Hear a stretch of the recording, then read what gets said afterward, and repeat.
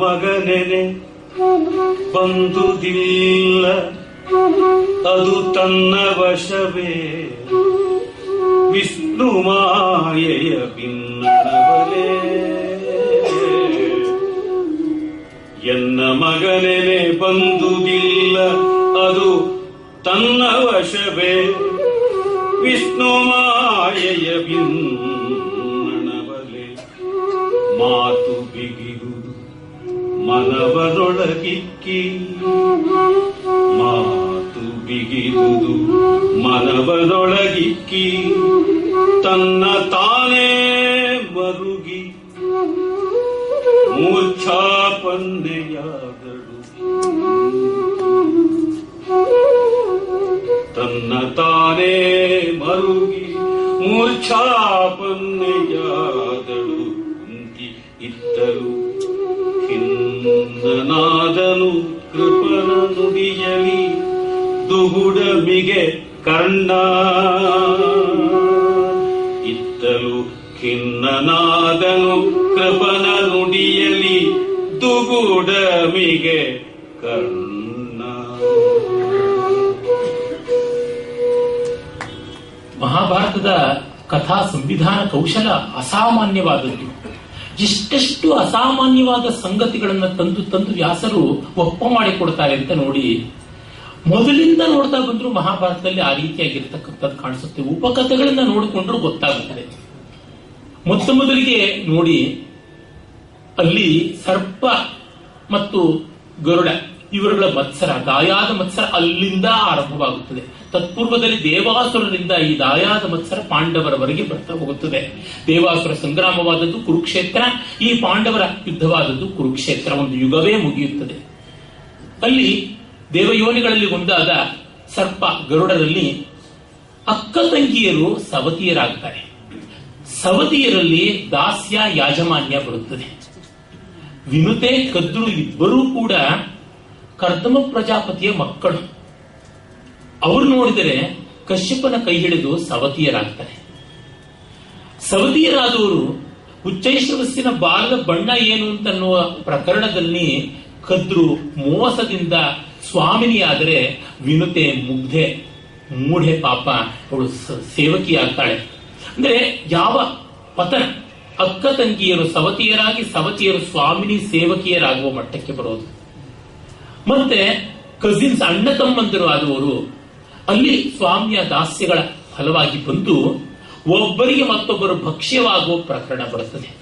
ಗರುಡನಿಗೆ ಸರ್ಪಗಳು ಭಕ್ಷ್ಯವಾಗುವ ಮಟ್ಟದ್ದು. ಗರುಡನಿಗೆ ಅಮೃತವನ್ನು ತರಬೇಕಾದ್ರೆ ಹಸಿವನ್ನ ಹಿಂಗಿಸಿಕೊಳ್ಳೋದಕ್ಕೆ ಏನು ಮಾಡಬೇಕು ಅಂದ್ರೆ, ಪಾಪಿಷ್ಠರಾದ ಇಬ್ಬರು ಬ್ರಾಹ್ಮಣರ ಅಣ್ಣ ತಮ್ಮಂದಿರಿದ್ದಾರೆ. ಅವರು ಒಬ್ಬರನ್ನೊಬ್ಬರು ಶಪಿಸಿಕೊಂಡು ಭಯಂಕರವಾದ ಆನೆಯಾಗಿ ಮತ್ತು ಆಮೆಯಾಗಿ ಇದ್ದಾರೆ ಅಂತ. ಆನೆ ಸಾಕಷ್ಟು ದೊಡ್ಡದಾದ ಪ್ರಾಣಿ, ಆಮೆ ತುಂಬಾ ಕಾಲ ಬದುಕುವ ಪ್ರಾಣಿ. ಈ ವೈರ ಅನ್ನೋದು ದೊಡ್ಡದು ಹೌದು, ದೀರ್ಘಾಯುಷ್ಯವೂ ಹೌದು ಅಂತ. ಅದನ್ನ ತಿಂದು ಅಮೃತವನ್ನ ಪಡೆಯೋದಕ್ಕೆ ತಾಕತ್ತು ಬೆಳೆಸ್ಕೊಳ್ತಾನೆ. ಅಂದ್ರೆ ಸೋದರರ ಕಲಹದಲ್ಲಿ, ವೈರದಲ್ಲಿ, ಸೇಡಿನಲ್ಲಿ ಗರುಡನಿಗೆ ಆಹಾರ ಅಮೃತ ತರಕ್ಕೆ ಹೋಗ್ತಾನೆ. ಈ ಅಮೃತವಾದರೂ ದೇವಾಸುರರು ಒಟ್ಟು ಸೇರಿ ಮಥನ ಮಾಡಿ ವೈರ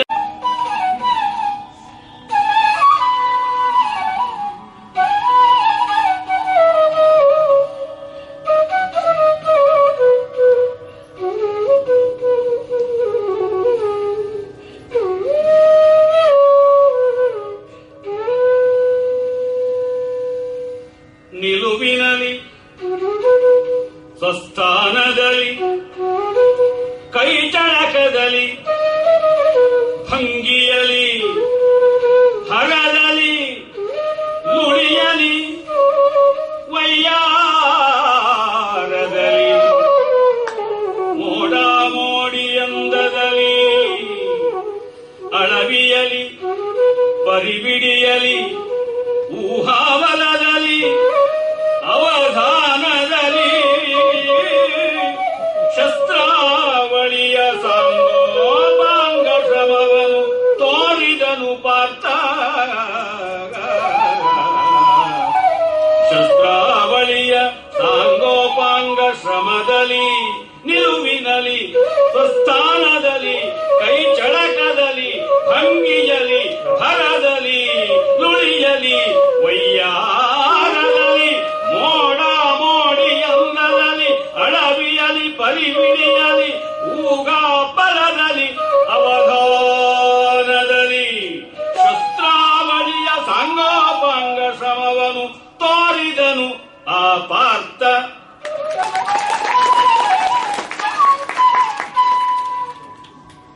ಎಂಥ ಪದ್ಯವನ್ನು ಹಾಡಿಬಿಟ್ರು ಇವರದೇ. ಆ ನಿಲುವಿನಲ್ಲಿ, ಸ್ವಸ್ಥಾನದಲ್ಲಿ, ಚಳಕದಲ್ಲಿ, ಭಂಗಿಯಲ್ಲಿ, ಭರದಲ್ಲಿ ಎಲ್ಲ ಇಲ್ಲೇ ಆಗಿಬಿಟ್ಟಿದೆ. ನೋಡಿ, ಇದನ್ನ ಎಷ್ಟು ಪದಗಳನ್ನು ಅವನು ಬಳಸ್ತಾನೆ, ಎಷ್ಟು ಅರ್ಥ ಛಾಯಾಂತರಗಳನ್ನ ಇಟ್ಟು ಬಳಸ್ತಾನೆ.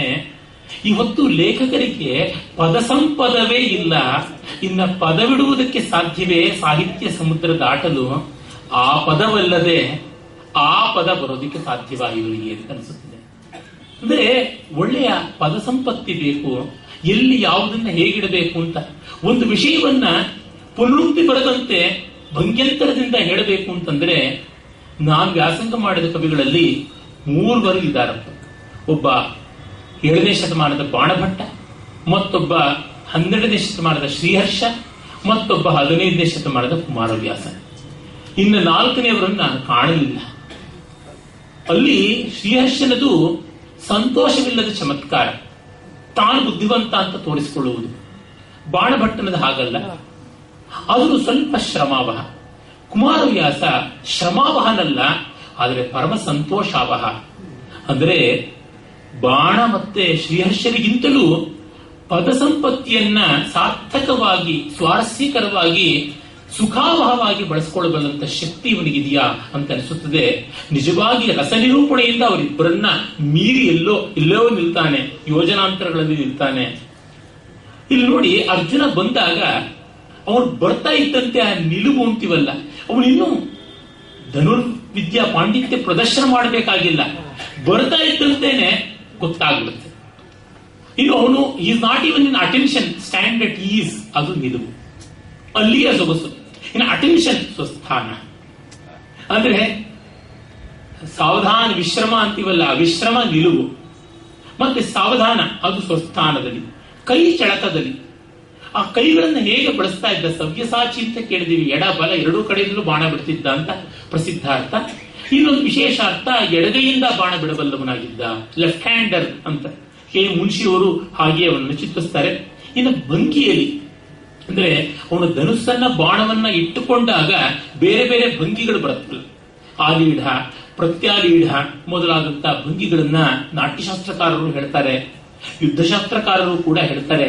ಆ ರೀತಿಯಲ್ಲಿ ಆಯತ, ಅವಹಿತ್ತ, ಅಶ್ವಕ್ರಾಂತ, ಗಜಕ್ರಾಂತ, ರಥಕ್ರಾಂತ ಇತ್ಯಾದಿ ಆದಂತ ಬೇಕಾದಷ್ಟು ಸ್ಥಾನಕಗಳು, ದೇಶಿ ಸ್ಥಾನಕಗಳು ಕೂಡ ಇದ್ವು ಅಂತ ಎಲ್ಲ ಯುದ್ಧ ಭೂಮಿಯದೇ ಆದದ್ದು. ಮಂಡಲ, ಐಂದ್ರ ಮಂಡಲ ಮೊದಲಾದಂಥವನ್ನ ನಾಟ್ಯಶಾಸ್ತ್ರಕಾರರು ಹೇಳ್ತಾರೆ. ಸಮ, ವಿಷಮ, ಅತಿಭಂಗ, ಆಭಾಸಭಂಗ ಈ ರೀತಿಯಾದಂಥದ್ದು ಅವೆಲ್ಲ ಭಂಗಿಗಳಲ್ಲಿ ಬರ್ತವೆ. ಮತ್ತೆ ಆ ಒಂದು ಬ್ರೇಕ್ಸ್ ಅಂತೀವಲ್ಲ, ಆ ಜರ್ಕ್ಸ್ ಎಲ್ಲೆಲ್ಲಿ ಹೇಗೆ ಮೈ ಮುರಿ ಸ್ಥಿರವಾಗಿರಬೇಕು, ಅದು ಪಟುವಾಗಿರಬೇಕು. ಸ್ಥಿರ ಆಗ್ಬಿಟ್ಟಾಗ ಚಲನೆಗೆ ಅವಕಾಶ ಇರೋಲ್ಲ, ತುಂಬಾ ಪಟುವಾಗಿಬಿಟ್ಟಾಗ ದೃಢತೆ ಇಲ್ಲದೆ ಹೋಗ್ಬೋದು. ಅದು ಎರಡೂ ಇರುವಂತೆ ಮಾಡಿಕೊಳ್ಬೇಕು. ಭರ ಅಂತಂದ್ರೆ ಆ ಸ್ಪೀಡ್ ತುಂಬಾ ಮುಖ್ಯ. ನಿಧಾನಕ್ಕೆ ಮಾಡಿದ್ರೆ ಯುದ್ಧ ಅಂತಾರ, ಅದು ಅಲ್ಲವೇ ಅಲ್ಲ. ತಿಲ್ಲಾನವನ್ನ ತಿಲ್ಲಾನದ ವೇಗದಲ್ಲಿ ಹಾಡಬೇಕು. ಅದೇನು ಪದಗಳನ್ನ ಕೆಟ್ಟೋಯ್ತೆ, ಅದಕ್ಕೊಂದು ವೇಗ ಉಂಟು. ಯಕ್ಷಗಾನದಲ್ಲಿ ಹೇಳ್ತಾರೆ, ಆ ಯಕ್ಷಗಾನದ ಹಂತಗಳಲ್ಲಿ ಒಂದೊಂದು ವೇಗ ಉಂಟು, ಆ ವೇಗದಲ್ಲಿ ನಡೆಸ್ಕೊಂಡು ಹೋಗಬೇಕಾಗುತ್ತದೆ ಅಂತ. ಅದಕ್ಕಿರಬೇಕಾದ ಗತಿಯನ್ನು ನಾವು ಹೆಚ್ಚು ಕಡಿಮೆ ಮಾಡಿದ್ರೆ ತಪ್ಪಾಗುತ್ತದೆ. ನನ್ನ ವ್ಯಕ್ತಿಗತವಾದ ಅನುಭವದಿಂದ ಹೇಳ್ತೀನಿ, ಎಷ್ಟೋ ಜನ ನರ್ತಕರಿಗೆ ಬರ್ಕೊಟ್ಟಿದ್ದೀನಿ, ಅದು ನಾನು ಮಾಡಿದ ಅಪರಾಧ. ಮಾತರ್ನಾಥ ಪರಂ ಅನುಚಿತಂ ಯತ್ ಕಲಾನಾಂ ಪುರಸ್ತಾದ್ ಅಸ್ತಾಶಂಕಂ ಮಾಡಿಬಿಟ್ಟೆ. ಏನು ಲೆಫ್ಟ್ ಹ್ಯಾಂಡ್ ರೈಟಿಂಗ್ ಅಂತಾರಲ್ಲ, ಅದಕ್ಕೆ ಎಂತೆಂಥದ್ದು ಬರೆದು ಕೊಟ್ಬಿಟ್ಟೆ ನರ್ತಕರಿಗೆ. ಕೆಲವರು ಚೆನ್ನಾಗಿ ಮಾಡಿದ್ರು, ಕೆಲವರು ಯಾಕಾದ್ರೂ ಬರ್ಕೊಟ್ಟು ಅಂತ ಸಂಕಟ ಪಡುವಂತೆ ಮಾಡಿದ್ರು. ಮುಖ್ಯವಾಗಿ ಅಲ್ಲಿ ಅನಾಹುತ ಮಾಡಿದ್ದು ಸಂಗೀತ ಸಂಯೋಜಕರು ಅಂತ. ನಾನು ಈ ವೇಗದಲ್ಲಿ, ಈ ಮಧ್ಯಮ ಲಯದಲ್ಲಿ ಹೋಗ್ಬೇಕು ಅಂತಂದ್ರೆ ಈ ಖಂಡ ಚಾಪುನಲ್ಲೋ, ಬಿಷ ಚಾಪುನಲ್ಲೋ, ಚತುರಶ್ರದಲ್ಲಿಯೋ ಅಂದ್ರೆ ಅವ್ರು ಇನ್ಯಾವುದೋ ಗತಿ ಮಾಡ್ತಾರೆ. ನಾನು ಛಂದೋಗತಿಗೆ ಅನುಗುಣವಾಗಿ ಮಾಡಿರ್ತೀನಿ, ಅದನ್ನ ಹೇಳಿರ್ತೀನಿ, ಬರದ್ ತೋರಿಸ್ತೀನಿ, ಕೃಷ್ಣಗತಿ, ಮಿಶ್ರಗತಿ, ಖಂಡಗತಿ, ದ್ರುತಗತಿ, ವಿಳಂಬಗತಿ ಅಂತ. ಅವ್ರಿಗೆ ಇಲ್ಲವೇ ಇಲ್ಲ ಮತಿಯಲ್ಲಿ. ನನ್ನ ಗತಿ ಏನಾಗಬೇಕು, ನನ್ನ ಸಾಹಿತ್ಯದ ಗತಿ ಏನಾಗಬೇಕು, ಅದೋ ಗತಿ. ಇವಾಗ ಏನೋ ಆಗ್ಬಿಡುತ್ತೆ. ವಿತಾಲವಾಗಿ ಬರೆದಂತಹ ವೃತ್ತಗಳನ್ನ ಸತಾಲವಾಗಿ ಆಡಿಸ್ಬಿಟ್ಟು ಶ್ರೀಕಮನೀಯ ಮೋಹನ ಮನೋಹರ ಮೂರ್ತಿ ಶ್ರೀಕಮರೇಹ ನ್ಯಾಯ. ಅಲ್ಲಿ ಇಷ್ಟು ಪ್ರೀತಿ ಸ್ನೇಹ ಇದ್ದರೂ ಸ್ವಲ್ಪ ದುರ್ಯೋಧನ ಹೆಚ್ಚು, ಅವನು ಸ್ವಾಮಿ ಎನ್ನುವ ಭಾವ ಅಲ್ಲಿ ಇಲ್ಲಿ ಬಿಂಬಿಸುವಂತೆ ಇತ್ತು. ಕರ್ಣ ಅಂತೂ ಅದನ್ನು ಯಥೇಷ್ಟವಾಗಿ ಒಪ್ಪಿ ನಡೆಸುವಂತೆ ಇತ್ತು. ಹಾಗಾಗಿಯೇ ಆರೋಹದ 5 ಸ್ವರ, ಅವರೋಹದ 7 ಸ್ವರ. ಆರೋಹಕ್ಕೆ ಕರ್ಣನಿಗೆ 5 ಸ್ವರ, ಅವರೋಹಕ್ಕೆ ದುರ್ಯೋಧನಿಗೆ ಇನ್ನ 2 ಸ್ವರ ಇತ್ತು. ಹಾಗಾಗಿ 2 ಮೆಟ್ಲು ಮೇಲೆ ಇರ್ತಾ ಇದ್ದ ಅನ್ನೋದು ಸಂದೇಹವೇ ಇಲ್ಲ. ಸಗಮ ಪನಿಸ ಸಾನಿದ ಪಮಗರಿಸ ಆ ಬೇರಿಯಲ್ಲಿ ಹಾಗೆ ಮಾಡಿದ್ದಾಗಿರೆ ತುಂಬಾ ಸೊಗಸಾದ ಆ ಲಯಭರಿತವಾದ ಗಾನ, ತುಂಬಾ ತುಂಬಾ ಮಧುರವಾದಂಥದ್ದು. ಬೇಟೆ ಕರ್ಣನ ಕೂಡೆ, ಅವನ ವ್ಯಸನವೂ ಕರ್ಣನ ಕೂಡೆ. ಸಮಾನ ಧರ್ಮ ವ್ಯಸನೇಶು ಸಖ್ಯಂ ಅಂತ ರಾಮಾಯಣದ ಮಾತು. ಯಾರಿಗೆ ಸಮಾನವಾದ ಧರ್ಮ, ಆಟಿಟ್ಯೂಡ್ಸ್, ವ್ಯಸನ, ಅಡಿಕ್ಷನ್ಸ್ ಇರುತ್ತೋ, those who have common interest and common vices, they become friends ಅಂತ. ಇದನ್ನು ಭೈರಪ್ಪನವರು ಕೂಡ ನನ್ನ ಹತ್ರ ಹಲವಾರು ಬಾರಿ ಹೇಳಿದ್ದಾರೆ. ಎಷ್ಟೋ ವ್ಯಕ್ತಿಗಳಿಗೆ ಹೇಗೆ ಗಾಢ ಸ್ನೇಹ ಬಂದುಬಿಡುತ್ತೆ ಅಂದ್ರೆ, ನೋಡ್ರಿ ಯಾರಿಗಾದ್ರೂ ಚಟ ಒಂದೇ ಇದ್ರೆ ಬೇಗ ಒದಗಿಬಿಡುತ್ತೆ, ಚಟ ಇಲ್ಲದೆ ಇದ್ರು ಸ್ನೇಹಿತರಾಗೋದು ಕಷ್ಟ ಅಂತ. ಹಾಗಾಗಿ ಎಲ್ಲವೂ ಕೂಡ ಕೆಲವು ಚಿಟ್ಟಗಳಲ್ಲಿ ಮರೆಯಾಗಿ ಹೋಗ್ಬಿಡುತ್ತವೆ ಅಂತ ಅದು ಹೇಳ್ತೀವಲ್ಲ. ಶ್ರೀರಾಮಕೃಷ್ಣ ಪರಮಹಂಸರು ಜಿಲೇಬಿ ಬಂದ್ರೆ ಆ ಒಂದು ಗವರ್ನರ್ನ ಗಾಡಿ ಇಕ್ಕಟ್ಟಾದ ಕಲ್ಕತ್ತಾದ ಬೀದಿಗಳಲ್ಲಿ ಬಂದಾಗ ಎಲ್ಲ ಜಾಗ ತಾನೇ ತಾನಾಗಿ ಆಗ್ಬಿಡುತ್ತೆ. ಜಿಲೇಬಿ ಎನ್ನುವುದು ಹೊಟ್ಟೆಗೆ ಬರ್ತಾ ಇದ್ದಂತೆ ಎಲ್ಲ ವೇಕೆಂಟ್ ಸ್ಪೇಸ್ ಥಿಯರಿ ಅಂತ ಏನ್ ಮೂರ್ತಿರ ಹೇಳ್ತಾ ಇದ್ರು, ತಾನೇ ತಾನಾಗಿ ಮಿಕ್ಕ ಪದಾರ್ಥಗಳೆಲ್ಲ ಜರುಗಿ ಜಿಲೇಬಿಯನ್ನು 4-10 ಬೀಳೋದಕ್ಕೆ ಅವಕಾಶವಾಗುತ್ತದೆ ಅಂತ ಆ ರೀತಿಯಾಗಿ ಸಾಧ್ಯ ಮಾಡುತ್ತದೆ ಅಂತ ವ್ಯಸನ. ಹಾಗೆ ಅದನ್ನು ಹೇಳ್ತಾ ಇದ್ದಾನೆ ಕವಿ. ಬೇಟೆ ಕರ್ಣನ ಕೂಡೆ. ಪಾಂಡವರಿಗೆ ಅಂಥ ವ್ಯಸನ ಇರಲಿಲ್ಲ ನೋಡಿ. ಯಾಕೆಂದ್ರೆ ಅಪ್ಪ ಆ ವ್ಯಸನದಿಂದ ಏನಾದ ಅಂತ ಗೊತ್ತು. ಕುಂತಿ ಸಾರಿ ಹೇಳಿದ್ದಾಳೆ, ನಿಮ್ಮಪ್ಪ ಬೇಟೆಗೆ ಹೋಗಿ ಕೆಟ್ಟ, ನೀವು ಅದಕ್ಕೆ ಹೊಟ್ಟೆ ಪಾಡಗಲ್ದೆ ಬೇಟೆ ಆಡಬೇಡಿ ಅಂತ. ಒಂದು ಕಡೆ ಕೂಡ ಪಾಂಡವರು ವನವಾಸಕ್ಕೆ ಹೋಗಿದ್ದಾಗ ಅನಿವಾರ್ಯವಾದ ಹೊರತು ಎಲ್ಲಿಯೂ ಬೇಟೆ ಆಡಲಿಲ್ಲ ಮತ್ತು ಬೇಟೆ ಆಡಿ ಕೆಡಲಿಲ್ಲ. ಅದು ಗೊತ್ತಾಗುತ್ತೆ. ಎಷ್ಟೋ ಜನ ಅಪ್ಪಟ ಕುಡುಕರ ಮಕ್ಕಳು ಶುದ್ಧ ಟೀಟೋಟರ್ಸ್ ಆಗಿ ಗಂಗಾಜಲವನ್ನು ಪಾನ ಮಾಡ್ಕೊಳ್ತಾ ಇರ್ತಕ್ಕಂಥದ್ದು, ಗಂಗಾ ರಸವನ್ನಲ್ಲ, ರಾಮರಸವನ್ನಲ್ಲ ನೋಡ್ತೀವಿ. ಹಗಲಿರುಳು ಆಟ ಕರ್ಣನ ಕೂಡೆ. ಹಗಲು ಇರುಳು ಆಟಗಳು ಅಂದ್ರೆ ಒಡನಾಟ ಕೂಡೆ ಅಂತ ಒಂದು ಅರ್ಥ ಮಾಡಬಹುದು. ಕುಹಕ ಇದ್ದರೆ ಹಗಲಿನ ಆಟ ಒಂದಷ್ಟು, ಇರುಳಿನ ಆಟ ಒಂದಷ್ಟು ಬೇರೆ ಬೇರೆ ಆದದ್ದು, ಅದನ್ನು ಅವರು ಆಡ್ತಾ ಇದ್ರು. ಷಡ್ರಸ ದೂಟ ಕರ್ಣನ ಕೂಡೆ. ಷಡ್ರಸಾನ್ನ ಭೋಜನ ಒಟ್ಟಿಗೆ ನಡೀತಾ ಇತ್ತು ಅಂತ. ಸ್ನೇಹ ಬೆಳೀಬೇಕಾದ್ರೆ ಆ ಸಾಂಗತ್ಯ ಬೇಕು. ಸುಮ್ಮನೆ ಇಮೇಲ್ನಲ್ಲಿ, ಫೇಸ್ಬುಕ್ ನಲ್ಲಿ, ಆಮೇಲ್ನಲ್ಲಿ ಎಲ್ಲಿಯೂ ಸ್ನೇಹ ಬೆಳೆಯೋದಿಲ್ಲ. ಅದೆಲ್ಲ ಸೂಡೋ ಸ್ನೇಹ. ಮುಖ ಪಂಚೇಂದ್ರಿಯಗಳ ಸಮವಾಯದಿಂದಲೇ ಬರತಕ್ಕಂಥದ್ದು. ದದಾತಿ ಪ್ರತಿಗೃಹಾತಿ ಗುಹ್ಯಮಾಖ್ಯಾತಿ ಭಕ್ತಿ ಚ ಭುಂಕ್ತೆ ಭೋಜಯತೆ ಚೇವ ಷಡ್ವಿಧಂ ಸ್ನೇಹ ಲಕ್ಷಣಂ ಅಂತೂ ಪಂಚತಂತ್ರ.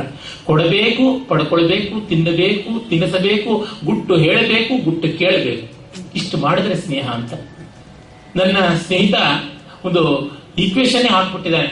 ವಾರಕ್ಕೆ ಕನಿಷ್ಠ 5 ಗಂಟೆಗಳ ಕಾಲ ಗಾಢವಾಗಿ ಅವನಿಗೆ ಇವನ ಸಮಯ, ಇವನಿಗೆ ಅವನ ಸಮಯ ಅಂತ ಕೊಡಕ್ಕಾಗದೆ ಅಂದ್ರೆ ಸ್ನೇಹ ನಿಲ್ಲೋಲ್ಲ, ಪರಿಚಯ ಮಾತ್ರ ಇರ್ತದೆ. ಮಿಯರ್ ಅಕ್ವೆಂಟೆನ್ಸಸ್ ಅಂಡ್ ನಾಟ್ ಫ್ರೆಂಡ್ಶಿಪ್ ಅಂತ. ಊಟ ತಿಂಡಿಗಳಲ್ಲಿ ಬೆಳೀತಕ್ಕಂಥದ್ದು ಸ್ನೇಹ.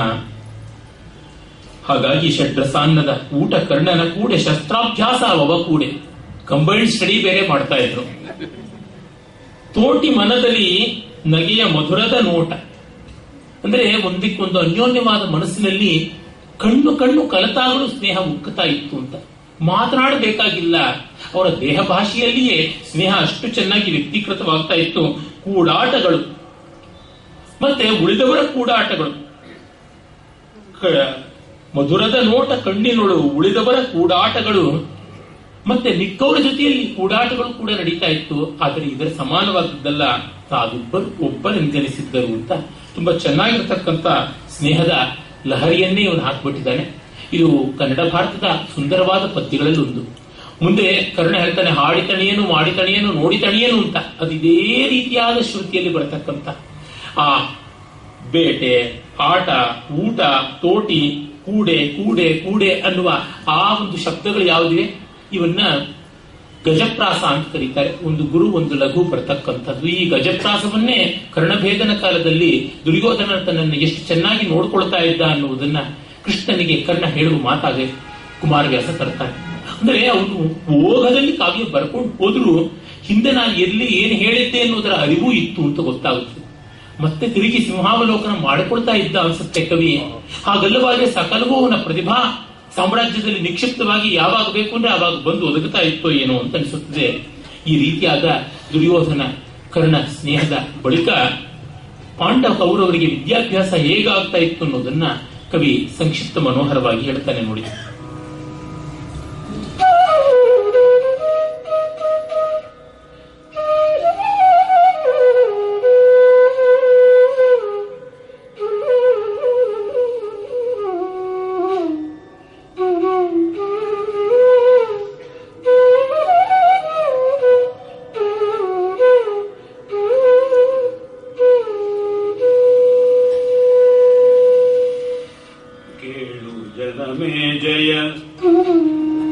ಧರಿತ್ರಿ ಪಾಲ ಕೇಳು ಜನಮೇ ಜಯ ಧರಿತ್ರಿ ಪಾಲ ಕಲಿತರು ನಿಮ್ಮ ಪೂರ್ವ ನೃಪಾಲಕರು ಸರಹಸ್ಯ ಸಾಂಗೋಪಾಂಗ ವಿದ್ಯೆಗಳ ಕಲಿತರು ನಿಮ್ಮ ಪೂರ್ವ ನೃಪಾಲಕರು ಸರಹಸ್ಯ ಸಾಂಗೋಪಾಂಗ ವಿದ್ಯೆಗಳ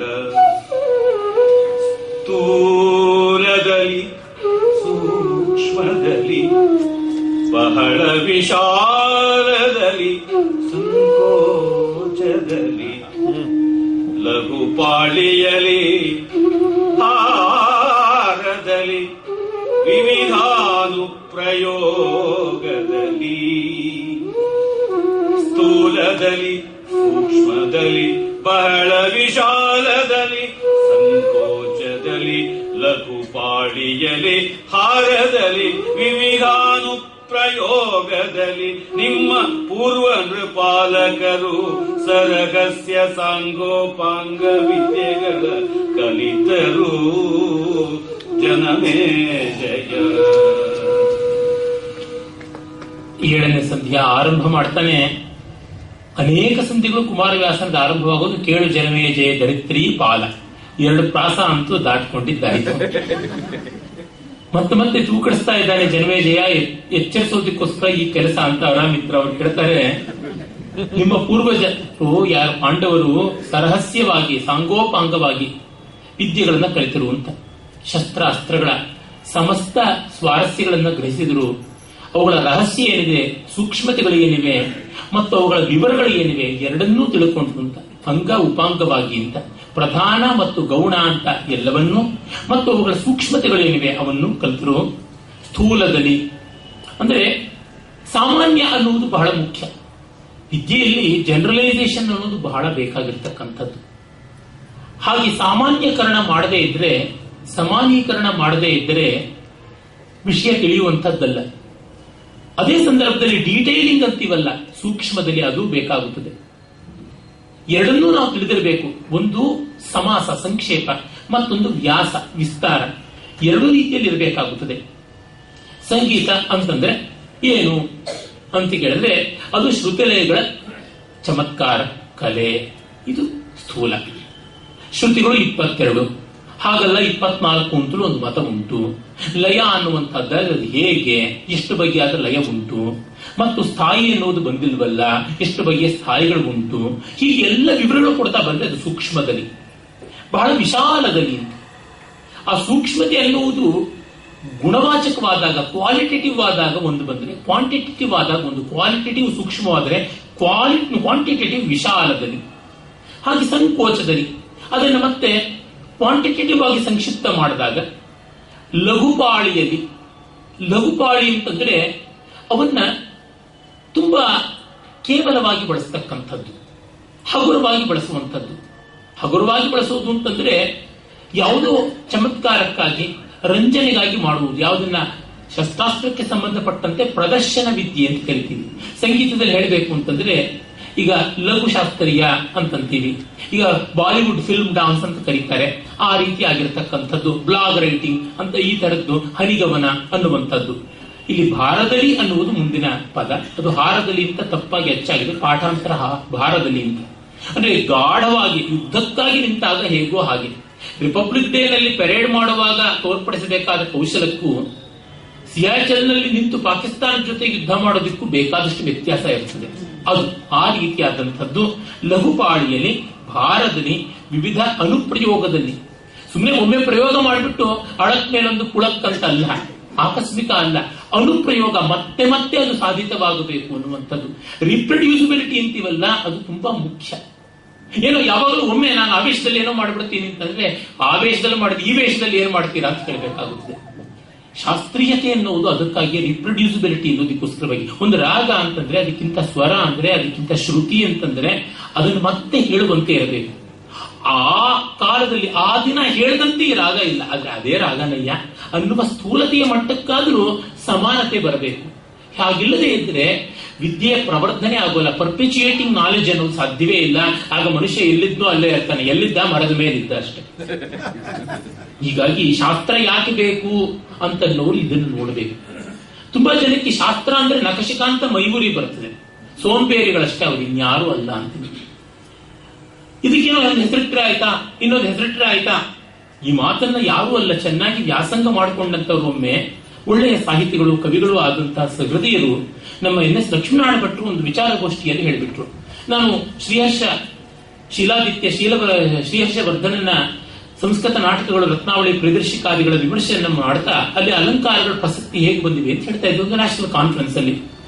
ಅವರು ಆಮೇಲೆ ಈ ಅಲಂಕಾರಗಳ ಹೆಸರು ಹೇಳಿದ್ರೆ ಏನ್ ಪ್ರಯೋಜನ ಅಂತ ನಾನು ಹೇಳಿದೆ, ಸರ್ ನಿಮ್ಮ ಹೆಸರನ್ನ NS ಲಕ್ಷ್ಮೀನಾರಾಯಣ ಭಟ್ಟ ಅಂತ ಅಂದಾಗ ನಿಮ್ಮ ಮುಖವೂ ನಿಮ್ಮ ಹೆಸರು ಸೇರಿ ಒಂದು ಬರುತ್ತೆ. ಇದರ HS ಲಕ್ಷ್ಮೀನಾರಾಯಣ ಭಟ್ಟ ಅಂದ್ರೆ ಅವ್ರ ಮುಖ ಅವರು ಬರ್ತಾರೆ, ಅದು ಬಿಟ್ಟು ಬೇರೆ ಏನೋ ಆಗುತ್ತೆ. ಹೀಗಾಗಿ ನಾಮಧೇಯ ರೂಪಧೇಯಗಳು ಸೇರಿ ಜ್ಞಾನವಾಗ್ತಕ್ಕಂಥದ್ದು. ಹೀಗೆ ಕೈ ಎತ್ತಿ ಬಿಟ್ರೆ ಅದು ಏನು ಅಂದ್ರೆ ದಂಡಹಸ್ತ ಅಂತ ಹೇಳ್ಬೇಕು, ಅದನ್ನೊಂಚೂರು ಹಿಂಗ್ ಮಾಡಿದ್ರೆ ಅರ್ಧರೇಚಿತ ಅಂತ ಕರಿಬೇಕಾಗುತ್ತದೆ. ಕರೆದ್ರೆ ಗುರ್ತಿಡ್ಕೊಳಕ್ಕಾಗುತ್ತದೆ. ಹಾಗಲ್ವಾದ್ರೆ ಬೆಳ್ಳಗಿರ್ತಕ್ಕಂಥದ್ದು, ನಾಲಿಗೆಯ ಮೇಲೆ ಹಾಕೊಂಡ್ರೆ ಸಿಹಿ ಅಂತ ಅನ್ನಿಸದೇ ಇರತಕ್ಕಂಥದ್ದು, ಹಾಗಂತ ಕಹಿಯೂ ಆಗದೆ ಇರತಕ್ಕಂಥದ್ದು, ನೊರೆ ಬರದೇ ಇರತಕ್ಕಂಥದ್ದು, ಹಾಗಿರ್ತಕ್ಕಂಥದ್ದು ಹೆಚ್ಚು ಬೆಲೆ ಇರದೇ ಇರತಕ್ಕಂಥದ್ದು ಒಂದು ಬಿಳಿಯ ಪುಡಿ ಇರುತ್ತಲ್ಲಪ್ಪ, ಅದನ್ನ ತೆಗೆದುಕೊಂಡು ಬಾ ಅಂತ ಉಪ್ಪನ್ನು ತಗೊಂಡು ಬಾ ಅಂತ ಹೇಳೋದಿಲ್ಲ. ಸೋಡಾ ಅಂತ ನೊರೆ ಬರೋದಿಲ್ಲ, ಸಕ್ಕರೆ ಅಂತ ಸಿಹಿ ಆಗೋದಿಲ್ಲ, ಪುಡಿಯಾಗಿ ಬೆಳ್ಳಗಿರುತ್ತೆ ಅಂತ ಇದನ್ನ ಹೇಳೋದಕ್ಕೆ ಇಷ್ಟು. ಈ ರೀತಿಯಾದ ತಿಲಕಾಷ್ಟ ಮಹಿಷ ಬಂಧನ ಆಗುತ್ತೆ. ಶಾಸ್ತ್ರದ ನಾಮಿನ್ಕ್ಲೇಚರ್ ಇದೆಯಲ್ಲ, ಸಂಜ್ಞಾ ಪ್ರಕರಣದಿಂದ ಲಾಘವ ಬರುತ್ತದೆ, ನಿರ್ದಿಷ್ಟತೆ ಬರುತ್ತದೆ, ಇವೆಲ್ಲ ಉಂಟು. ಈ ಎಲ್ಲಾ ದೃಷ್ಟಿಯಿಂದ ನಮ್ಮ ಪೂರ್ವಜರು ವಿಜ್ಞಾನವನ್ನ, ವಿದ್ಯೆಯನ್ನ ಬೆಳೆಸಿದ್ರು. ಆ ರೀತಿಯಲ್ಲಿ ಇವರು ಕಲಿತರು ಅಂತನ್ನುವುದನ್ನ ಕವಿ ಹೇಳ್ತಾನೆ. ಆಮೇಲೆ ಗ್ರಾಜುಯೇಷನ್ ಆಗಿದೆ, ಗುರುವಿಗೂ ಇರುತ್ತಲ್ಲ ನಾನು ಹೇಗೆ ಕಲಿಸಿದ್ದೀನಿ ಅಂತ ತೋರ್ಪಡಿಸಬೇಕು ಅಂತ ಆಸೆ. ಬರ್ತಾನೆ, ಇದು ಅಪ್ಪಟ ಕುಮಾರವ್ಯಾಸನ ಕಲ್ಪನೆ, ಹಿಂದಿನ ಕವಿಗಳು ಯಾರೂ ಮಾಡಿಲ್ಲ. ಇಂಥ ಒಂದು ರಸ ಸಂದರ್ಭಗಳನ್ನ ನಿರ್ವಾಹ ಮಾಡೋದ್ರೊಳಗೆ ಅವನಿಗೆ ಅವನೇ ಸಾಟಿ ನೋಡಿ.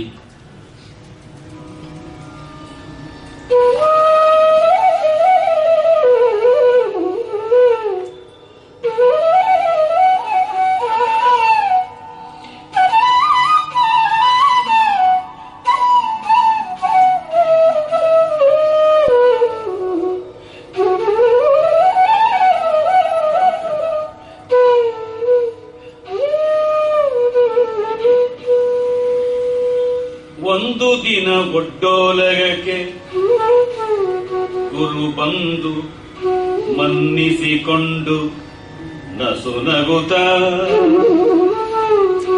ಒಂದು ದಿನ ಒಡ್ಡೋಲಗಕ್ಕೆ ಗುರು ಬಂದು ಮನ್ನಿಸಿಕೊಂಡು ನಸುನಗುತ್ತ ಎಂದನು.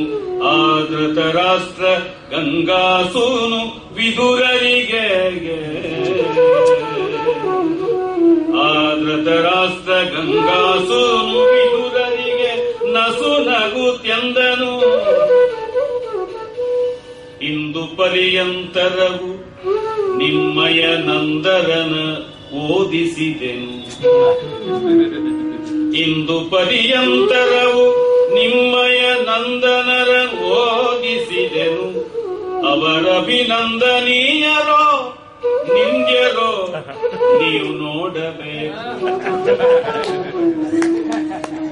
ಅವರಭಿನಂದನೀಯರೋ ನಿಂದ್ಯರೋ ನೀವು ನೋಡಬೇಕು ಎಂದು ನಸು ನಗುತ ಧೃತರಾಷ್ಟ್ರ ಗಂಗಾಸೂನು ವಿದುರರಿಗೆ ಎಂದನು.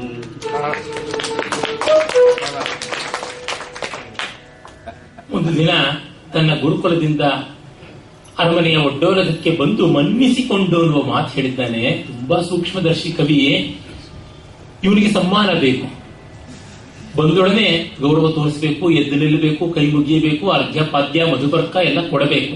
ಹಾಗೆ ಮಾಡಿಸ್ಕೊಡದೆ ಇದ್ರೆ ಅವನು ಮುನೀತಾನೆ. ಸಮ್ಮಾನಾತ್ ಉದ್ವಿಜೇ ವಿಪ್ರಹ ಮನುವಿನ ಮಾತು. ಸಮ್ಮಾನ ಅಂದ್ರೆ ಬ್ರಾಹ್ಮಣ ಅಂಜಿ ದೂರ ನಿಲ್ಲಬೇಕಂತೆ, ಬೇಡ ಅಂತ. ದ್ರೋಣಾಚಾರ್ಯ ರಾಜಸ, ಬ್ರಾಹ್ಮಣ ಬಂಧು ಅಷ್ಟೇ ಹೊರತು ಬ್ರಾಹ್ಮಣ ಅಲ್ಲ, ನಿಜವಾಗಿ ಅವನು ಸತ್ವ ಬ್ರಾಹ್ಮವಲ್ಲ. ಅವರಿಗೆ ಅದೆಲ್ಲ ಬೇಕಾಗಿದೆ. ನಮ್ಮಲ್ಲೂ ಎಷ್ಟೋ ಜನ ಕಲಾವಿದರು ಇರ್ತಾರೆ, ಕಾಲಿಗೆ ಎಲ್ಲರೂ ಬಂದು ಬೀಳ್ತಾ ಇರಬೇಕು, ಇಲ್ದೇನೆ ಸಮಾಧಾನವೇ ಇಲ್ಲ. ರಾಜಕೀಯ ವ್ಯಕ್ತಿಗಳು ಅಷ್ಟೇನೆ. ಜಯಲಲಿತಾ ಅಂತೂ ನಮಸ್ಕಾರವನ್ನ ಯಾವ ಲಜ್ಜಿಯೂ ಇಲ್ಲದೆ ಮಾಡಿಸ್ಕೊಡ್ತಾ ಇದ್ದಿದ್ದನ್ನು ಎಷ್ಟೋ ಕಡೆ ಪತ್ರಿಕೆಗಳಲ್ಲೆಲ್ಲ ನಾವು ನೋಡಿದ್ದೀವಿ. ಅದೇ ಮೊನ್ನೆ ನರೇಂದ್ರ ಮೋದಿ ತನ್ನ ಬಳಿಗೆ ಯಾರು ಬಂದು ನಮಸ್ಕಾರ ಮಾಡಬಾರದು ಅಂತ ಹೇಳಿ ತಾನು ಹೋಗಿ ಹಿರಿಯರಿಗೆ ನಮಸ್ಕಾರ ಮಾಡಿದ್ದರಿಂದ ಕಾಣ್ತೀವಿ. ಅಲ್ಲ, ಸಮ್ಮಾನ ನಮಗೆ ಬೇಡ ಅಂತ ಅನ್ನುವ ಭಾವ ಇರಬೇಕು. ಮಾತತ್ತಲೇ ಕಾಲನ್ನು ಜೋಡಿಸ್ಕೊಂಡು ನಿಂತು ಬಿಡತಕ್ಕಂಥದ್ದು ಸರಿಯಲ್ಲ. ಅವ್ರು ಕೈ ಜೋಡಿಸ್ಲಿ ಅಂತ ಇವ್ರು ಕಾಲು ಜೋಡಿಸೋದೆ. ಇವನಿಗೆ ಹಾಗೆ ಮನ್ನಿಸಿಕೊಂಡು ಅಂದ್ರೆ ನೋಡಿ, ಅವನನ್ನ ಮನ್ನಿಸಿದ್ರು ಅಂತಲ್ಲ, ಅವನೇ ಮನ್ನಿಸಿಕೊಂಡ ಅಂತ. ಅಂದ್ರೆ his body language was so provocative that he demanded respect, not commanded ಅಂತ ಗೊತ್ತಾಗುತ್ತದೆ. ಅವರು ಮನ್ನಿಸಿದ್ರು ಅಂತಲ್ಲ, ಇವನೇ ಮನ್ನಿಸಿಕೊಂಡ ಅಂತ. ಇನ್ನು ಎಳೆದೆಳೆದ ಅರ್ಥ ಮಾಡಿದ್ರೆ ನಮ್ಮ ಎಷ್ಟೋ ಜನ ಪ್ರಸಿದ್ಧರಾದವರು ತಮಗೆ ತಾವೇ ಏರ್ಪೋರ್ಟ್ಗೆ ಯಾರಾದ್ರೂ ಬಂದು ಹಾರ ಹಾಕುವ ವ್ಯವಸ್ಥೆ ಮಾಡಿಟ್ಟಿರ್ತಾರೆ. ಪತ್ರಿಕೆಗಳಲ್ಲಿ ಅವರ ಬಗ್ಗೆ ಕೊಂಡಾಟ ಮಾಡಿಸ್ತಕ್ಕಂತ ಜಾಹೀರಾತುಗಳನ್ನು ಕೊಡಿಸೋದು, ಇಂಥದ್ದೆಲ್ಲ ಮಾಡಿಸ್ತಾ ಇರ್ತಾರೆ. ಈ ರೀತಿ ಪ್ರೊಫೈಲ್ ಬಿಲ್ಡಪ್ ಕೊಡುವಂಥದ್ದು ಉಂಟು. ಇವನ ಹಾಗೆ ಧೃತರಾಷ್ಟ್ರ, ಭೀಷ್ಮ, ವಿದುರರಿಗೆ ಹೇಳ್ತಾನೆ. ಆದ್ರೆ ಒಳ್ಳೆಯ ಗುರು, ಚೆನ್ನಾಗಿ ಪಾಠ ಕಲಿಸಿದ್ದ. ನಿಮ್ಮಯ ನಂದನರನ್ನು ಬೋಧಿಸಿದನು. ಅವರು ಅಭಿನಂದನೀಯರೋ ನಿಂದ್ಯರು. ಅವರು ಮೆಚ್ಚುವಂತಿದ್ದಾರಾ ಅಥವಾ ತುಚ್ಛೀಕರಿಸಲ್ಪಡುವಂತೆ ಇದ್ದಾರಾ ನೀವೇ ಹೇಳಬೇಕು. ಅಂದ್ರೆ ತಾನು ಪರೀಕ್ಷೆ ಮಾಡಿ ಅವರಿಗೆ ಪ್ರಮಾಣ ಪತ್ರ ಕೊಡುವುದಲ್ಲ, ನೀವು ನೋಡಿ ನಿಮ್ಮ ಅಂತರಂಗದಲ್ಲಿ ಪ್ರಮಾಣ ಇಟ್ಟುಕೊಳ್ಳಿ. ಇದು ನಿಜವಾಗಿ ಯುಕ್ತವಾದಂಥದ್ದು. ಒಬ್ಬರ ಯೋಗ್ಯತೆಯನ್ನ ಯಾರೋ ಕಂಡು ಕೇಳದೆ ಅರಿಯದೆ ಮೂಲೆಯಲ್ಲಿ ಎವ್ಯಾಲ್ಯೂಯೇಟ್ ಮಾಡುವಂಥದ್ದಲ್ಲ, ಸಾರ್ವಜನಿಕವಾಗಿ. ಹಿಂದೆ ಎಲ್ಲ ರಂಗಪ್ರವೇಶ, ಅರಂಗೇಟ್ರಂ ಅಂತ, ರಂಗಾರೋಹಣ ಅಂತೆಲ್ಲ ಮಾಡ್ತಾ ಇದ್ದಿದ್ದು ಸಾರ್ವಜನಿಕವಾಗಿ ನಿಮ್ಮ ಪ್ರತಿಭೆಯನ್ನು ನೀವು ತೋರಿಸಿಪ್ಪ, ಆಗ ಗೊತ್ತಾಗುತ್ತದೆ ಅಂತ. ಮಹಾಜನ ಸಮ್ಮುಖದಲ್ಲಿ ತೀರ್ಮಾನವಾಗಬೇಕಾದದ್ದು. ಆ ರೀತಿಯಲ್ಲಿ ಒಂದು ವ್ಯವಸ್ಥೆ ಮಾಡೋಣ ಅಂತ ಹೇಳ್ತಾನೆ. ಅವರು ಸಕಲ ವಿದ್ಯೆಗಳಲ್ಲಿ ವಿಕಳರೋ ಸಂಪೂರ್ಣರೋ ನೀವು ನೋಡಬೇಕೆಂದ ಅಂತೆಲ್ಲ ಅಂತಾನೆ. ಭೀಷ್ಮನ ಉತ್ತರವು ತುಂಬಾ ಚೆನ್ನಾಗಿದೆ. ಕುಮಾರವ್ಯಾಸನಂತ ರಸಿಕ ಮಾತ್ರ ಆ ಪದ್ಯ ಬರೆಯಬಲ್ಲ.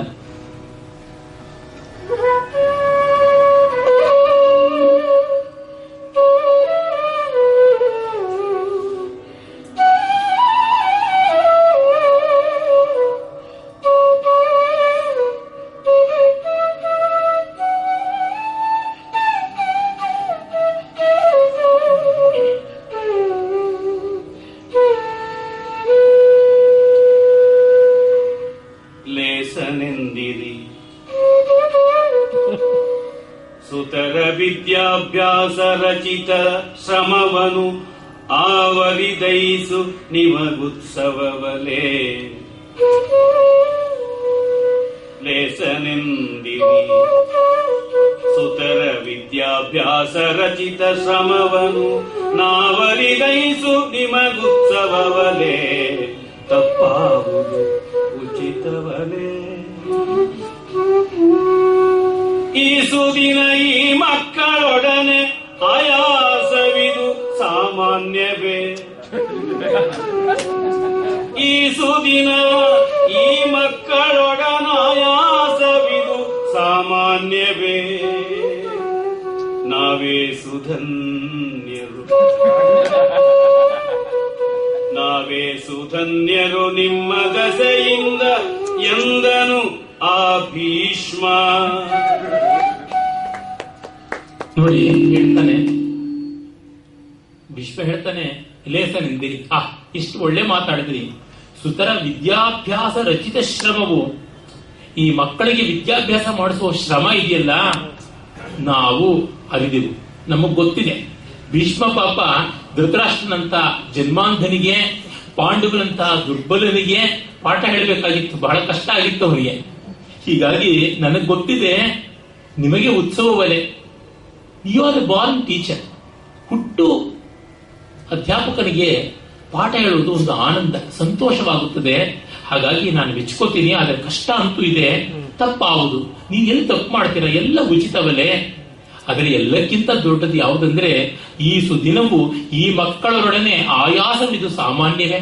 ನೀವು ಪಾಠ ಮಾಡಿದ್ರು ಬಿಟ್ರು, ಇಷ್ಟು ದಿವಸ ಈ ಮಕ್ಕಳನ್ನು ಏಗಿಸ್ಕೊಂಡು ಬಂದ್ರಲ್ಲ, ಒಂದಲ್ಲ ಎರಡಲ್ಲ 106 ಜನ, ಅದು ತುಂಬಾ ದೊಡ್ಡದಾದದ್ದು ಅಂತ.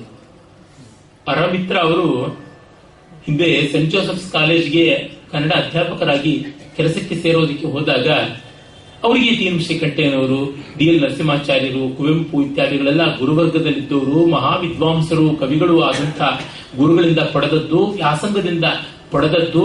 ಸಹಾಧ್ಯಾಯಿಗಳು ಕೂಡ ಒಳ್ಳೆಯ ವಿದ್ವಾಂಸರಾದವರೇ. ಹಂಪ ನಾಗರಾಜಯ್ಯನವರು, ಎಂ.ಎಚ್. ಕೃಷ್ಣಯ್ಯನವರು ಮೊದಲಾದವರು, ಹಲವರು, ನಮ್ಮ ಲಕ್ಷ್ಮೀನಾರಾಯಣ ಭಟ್ರು, ಈ ತರ ಅನೇಕರು ಅವರ ಸಹಾಧ್ಯಾಯಿಗಳಾಗಿದ್ದರು. ಹೀಗೆ ಎಲ್ಲ ರೀತಿಯಿಂದಲೂ ಕೂಡ ಸಮೃದ್ಧವಾದ ಪಾಂಡಿತ್ಯ ಬಂದಿತ್ತು. ಜೊತೆಗೆ ಬರವಣಿಗೆಯೂ ಕೈಗೊಂಡಿದ್ರು. ಉತ್ಸಾಹ ಅಂತೂ ಎಣೆಮೀರಿ ಇತ್ತು.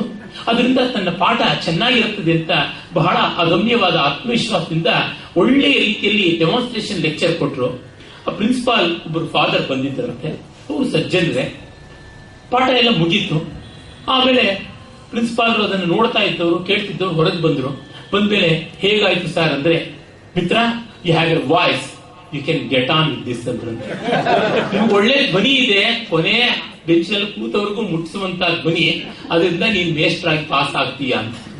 ಅಂದ್ರೆ ಇವರ ಆ ಒಂದು ಹಾಸನ ಕೌಶಲ, ವಿದ್ಯಾ ಕೌಶಲ, ಎಷ್ಟು ಪದ್ಯಗಳನ್ನ ಕಂಠಸ್ಥ ಮಾಡಿಕೊಂಡು ಸಂಯೋಚಿತವಾಗಿ ತರುವಂತದ್ದು ಮತ್ತು ಪಾಠ ಪ್ರವಚನದಲ್ಲಿದ್ದ ಆಸಕ್ತಿ ಎಲ್ಲಕ್ಕೂ ಮೇಲಿಂದದ್ದು. ಈ ಮಂದೇನ ನೀನ್ ನಿಭಾಯಿಸ್ತೀಯಾ ಅಂತಂದ್ರೆ ಆಗಲ್ಲ, ಇನ್ನೆಂಥದ್ದು. ಹಾಗೆ ಈ ಆಯಾಸವಿದು ಸಾಮಾನ್ಯವೇ, ನಾವೇ ಸುಧನ್ಯರೋ ನಿಮ್ಮ ದಸೆಯಿಂದ ಅಂತ ಹೇಳಿ ಸಂತೋಷ ಪಡ್ತಾನೆ. ಮತ್ತೆ ಅವರ ವಿದ್ಯಾ ಪ್ರದರ್ಶನಕ್ಕಾಗಿ, ಕುಮಾರ ಶಸ್ತ್ರಾಸ್ತ್ರ ವಿದ್ಯಾ ಪ್ರದರ್ಶನಕ್ಕಾಗಿ ಒಂದು ದೊಡ್ಡ ವೇದಿಕೆ, ಸ್ಟೇಡಿಯಂ ಅದು ತಯಾರಾಗುತ್ತದೆ. ಅಲ್ಲಿ ಮತ್ತೆ ರಂಗಸ್ಥಳ ನಿರ್ಮಾಣದ ಬಹಳ ವಿವರಗಳನ್ನೆಲ್ಲವನ್ನೂ ಕೊಡ್ತಾನೆ. ಆಮೇಲೆ ಅಲ್ಲಿ ಸಿಬ್ಬಂದಿಯನ್ನ ಮತ್ತು ರಕ್ಷಣೆಯನ್ನ ಎಲ್ಲವನ್ನ ಕಲ್ಪಿಸ್ತಾರೆ ನೋಡುವವರಿಗೆ ಮತ್ತು ಆ ಒಂದು ಪ್ರದರ್ಶನದಲ್ಲಿ ಪಾಲ್ಗೊಳ್ಳುವವರಿಗೆ ಎಲ್ಲರಿಗೂ ಯುಕ್ತಾಸನಗಳು ತೀರ್ಮಾನವಾಗುತ್ತವೆ. ಆ ಬಳಿಕ ಯುಧಿಷ್ಠರನ್ನ ಮೊದಲು ಮಾಡಿಕೊಂಡು ಎಲ್ಲರೂ ಬರ್ತಾರೆ. ಮೂಲ ಮಹಾಭಾರತದಲ್ಲಿ ಬರುತ್ತೆ, ದ್ರೋಣಾಚಾರ್ಯ ಅವತ್ತು ಸಿತಚಂದನವನ್ನ, ಸಿತವಸ್ತ್ರಗಳನ್ನ ಧರಿಸಿ ಬೆಳ್ಳಗಿರುವ ಗಡ್ಡ ಮೀಸೆಗಳಿಂದ ದೇದೀಪ್ಯಮಾನನಾಗಿ ಹವ್ಯವಾಹನಂತೆ ಹೊಳೆಯುತ್ತಾ ಬಂದ ಅಂತೆಲ್ಲ ಇರ್ತದೆ. ಮೊದಲು ಎಲ್ಲರೂ ಸೇರಿ ಸಾಮೂಹಿಕವಾಗಿ ಆ ಗಜವಾಹ್ಯಾಲಿ, ತುರಗವಾಹ್ಯಾಲಿ, ರಥವಾಹ್ಯಾಲಿ ಮೊದಲಾಗಿ ಗಜ, ತುರಗ, ರಥ ಇತ್ಯಾದಿಗಳ ಸಂಚರಣ ಮಾಡುವುದು ಹೇಗೆ?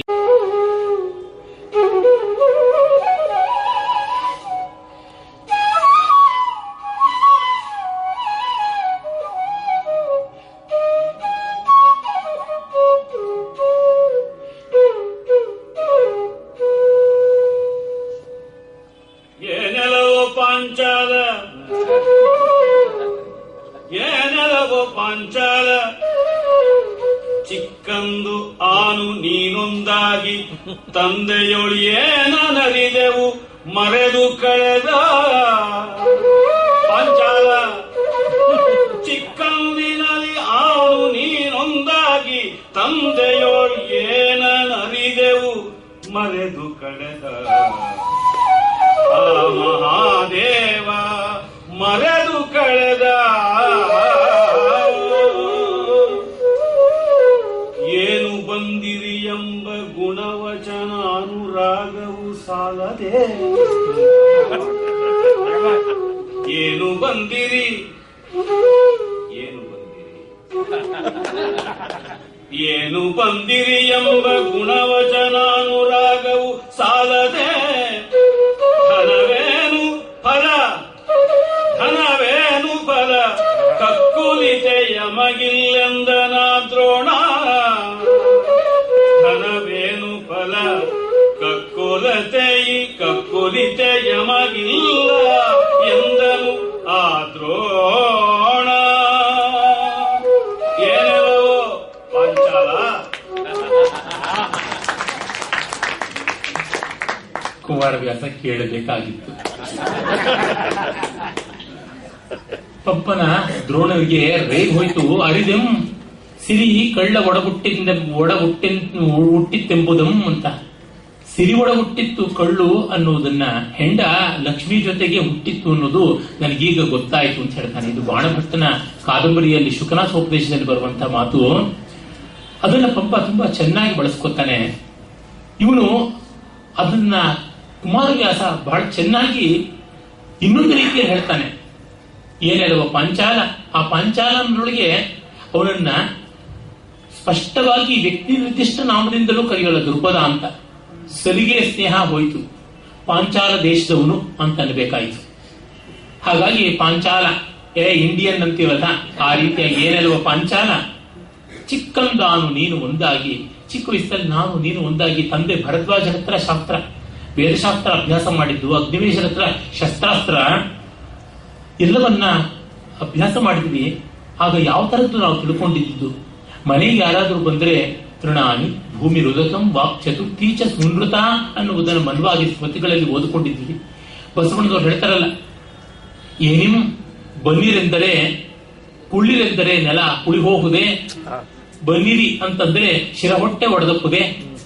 ಏನಿಗಾಗುತ್ತದೆ? ಒಳ್ಳೆ ಆದರ ಅನ್ನೋದಿಕ್ಕೆ ಯಾವುದೇ ಖರ್ಚಿಲ್ಲ. ಸದ್ವಾಕ್ಯಗಳಿಗೆ ಕೂಡ ಈ ರೀತಿಯಾದ ಕೊರತೆ ಬಂತ. ಗ್ರಹ ಉಪದ್ಕತೆ ಸಂಭ್ರಮ ವಿಧಿ, ಅದು ಬಹಳ ಮುಖ್ಯವಾಗಿ ಬೇಕಾದದ್ದು.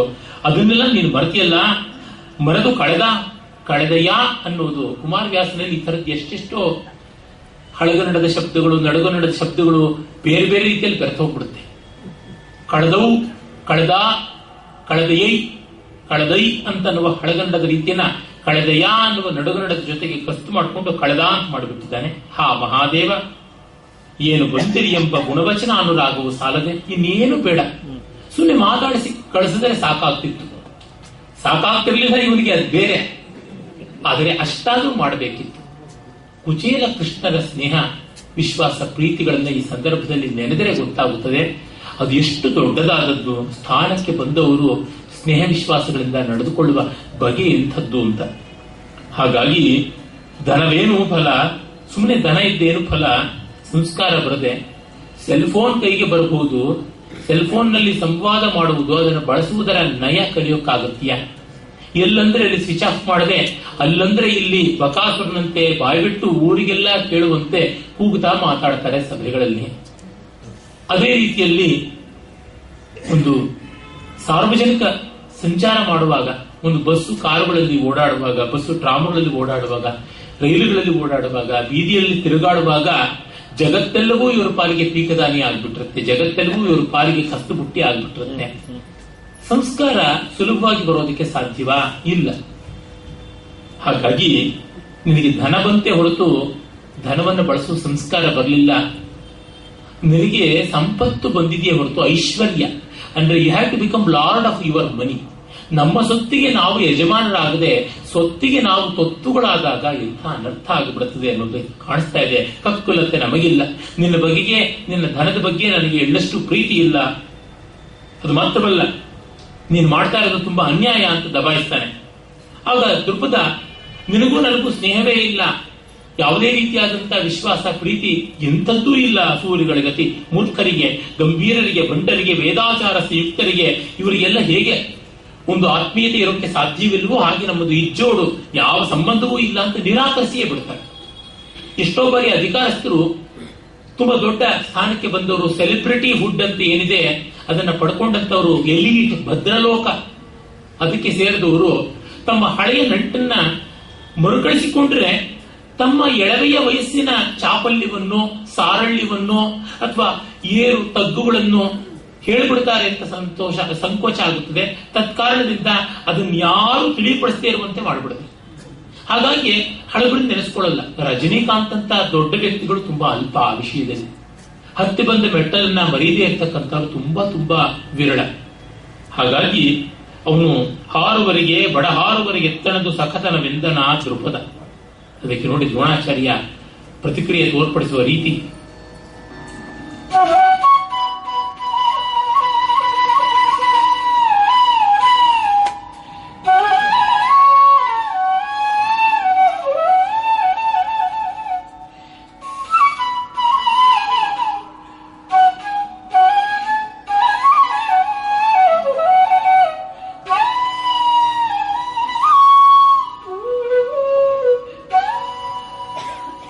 ಎಲ್ಲವೋ ನಿನ್ನ ಸ್ಥಾನ ಸಹಿತ ಈ ಕೊಳಲ ಸುಡುವೆನು.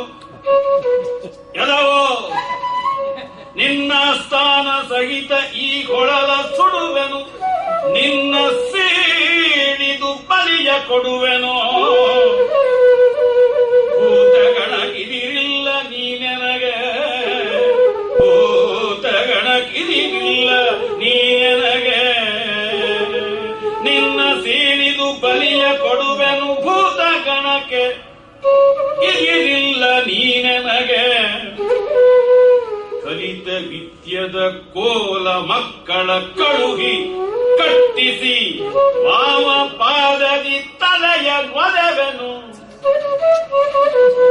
ಕಲಿತ ವಿದ್ಯದ ಕೋಲ ಮಕ್ಕಳ ಕಳುಹಿ ಕಟ್ಟಿಸಿ ವಾಮ ಪಾದದಿ ತಲೆಯ ನೊದೆವೆನು. ಮರೆಯದಿರು ಮರೆಯದಿರು ನೀನೆಂದನ ದ್ರೋಣ.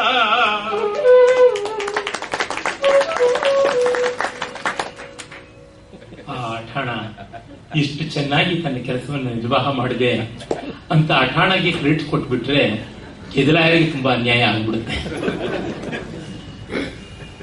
ಎಲ್ಲವೋ ನಿನ್ನ ಆಸ್ಥಾನ ಸಹಿತ ಈ ಹೊಳಲ ಸುಡುವೆನು. ನಿನ್ನ ಆಸ್ಥಾನದ ಜೊತೆಗೆ ನಿನ್ನ ಊರನ್ನು ಸುಟ್ಟು ಬೂದಿ ಮಾಡ್ಬಿಡ್ತೀನಿ. ನಿನ್ನ ಸೀಳಿದು, ಸೀಳಿ ಅನ್ನೋದು ಸೀಳಿದು ಅಂತ ಕುಮಾರವ್ಯಾಸ ಮಾಡ್ಕೊಳ್ತಾನೆ. ಅವನಲ್ಲಿ ಈ ತರ ಪ್ರಯೋಗಗಳು ತುಂಬಾ ಬರುತ್ತವೆ. ಬಲಿಯ ಕೊಡುವೆನು ಭೂತಗಣಕ್ಕೆ. ಶಾಕಿನಿ ಢಾಕಿನಿ ಎಲ್ಲ ಇದಾರಲ್ಲ, ಎಲ್ಲರಿಗೂ ದಿಗ್ಬಲಿ ಹಾಕ್ತೀನಿ. ಅದು ಮಾತ್ರವಲ್ಲ, ನಿನ್ನಿಂದ ಬಲಿ ಹಾಕೋದಕ್ಕೆ ನಾನ್ ಬೇಕಿಲ್ಲ. ಕಲಿತ ವಿದ್ಯದ ಕೋಲ ಮಕ್ಕಳ ಕಳುಹಿ ಕಟ್ಟಿಸಿ ವಾಮಪಾದದಿ ತಲೆಯ ನೊದೆವೆನು. ಲೆಕ್ಕ ಇಟ್ಟಂತೆ 3-4 ಗಣಗಳಂತೆ ಆ ತುಡುಗು ಹುಡುಗರನ್ನ ಪದಾತಿ ಸೈನ್ಯವನ್ನ ಕಳಿಸ್ಕೊಡ್ತೀನಿ. ಕಲಿತ ವಿದ್ಯೆದ, ವಿದ್ಯೆ ಕಲಿತ ಅಲ್ಲ, ಕಲಿತ ವಿದ್ಯೆದ ಅಂದ್ರೆ ಕೃತ ವಿದ್ಯಾ, ಅಭ್ಯಸ್ತ ವಿದ್ಯಾ ಅನ್ನುವಂತ ಸಂಸ್ಕೃತದಲ್ಲಿ ಯಾವುದು ವಿಶೇಷ ನಿಘ್ನ ಅಂತ ಮಾಡ್ತಾರೆ, ಆ ಬಗೆಯ ಸಮಾಸವನ್ನು ಕುಮಾರವ್ಯಾಸ ಮಾಡ್ತಾನೆ. ಕನ್ನಡದಲ್ಲಿ ಇಂಥದ್ದು ಯಾರೂ ಮಾಡಿಲ್ಲ. ಮಹಾಕವಿ ಪ್ರಯೋಗ. ಕಲಿತ ವಿದ್ಯೆದ ಅಲ್ಲ, ಅಂದ್ರೆ ಕಲಿತಿರುವ ವಿದ್ಯೆಯ ಅಂತ ಆಗುತ್ತದೆ ಹೊತ್ತು ವಿದ್ಯೆ ಕಲಿತಿರುವ ಅಂತ ಅರ್ಥ ಬರೋಲ್ಲ. ಅರೆ ಕಲಿತ ವಿದ್ಯೆದ ಅಂದ್ರೆ ಅಭ್ಯಸ್ತ ವಿದ್ಯ ಅಂತ ಕುಮಾರವ್ಯಾಸ ಸಂಸ್ಕೃತದ ರೀತಿಯಲ್ಲಿ ಮಾಡಿರ್ತಕ್ಕಂಥ ಒಂದು ವಿಶೇಷವಾದ ವ್ಯಾಕರಣ ಪ್ರಯೋಗ. ಕಲಿತ ವಿದ್ಯೆದ ಕೋಲ ಮಕ್ಕಳ. ಕೋಲ ಮಕ್ಕಳ ಅಂದ್ರೆ ಬಾಣ ಹಿಡಿದ ಹುಡುಗರು ಅಂತ. ನಮ್ಮ ಹುಡುಗರು ಆ ಕೋಲು ಅನ್ನೋದ್ರೊಳಗೆ ಬಾಣ ಅನ್ನುವ ಒಂದು ಅರ್ಥ ಪ್ರಸಿದ್ಧವಾದದ್ದು ಹಳಗನ್ನಡದಲ್ಲಿ. ಆದರೆ ಆ ಅಪ್ಪಟ ಕನ್ನಡ ಪದವನ್ನು ಬಳಸುವ ಮೂಲಕವಾಗಿ ಅಷ್ಟು ಪ್ರಾಕೃತರಾಗಿ, ಅಷ್ಟು ಚಿಕ್ಕ ಹುಡುಗರ ಸಾಕಪ್ಪ ನಿನ್ನನ್ನ ಸದೆ ಬಡಿಯೋದಿಕ್ಕೆ ನಾನ್ ಬೇಕಿಲ್ಲ ಅಂತ ಅರ್ಥ. ಕಲಿತ ವಿದ್ಯದ ಕೋಲ ಮಕ್ಕಳ ಜೊತೆಗೆ ನಾನು ಕ್ಷತ್ರಿಯರಿಗೆ ಉಪದೇಶ ಮಾಡ್ತೀನಿ, ನಿನ್ನನ್ನ ನಿನ್ನ ಜಾತಿಯವರೇ ಬದುಕ್ತಾರೆ ಅಂತ, ನಾನ್ ಬೇಕಿಲ್ಲ ಅಂತ. ಕಳುಹಿ ಕಟ್ಟಿಸಿ ವಾಮಪಾದದಿ ತಲೆಯ ಒದೆವೆನು. ಎಡಗಾಲಲ್ಲಿ ತಲೆ ಒದಿತೀನಿ ಅವನು ಕಟ್ಟಿಸ್ಕೊಂಡು ಬಂದ ಮೇಲಿಂದ. ಮರೆಯದಿರು. ಈಗ ಮರ್ತ್ಬಿಟ್ಟಿಯಲ್ಲ ನನ್ನನ್ನ, ಹಾಗೆ ಈ ಪ್ರತಿಜ್ಞೆಯನ್ನು ಮಾತ್ರ ಮರಿಬೇಡ ಅಂತ ಪಂಪನ ದ್ರೋಣ ಆ ಸಂದರ್ಭದಲ್ಲಿ ಹೇಳ್ತಾನೆ. ನಿನ್ನನ್ ಅನಾಕುಳಂ ಎನ್ನ ಚಟ್ಟರಿಂ ತಳವಳಗಾಗಿ ಕಟ್ಟಿಸದೆ ಮಾಂದುಡೆ ಕೆಮ್ಮನೆ ಮೀಸೆ ಓದ್ತಾನೆ ಅಂತ. ನನಗೆ ಮೀಸೆ ಇದೆ ಅಂತ ಅಂದ್ಕೊಂಡ್ರೆ ಮೀಸೆ ಬೋಳಿಸ್ತೀನಿ ನಿನ್ನ. ನನ್ನ ಚಟ್ಟ ಅಂದ್ರೆ ಛಾತ್ರ ಅನ್ನೋ ಶಬ್ದದಿಂದ ಬಂದದ್ದು. ನನ್ನ ಅಂತ್ಯವಾಸಿಗಳಿಂದ ಮಾಡಿಸ್ತೀನಿ. ಎಲ್ಲರಿಗೆ ನಮಸ್ಕಾರ. ಕುಮಾರವ್ಯಾಸ ಭಾರತದ ಅಂದರೆ ಕರ್ನಾಟ ಭಾರತ ಕಥಾಮಂಜರಿಯ ಆದಿಪರ್ವದ 6ನೇ ಸಂಧಿಗೆ ನಾವು ಬಂದಿದ್ದೇವೆ. ಪಾಂಡವ ಕೌರವರ ಬಾಲಲೀಲೆ ಅದು ಹೋಗಿ ಕೋಲಾಹಲ, ಮುಂದಿನ ಸಮರ ಹಾಲಾಹಲಕ್ಕೆ ನಾಂದಿ ಹೇಗಾಗ್ತಾ ಇದೆ ಅನ್ನುವ ಕಲ್ಪನೆ ಕೂಡ ಕಂಡವಿ. ಮರಣ ಹಿರಿಯ ಹಿಡಿದ ಅಲುಗಿದರೆ ಬಿದ್ದರು ಭರತ ಕುಲ ಪಾಲಕರು 150 ಮಹಾಭಾರತದಲ್ಲಿ ತರುಫಲ ನಿಖರ ಬೀಳುವಂತೆ ಅಂತ ಕವಿ ಹೇಳ್ತಾನೆ. ಮರಕೋತಿ ಆಟ ಆಡ್ತಾ ಇದ್ರು. ಈಗಷ್ಟೇ ಮಿತ್ರರಾದ ವೇಣುಗೋಪಾಲ್ ಅವರು ಕೇಳಿದ್ರು, ಮರಕೋತಿ ಆಟ ಅಲ್ಲಿ ಬಂದಿರಲಿಲ್ವಾ ಅಂತ. ಮುಂದೆ ಬರುತ್ತಿದೆ ಅಂತಂದ್ರೆ ಅದು ಬಂದಿದೆ. ಮರಹತ್ತಿ ಮರಕೋತಿ ಆಟ ಆಡ್ತಾ ಇದ್ದಾಗ ಭೀಮ ಒಬ್ಬ ಕೆಳಗೆ ಹಿಡಿದು ಆ ಬೊಡ್ಡೆಯನ್ನ ಅಲ್ಲಾಡಿಸಿದರೆ ಎಲ್ಲ ತೊಪ್ಪನೆ ಕಳಿತ ನೇರಳೆ ಹಣ್ಣಂತೆ ಅವ್ರು ಬೀಳ್ತಾ ಇದ್ರು. ಭರತಕುಲ ಪಾಲಕರು ಅಂತನ್ನುವ ವ್ಯಂಗ್ಯ ಕವಿ ಹೇಳ್ತಾನೆ, ಇಡೀ ಭರತ ಸಾಮ್ರಾಜ್ಯವನ್ನ ಆಳ್ಬೇಕಾದವರು ಹೀಗೆ ಪ್ರಾಣವಿಲ್ಲದೆ ಉದುರು ಬೀಳ್ತಾ ಇದ್ರು. ಶಿರಬೊಡೆದು, ಬೆನ್ನೊಡೆದು, ಮೊಣಕಾಲ್ ಜರಿದು, ಕೈಗಳು ಮುರಿದು, ನೆತ್ತರು ಸುರಿದು ಧೃತರಾಷ್ಟ್ರಂಗೆ ದೂರಿದರು. ಎಲ್ಲರೂ ಹೋಗಿ ದೂರ್ತಾ ಇರ್ತಾರೆ. ಆದರೆ ಭೀಮನೇ ಮೊದಲು ಅವರಿಗಿಂತ ಮುನ್ನ ದೂರು ಕೊಡ್ತಾ ಇದ್ದ. ಮತ್ತೆ ದುರುಳನ್ ಅವನು ಒಡನಾಡಬೇಡೆಂದು ಅನಿವರನು ಅರಸ ಸಂತವಿಟ್ಟನು. ಹಿರಿದು ಹೆಚ್ಚಿತು ಭೀಮ ದುರ್ಯೋಧನರಿಗೆ ಅತಿ ವೈರ ಅಂತ ಹೇಳಿ ವೈರ ಬೆಳೆಯುವುದಕ್ಕೆ ಇದು ಕಾರಣವಾಯಿತು. ಎಷ್ಟೋ ಬಾರಿ ಮಕ್ಕಳ ಜಗಳ ಹಿರಿಯರು ಕೈ ಹಾಕಿದರೆ ಸಮರವಾಗುತ್ತದೆ. ದೊಡ್ಡವರು ಮಕ್ಕಳಿಗೆ ಬಿಡಬೇಕು, ಆದರೆ ಬಿಡೋದಿಲ್ಲ. ಇಲ್ಲಿ ಧೃತರಾಷ್ಟ್ರ, ಶಕುನಿ, ಗಾಂಧಾರಿ ತಾವು ಕೈಗೆ ತೆಗೆದುಕೊಂಡಿದ್ದಾರೆ. ಅದು ದೊಡ್ಡ ಅನ್ಯಾಯ. ಅದೇ ಕುಂತಿ ಎಂದು ಆ ಕೆಲಸವನ್ನು ಮಾಡಲಿಲ್ಲ. ಪಾಂಡವರನ್ನ ಕುರಿತು ಆಕ್ಷೇಪ ಮಾಡುವವರು, ಕೌರವರ ಪರವಾಗಿ ನ್ಯಾಯ ಇದೆ ಅಂತನ್ನುವರು ಇದನ್ನು ಗಮನಿಸಬೇಕು. ಮೊತ್ತ ಮೊದಲಿಗೆ ಆಟದ ಮನೋಧರ್ಮ, ಕ್ರೀಡಾ ಮನೋಧರ್ಮ, sportive mind, sportsman spirit ಅನ್ನುವುದು ಭೀಮಾದಿಗಳಿಗೆ ಬಿಟ್ಟು ಕೌರವಾದಿಗಳಿಗೆ ಇರಲಿಲ್ಲ ಅನ್ನುವುದು ಸ್ಪಷ್ಟ ಗೊತ್ತಾಗುತ್ತದೆ. ಅದರ ಕಾರಣ ಏನಾಯಿತು ಅಂತಂದ್ರೆ, ಭೀಮನನ್ನೇ ಇಲ್ಲವಾಗಿ ಮಾಡಿಬಿಡಬೇಕು ಅಂತ. ಅದು ಆಟದಲ್ಲಿ ಗೆಲ್ಲಬೇಕು. ಗೆಲ್ಲಲಾಗದೆ ಇದ್ರೆ ಜಗತ್ತಿನಿಂದಲೇ ಅವನನ್ನ ಇಲ್ಲವಾಗಿಸಬಿಡಬೇಕು, ಜಗತ್ ಕ್ರೀಡಾಂಗಣದಿಂದಲೇ ಅವನನ್ನ ಶಾಶ್ವತವಾಗಿ ಔಟ್ ಮಾಡಿಬಿಡಬೇಕು ಅಂತಂದುಕೊಂಡು ತಂತ್ರ ಮಾಡಿದ್ದಿದೆಯಲ್ಲ, ಇದು ತುಂಬಾ ಭಯಾನಕವಾದದ್ದು. ಆ ಒಂದು ಸಂದರ್ಭ ಭೀಮನಿಗೆ ವಿಷದ ಅಡುಗೆಯನ್ನು ಬಡಿಸಿ ಪ್ರಮಾಣಕೋಟ ಅನ್ನುವ ಗಂಗಾ ನದಿಯ ಮಡುವಿನಲ್ಲಿ ಕಾಡಿನ ಮರಬಳ್ಳಿಗಳಲ್ಲಿ ಕಟ್ಟಿ ಎಸೆದದ್ದು ಇದೆಯಲ್ಲ, ಅದು ವಿಷಸರ್ಪಗಳಿದ್ದಂತಹ ಮಡು ಅಂತ ಗೊತ್ತು ಮಾಡಿಕೊಂಡು ಎಸೆದದ್ದು. ತುಂಬಾ ಕ್ರಿಕೆಟ್ ಮೈಂಡೆಡ್ನೆಸ್, ಅದು ವಿಲ್ಫುಲ್ ಡಿಸೀಟ್ ಅಂತೀವಲ್ಲ, ಆ ರೀತಿಯಾದದ್ದು. ಈಗ ನೋಡಿ,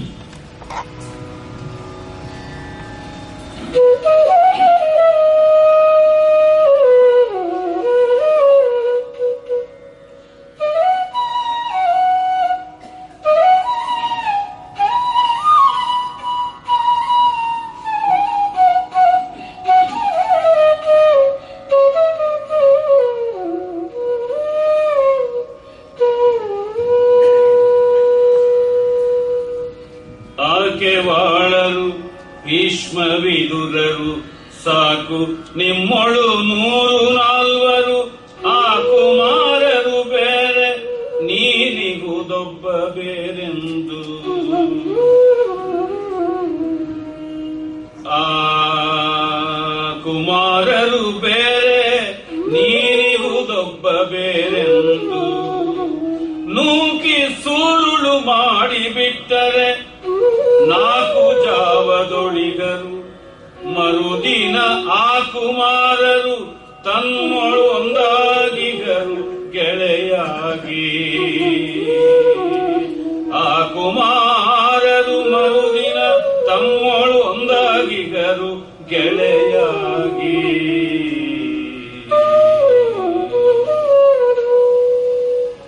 ಮಕ್ಕಳ ಮಟ್ಟಕ್ಕೆ ಬಿಟ್ಟಿದ್ರೆ ತೊಂದರೆ ಆಗ್ತಾ ಇರಲಿಲ್ಲ. ಆಕೆವಾಳರು ಅಂದರೆ ವೀರರಾದ ಕುಮಾರಕರು ಬೆಳೀತಾ ಇದ್ದಾಗ ಅವರಿಗೆ ಮಾರ್ಗದರ್ಶನ ಮಾಡಬೇಕಾದ ದೊಡ್ಡವರು ಅಲ್ಲಿ ಕೈ ಹಾಕಿದ್ದು. ಆ ಕುಮಾರರು ಬೇರೆ, ನೀನು ಇಹುದೊಬ್ಬ ಬೇರೆಂದು ನೂಕಿ ಸೂರುಳು ಮಾಡಿಬಿಟ್ಟರೆ 4 ಜಾವದೊಳು ಇಹರು ಮರುದಿನವ ಕುಮಾರರು ತಮ್ಮಳೊಂದಾಗಿಹರು ಗೆಳೆಯಾಗಿ. ಪ್ರತ್ಯೇಕ ಮಾಡಿಟ್ರೆ ಸೇರ್ಕೊಳ್ತಾರೆ, ಹಾಗೆ ಬಿಟ್ಬಿಡ್ಬೇಕು, ಆಗ ಚೆನ್ನಾಗಿರ್ತಿತ್ತು. ಆ ತರ ಮಾಡದೆ, ಹೌದು ಅವನು ದುಷ್ಟ, ಅವನನ್ನ ಇಲ್ಲಿಂದಲೇ ಉನ್ಮೂಲನ ಮಾಡೋಣ ಅನ್ನುವಂಥದ್ದು ಇದೆಯಲ್ಲ, ಇದು ತುಂಬಾ ಭಯಂಕರವಾದ ಕುದೃಷ್ಟಿ ಅಂತ ಅನ್ನೋದನ್ನು ಮೊದಲೇ ನಾನು ತಿಳಿಸಿದ್ದೀನಿ. ಹಾಗಾಗಿ ಅವರು ವಿಷವನ್ನ ಸಜ್ಜು ಮಾಡಿದ್ದಾರೆ. ಕಾಲಕೂಟ ಹಲಾಹಲವ ಕಕ್ಕೋಲ ದಾರದ ವತ್ಸನಾಭಿ ಕರಾಳ ಸೌರಾಷ್ಟ್ರಿಕವ ಶೌಕ್ಲಿಕ ಸುಪ್ರದೀಪಕವ ಹೇಳಲ್ ಅರಿತೆನಿಪ 8 ವಿಷವನ್ನು ಬೇಳವಿಸಿ ಬಳಿ ಕುಳಿದ ಮಧುರ ವಿಶಾಲ ವಸ್ತುಗಳಿಂದ ಕಜ್ಜಾಯಗಳ ಮಾಡಿಸಿದ ಅಂತ ವಿಷಯಗಳ ಲಿಸ್ಟನ್ನೇ ಕೊಟ್ಬಿಟ್ಟಿದ್ದಾನೆ. ಕಾಲಕೂಟ ಅದು ಪರಮಾವಧಿ. ಸಾಮಾನ್ಯವಾಗಿ ಮೋ ಸ್ಕೇಲ್ ಅಂತೆಲ್ಲ ಹೇಳ್ತೀವಿ, ಹಾರ್ಡ್ನೆಸ್, ಅದರ ಗಡಿಸುತನ, ಗಟ್ಟಿತನ ಎಂತದ್ದು ಅಂತ ಹೇಳೋದಕ್ಕೆ ಟಾಲ್ಕಿಂದ ಮೊದಲುಗೊಂಡು ಡೈಮಂಡ್ ವರೆಗೂ ಬರ್ತಾ ಹೋಗುತ್ತದೆ. ಟಾಲ್ಕು, ಜಿಪ್ಸಮ್ಮು ಅಂತ ಶುರುವಾಗಿ ಕಡೆಗೆ ಕೋರಂಡಮ್ಮು, ಡೈಮಂಡ್ ಅಂತ ಬರುತ್ತದೆ. ಆ ರೀತಿಯಲ್ಲಿ ಒಂದೊಂದಕ್ಕೂ ಒಂದೊಂದು ಅಳತೆಗೋಲ್ ಅಂತ ಇರುತ್ತಲ್ಲ, ಆ ತರತ್ ಮಾಡ್ತಾ ಇದ್ದಾರೆ. ಕಾಲಕೂಟ, ಆಮೇಲೆ ಹಲಾಹಲ, ಕಕ್ಕೋಲ ಅಥವಾ ಕಾರ್ಕೋಲ, ದಾರದ, ವತ್ಸನಾಭಿ, ಕರಾಳ ಸೌರಾಷ್ಟ್ರಿಕ, ಶೌಕ್ಲಿಕ, ಸುಪ್ರದೀಪಕ ಅಂತ ಡಿಗ್ರಿ ವೈಸ್ ಅವನ್ನೆಲ್ಲವನ್ನೂ ಸೇರಿಸಿ ಒಂದು ವಿಷದ ಕಾಕ್ಟೈಲ್ ಮಾಡಿ ಅದರೊಳಗೆ ಅಡಿಗೆ ಮಾಡಿದ್ದು. ಈ ವಿಷದ ಲಿಸ್ಟಲ್ಲಿ ಅಂತ ಸ್ವಾರಸ್ಯವಿಲ್ಲ, ಬರೀ ವ್ಯುತ್ಪತ್ತಿ ಮಾತ್ರ ಅನ್ಬಹುದು. ಆ ಮುಂದಿನ ಪದ್ಯದಲ್ಲಿ ತುಂಬಾ ಸ್ವಾರಸ್ಯ ಇದೆ, ಅದು ಕುಮಾರವ್ಯಾಸ ನೋಡಿ.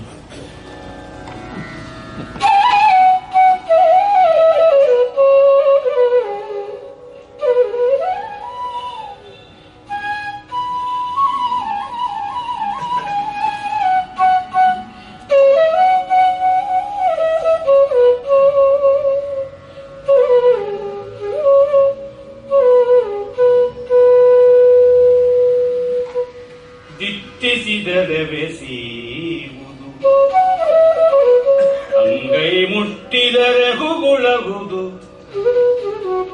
ಬಳಿಕವನಟ್ಟ ಕೈ ಕರಣದ ಸವಾರದ ವಿದ್ಯೆ ಬೇನರಿದೋ,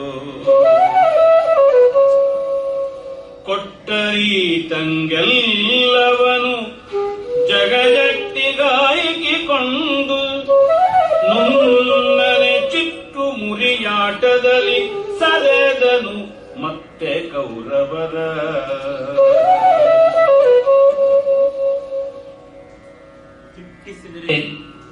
ದಿಟ್ಟಿಸಿದರೆ ಸೀವುದು ಅಂಗೈ, ಎವೆ ಸೀವುದು ಅಂಗೈ ಮುಟ್ಟಿದರೆ ಮುಗುಳಹುದು ಅಂತ ಅವನು ಅತ್ಯಂತ ಉತ್ಕೃಷ್ಟವಾದ ಅತಿಶಯೋಕ್ತಿಯನ್ನು ಮಾಡ್ತಾನೆ. ವಿಷದ ಅಡಿಗೆಯನ್ನು ಮಾಡಿ ತಂದಿಟ್ಟಿದ್ದಾರೆ ಭೀಮ ನೈವೇದ್ಯಕ್ಕೆ ಅಂತ, ಅದನ್ನ ಕಂಡುಬಿಟ್ಟು ನೋಡಿದ್ರೆ ಕಣ್ಣು ಪಾಪೆಯೇ ಸಿಡಿದು ಹೋಗುತ್ತೆ, ಮುಟ್ಟಿದರೆ ಕೈ ಬೊಬ್ಬೆ ಬಂದು ಕೈಯೇ ಪದ್ಮಪತ್ರಗಳಾಗ್ಬಿಡುತ್ತವೆ. ಇಂಥ ವಿಷವನ್ನ ಅಟ್ಟ ಕೈಕರಣದ ಸುವಾರರ ವಿದ್ಯೆಯೇ ನರಿದು ಅಂತ. ಸುವಾರರು ಅಂತಂದ್ರೆ ಸೂದರು, ಅಡಿಗೆಯವರು. ಅವರು ಈ ವಿಷವನ್ನ ಹೇಗೆ ಹ್ಯಾಂಡಲ್ ಮಾಡಿದ್ರು ಅಂತ ನೋಡಿದ್ರೇನೆ ಕಣ್ಣು ಸೀದೋಗುತ್ತೆ, ಮುಟ್ಟಿದ್ರೇನೆ ಕೈ ಬೆಂದೋಗುತ್ತೆ. ಅದನ್ನ ಹಾಕಿ ಬಡಿಸಿ ಉಂಡೆಯಂತೆ ಮತ್ತೊಂದಂತೆ ಮಗದೊಂದಂತೆ ಮಾಡಿದ್ದಾರಲ್ಲ, ಅವರ ಕೌಶಲ ಎಷ್ಟು ದೊಡ್ಡದು ಅಂತ. ಇಲ್ಲಿ ಆ ಧೂರ್ತತೆಯ ಬಗೆಗೆ ಎಚ್ಚರ ಹೇಳುವುದರ ಜೊತೆಗೆ ಅಲ್ಲಿ ಕಾಣಿಸುವಂತಹ ಸ್ವಾರಸ್ಯ ಏನಂದ್ರೆ ಹಾಸ್ಯ. ಇದು ಎಂತ ಅದ್ಭುತವಾಗಿ ಮಾಡಿದ್ರಪ್ಪ, ಆ ವಿಷವನ್ನ ಭೀಮನಿಗೆ ಕೊಟ್ರಲ್ಲ ಅಂತ. ಈ ಮೂಲಕವಾಗಿ ಪರಿಸ್ಥಿತಿಯ ಉಗ್ರತೆಯನ್ನ ನಮ್ಮ ಮನಸ್ಸಿಗೆ ಕವಿ ಕಡಿಮೆ ಮಾಡಿಕೊಡ್ತಾನೆ. ಮಹಾ ಕಲಾವಿದ ಈ ತರದ್ದನ್ನು ಮಾಡ್ತಾನೆ. ಆ ಪರಿಸ್ಥಿತಿಯ ಉಗ್ರತೆಯನ್ನ ತಾನು ತನ್ನ ಮಾತಿನಿಂದ ತಗ್ಗಿಸಿಕೊಡ್ತಾನೆ. ಹಾಗಾಗಿ ಸಹೃದಯರಿಗೆ ಉದ್ವೇಜನದ ಪ್ರಭಾವವನ್ನು ಕಡಿಮೆ ಮಾಡ್ತಾನೆ. ಕೊಟ್ಟ ರೀತಂಗೆಲ್ಲವನು ಜಗಜಟ್ಟಿ ಹಾಯಿಕೊಂಡು ನುಣ್ಣನ ಚಿಟ್ಟು ಮುರಿಯಾಟದಲ್ಲಿ ಸದನು ಮತ್ತೆ ಕೌರವರ. ಅದನ್ನೆಲ್ಲ ತಿಂದು ತೇಗಿ ಗೊರಕೆ ಹೊಡಿತಾ ಇದ್ದ. ಅವನನ್ನ ಪಾಶದಲ್ಲಿ ಕಟ್ಟಿ ಹಾಕಿದರೊಂದು ಮಡುವಿನಲ್ಲಿ ಹಾಕಿದ್ದಾರೆ. ಇಲ್ಲಿ ಕುಮಾರವ್ಯಾಸ ಅದನ್ನ ವಿಸ್ತರಿಸಿಲ್ಲ. ಮುಂದೆ ಅವನು ನಾಗಲೋಕಕ್ಕೆ ಹೋಗಿ ಆರ್ಯಕ ಅಂತಕ್ಕಂಥ ನಾಗೇಂದ್ರ, ಆತ ಕುಂತಿಗೆ ತಂದೆಯಾದ ಶೂರಸೇನನಿಗೆ ಹೆಣ್ಣು ಕೊಟ್ಟ ಮಾವ. ಅಂದರೆ ಕುಂತಿಯ ತಾಯಿ ಮರಿಷ ಯಾವಳಿದ್ದಾಳೆ ಅಥವಾ ಮಾರಿಷ ಅಂತ ಕರೀತಾರೆ, ಆಕೆ ಆರ್ಯಕನ ಮಗಳು. ಹೀಗಾಗಿ ಕುಂತಿಗೆ ಅಜ್ಜ ಅಂದ್ರೆ ಭೀಮನಿಗೆ ಮುತ್ತಜ್ಜ. ಅವನಲ್ಲಿ ಕಾಣಿಸಿಕೊಳ್ತಾನೆ, ನಾಗಾಮೃತವನ್ನ ಕೊಡ್ತಾನೆ, 10,000 ಆನೆಗಳ ಬಲ ಬರುತ್ತದೆ. ಈ ರೀತಿಯಾದದ್ದೆಲ್ಲ ಪಾಠಗಳು ಉಂಟು. ಆ ಹೊತ್ತಿಗೆ ಕುಮಾರವ್ಯಾಸನಿಗೆ ಆ ಒಂದು ವಿಸ್ತೃತ ಮಹಾಭಾರತ ಪಾಠ ಉಪಲಬ್ಧ ಇರಲಿಲ್ವೋ, ಅಷ್ಟು ಮಹಾಭಾರತ ಬೆಳೆದಿರಲಿಲ್ವೋ ಏನೋ ಗೊತ್ತಿಲ್ಲ. ತಾತ್ಪರ್ಯವಂತೂ ಇಷ್ಟು. ಆ ಪ್ರಕರಣವನ್ನು ಕುಮಾರವ್ಯಾಸ ವಿಸ್ತರಿಸಿಲ್ಲ. ಪಂಪನಂತೂ ಹೇಳಲೇಬೇಕಾಗಿಲ್ಲ, ಅವನಿಗೆ ಅರ್ಜುನ ಎಲ್ಲಿ ಬರೋದಿಲ್ವೋ ಅಲ್ಲಿ ಆಸಕ್ತಿ ಇಲ್ಲ, ಹಾಗಾಗಿ ಬಿಟ್ಟೇ ಬಿಡ್ತಾನೆ. ಇದು ಭೀಮನ ಪ್ರಸಕ್ತಿ ಅಂತ ಹೇಳಿ ಒಟ್ಟಿನಲ್ಲಿ ಒಳಗೆ ಬೆಳೆದುದು ವೈರ ಶಿಖಿ, ಕಡೆಗಳಕ್ಕೆ ಹಾಯ್ದುದು ಜನನಿ ಜನಕರ, ಬಲು ನುಡಿಗಳಲ್ಲಿ 100 ಇದ್ದರು ಶಕುನಿ ಮತ ಬಿಡದು. ಶಕುನಿಯನ್ನ ಪರಮಾಚಾರ್ಯನನ್ನಾಗಿ ಮಾಡಿಕೊಂಡು ಇತ್ತ ಕಡೆ ಇದ್ರು. ಆಮೇಲೆ ಕೃಪಾಚಾರ್ಯರ ಮೂಲಕವಾಗಿ ವಿದ್ಯಾಭ್ಯಾಸವೂ ಆಗ್ತಾ ಬಂತು. ಆದರೆ ಕೃಪಾಚಾರ್ಯ ಕೊಡುವಂತಹ ವಿದ್ಯೆ ತುಂಬಾ ಬಲವಾದದ್ದಲ್ಲ, ದೃಢಿಷ್ಠವಾದದ್ದಲ್ಲ, ಪಟಿಷ್ಠವಾದದ್ದಲ್ಲ. ಅದಕ್ಕೆ ದ್ರೋಣಾಚಾರ್ಯನೇ ಬರಬೇಕಾಯಿತು. ಹೀಗಾಗಿ ಆ ದ್ರೋಣನ ಪೂರ್ವ ವೃತ್ತಾಂತವನ್ನು ಕೂಡ ಕವಿ ಕೊಡ್ತಾನೆ. ನಮಗೆಲ್ಲ ಗೊತ್ತಿರುವಂಥದ್ದೇ. ಭಾರದ್ವಾಜ ಮುನಿಯ ಮಗ ಇವನು, ಕುಂಭದಲ್ಲಿ ಜನಿಸಿದ. ದ್ರೋಣ ದೊನ್ನೆ ಅಂತಲೂ ಹೇಳ್ತಾರೆ. ಹಾಗಾಗಿಯೇ ಆತ ಕುಂಭ ಸಂಭವ ದ್ರೋಣ ಅಂತಲೇ ಹೆಸರಾಯಿತು. ಆತನ ಮದುವೆ ಆದದ್ದು ಕೃಪಾಚಾರ್ಯನ ತಂಗಿ ಕೃಪಿಯ ಜೊತೆಗೆ. ಬಡತನದಲ್ಲಿ ಬೆಳೆದದ್ದು. ಸಹಾಧ್ಯಾಯಿಯಾಗಿ ದೃಪದನಿದ್ದ. ಅಗ್ನಿವೇಶರಲ್ಲಿ ವಿದ್ಯಾಭ್ಯಾಸ ಮಾಡುವಾಗ ಆಗಲೇ ರಾಜ್ಯ ಹಂಚಿಕೊಳ್ಳೋಣ ಅಷ್ಟು ಪ್ರೀತಿ ನಿನ್ನಲ್ಲಿ ಇದೆ ಅಂತ ಹೇಳಿದವನು. ಮತ್ತೆ ಅಶ್ವತ್ಥಾಮ ಹುಟ್ಟಿದ ಮೇಲೆ ಬಡತನ ಬಂದಾಗ ಆ ಬಡತನವನ್ನು ಎದುರಿಸಲಾಗದೆ ಅವನು ಮೊದಲು ಪರಶುರಾಮನ ಹತ್ರ ಹೋಗ್ತಾನೆ. ಪರಶುರಾಮ ತನ್ನಲ್ಲಿ ಏನೂ ಇಲ್ಲ ಅಂತನ್ನೋದನ್ನ ಹೇಳ್ತಾನೆ. ಶಸ್ತ್ರಾಸ್ತ್ರ ಬಿಟ್ಟು ಇನ್ಯಾವುದೂ ಇಲ್ಲ, ಅದನ್ನೇ ಕೊಡ್ತೀನಿ ಅಂತಂತಾನೆ. ಹಾಗಾಗಿ ಲೋಕದ ಜನ ಮನೋರಂಜನವೇ ಬಹುದು ಶರವ ಕೊಡಿ ಅಂತ ಹೇಳಿ ದಿವ್ಯಾಸ್ತ್ರಗಳನ್ನ ತೆಗೆದುಕೊಂಡು ಬಂದ. ಆದರೆ ವಿದ್ಯೆಯಿಂದ ಹೊಟ್ಟೆ ತುಂಬಲ್ಲ, ವಿದ್ಯೆಯ ಮೂಲಕವಾಗಿ ಯಾವುದೋ ಒಂದು ಕಸುಬು ಕೈಗೊಂಡಾಗಲೇ ಹೊಟ್ಟೆ ತುಂಬುವುದು. ಬುಭುಕ್ಷಿತೆ ವ್ಯಾಕರಣಂನ ಭುಜ್ಯತೆ, ಪಿಪಾಸತೆ ಕಾವ್ಯರಸೋನ ಪೀಯತೆ, ನಚ್ಛಂದಸ ಕೇನಚಿತ್ ಉದ್ಧತ ಮುಕುಲಂ ಹಿರಣ್ಯಮೇವಾರ್ಜಯ ನಿಷ್ಫಲ ಕಲಾಹ ಅಂತ ಮಾಘ ಹೇಳಿಕೊಂಡ ಅನ್ನುವ ಮಾತು ಭೋಜ ಪ್ರಬಂಧದಲ್ಲಿ ಬರುತ್ತದೆ. ಹಸ್ತವರಿಗೆ ವ್ಯಾಕರಣ ಅನ್ನ ಕೊಡೋದಿಲ್ಲ, ಬಾಯಾರದವರಿಗೆ ಕಾವ್ಯರಸ ತಂಪು ಮಾಡೋದಿಲ್ಲ, ವೇದ ಕಲಿತು ಯಾವನ ಮನೆಯೂ ಉದ್ಧಾರವಾಗಿಲ್ಲ ಅಂತನ್ನುವಂಥದ್ದು. ಹೀಗಾಗಿ ವಿದ್ಯೆಯನ್ನ ಅರ್ಥಕರೀಚ ವಿದ್ಯಾ ಅಂತ ಭರ್ತೃಹರಿ ಹೇಳ್ತಾನಲ್ಲ, ವಿದ್ಯಾನಾಮ ನರಸ್ಯ ರೂಪಮಧಿಕಂ ಅಂತೆಲ್ಲ ಹೇಳ್ತಾ ಅರ್ಥಕರಿ ಅಂತ ಹೇಳ್ತಾನೆ. ಅರ್ಥಕರಿ ಆಗಬೇಕು ಅಂತ ನೋಡ್ತಾನೆ. ಆ ಸಂದರ್ಭದಲ್ಲಿ ದೃಪದನ ಬಳಿಗೆ ಹೋಗಬೇಕಾಗುತ್ತದೆ. ಬಂದನೀತನು ದೃಪದ ರಾಯನ ಮಂದಿರಕ್ಕೆ ಬಾಗಿಲವನ್ ಕೊಡನ್ ಎಂದನ್, ಎಲ್ಲವೋ ನಾವು ನಿಮ್ಮರಸಂಗೆ ಪೂರ್ವದಲ್ಲಿ ಸಂತ ಮಿತ್ರರು ದ್ರೋಣ ಮುನಿಪತಿ ಎಂದು ನಮ್ಮ ಅಭಿಧಾನ, ನೀ ಹೇಳೆಂದು ಕಳುಹಲು ಬಂದು ಭಿನ್ನಹ ಮಾಡಿದನು ಅದನ. ದೃಪದನ ಮನೆಗೆ ಬಂದು ನಮ್ಮ ವಿಸಿಟಿಂಗ್ ಕಾರ್ಡ್ ಏನು ಅಂತಂದ್ರೆ, ಹೇಳೋ ನಿಮ್ಮ ಯಜಮಾನನಿಗೆ ದ್ರೋಣ ಮುನಿಪತಿ ಅಂತ. ಏನು ಮುನಿಪತಿನೋ ಮುನಿಯದ ಪತಿನೋ ಗೊತ್ತಿಲ್ಲ, ಪೂರ್ವದಲ್ಲಿ ಸಂತ ಮಿತ್ರರು ಅಂತಾನೆ. ಅಧಿಕಾರಕ್ಕೆ ಬಂದ ಮೇಲೆ ಮೈತ್ರಿ ಯಾವ ಮಾತ್ರದ್ದು ಅದು ಗೊತ್ತಾಗೋಲ್ಲ.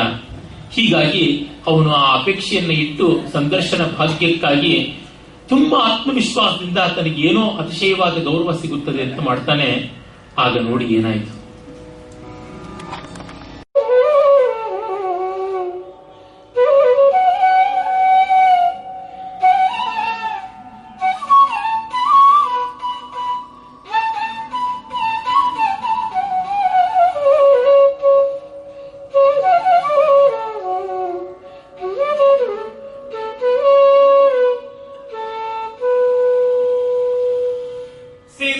ಮದ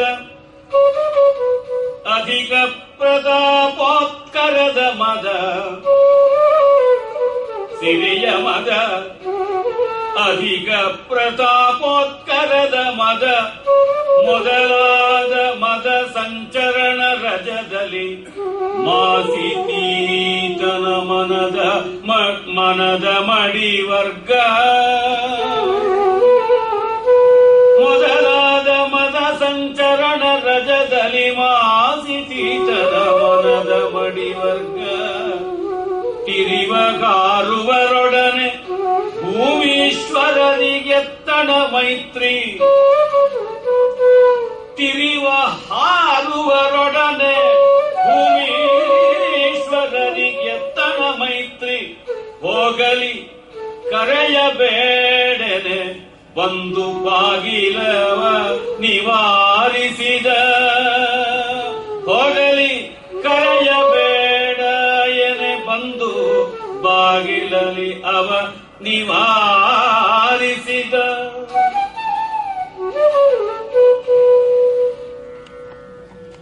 ಮನೆ ಬಾಗಿಲಿಗೆ ಬಂದಾಗ ಮನ ಮುರಿದುಕೊಂಡು ತಿರಸ್ಕರಿಸಬಾರದು ಅನ್ನೋದು ಇದಕ್ಕೇನೆ.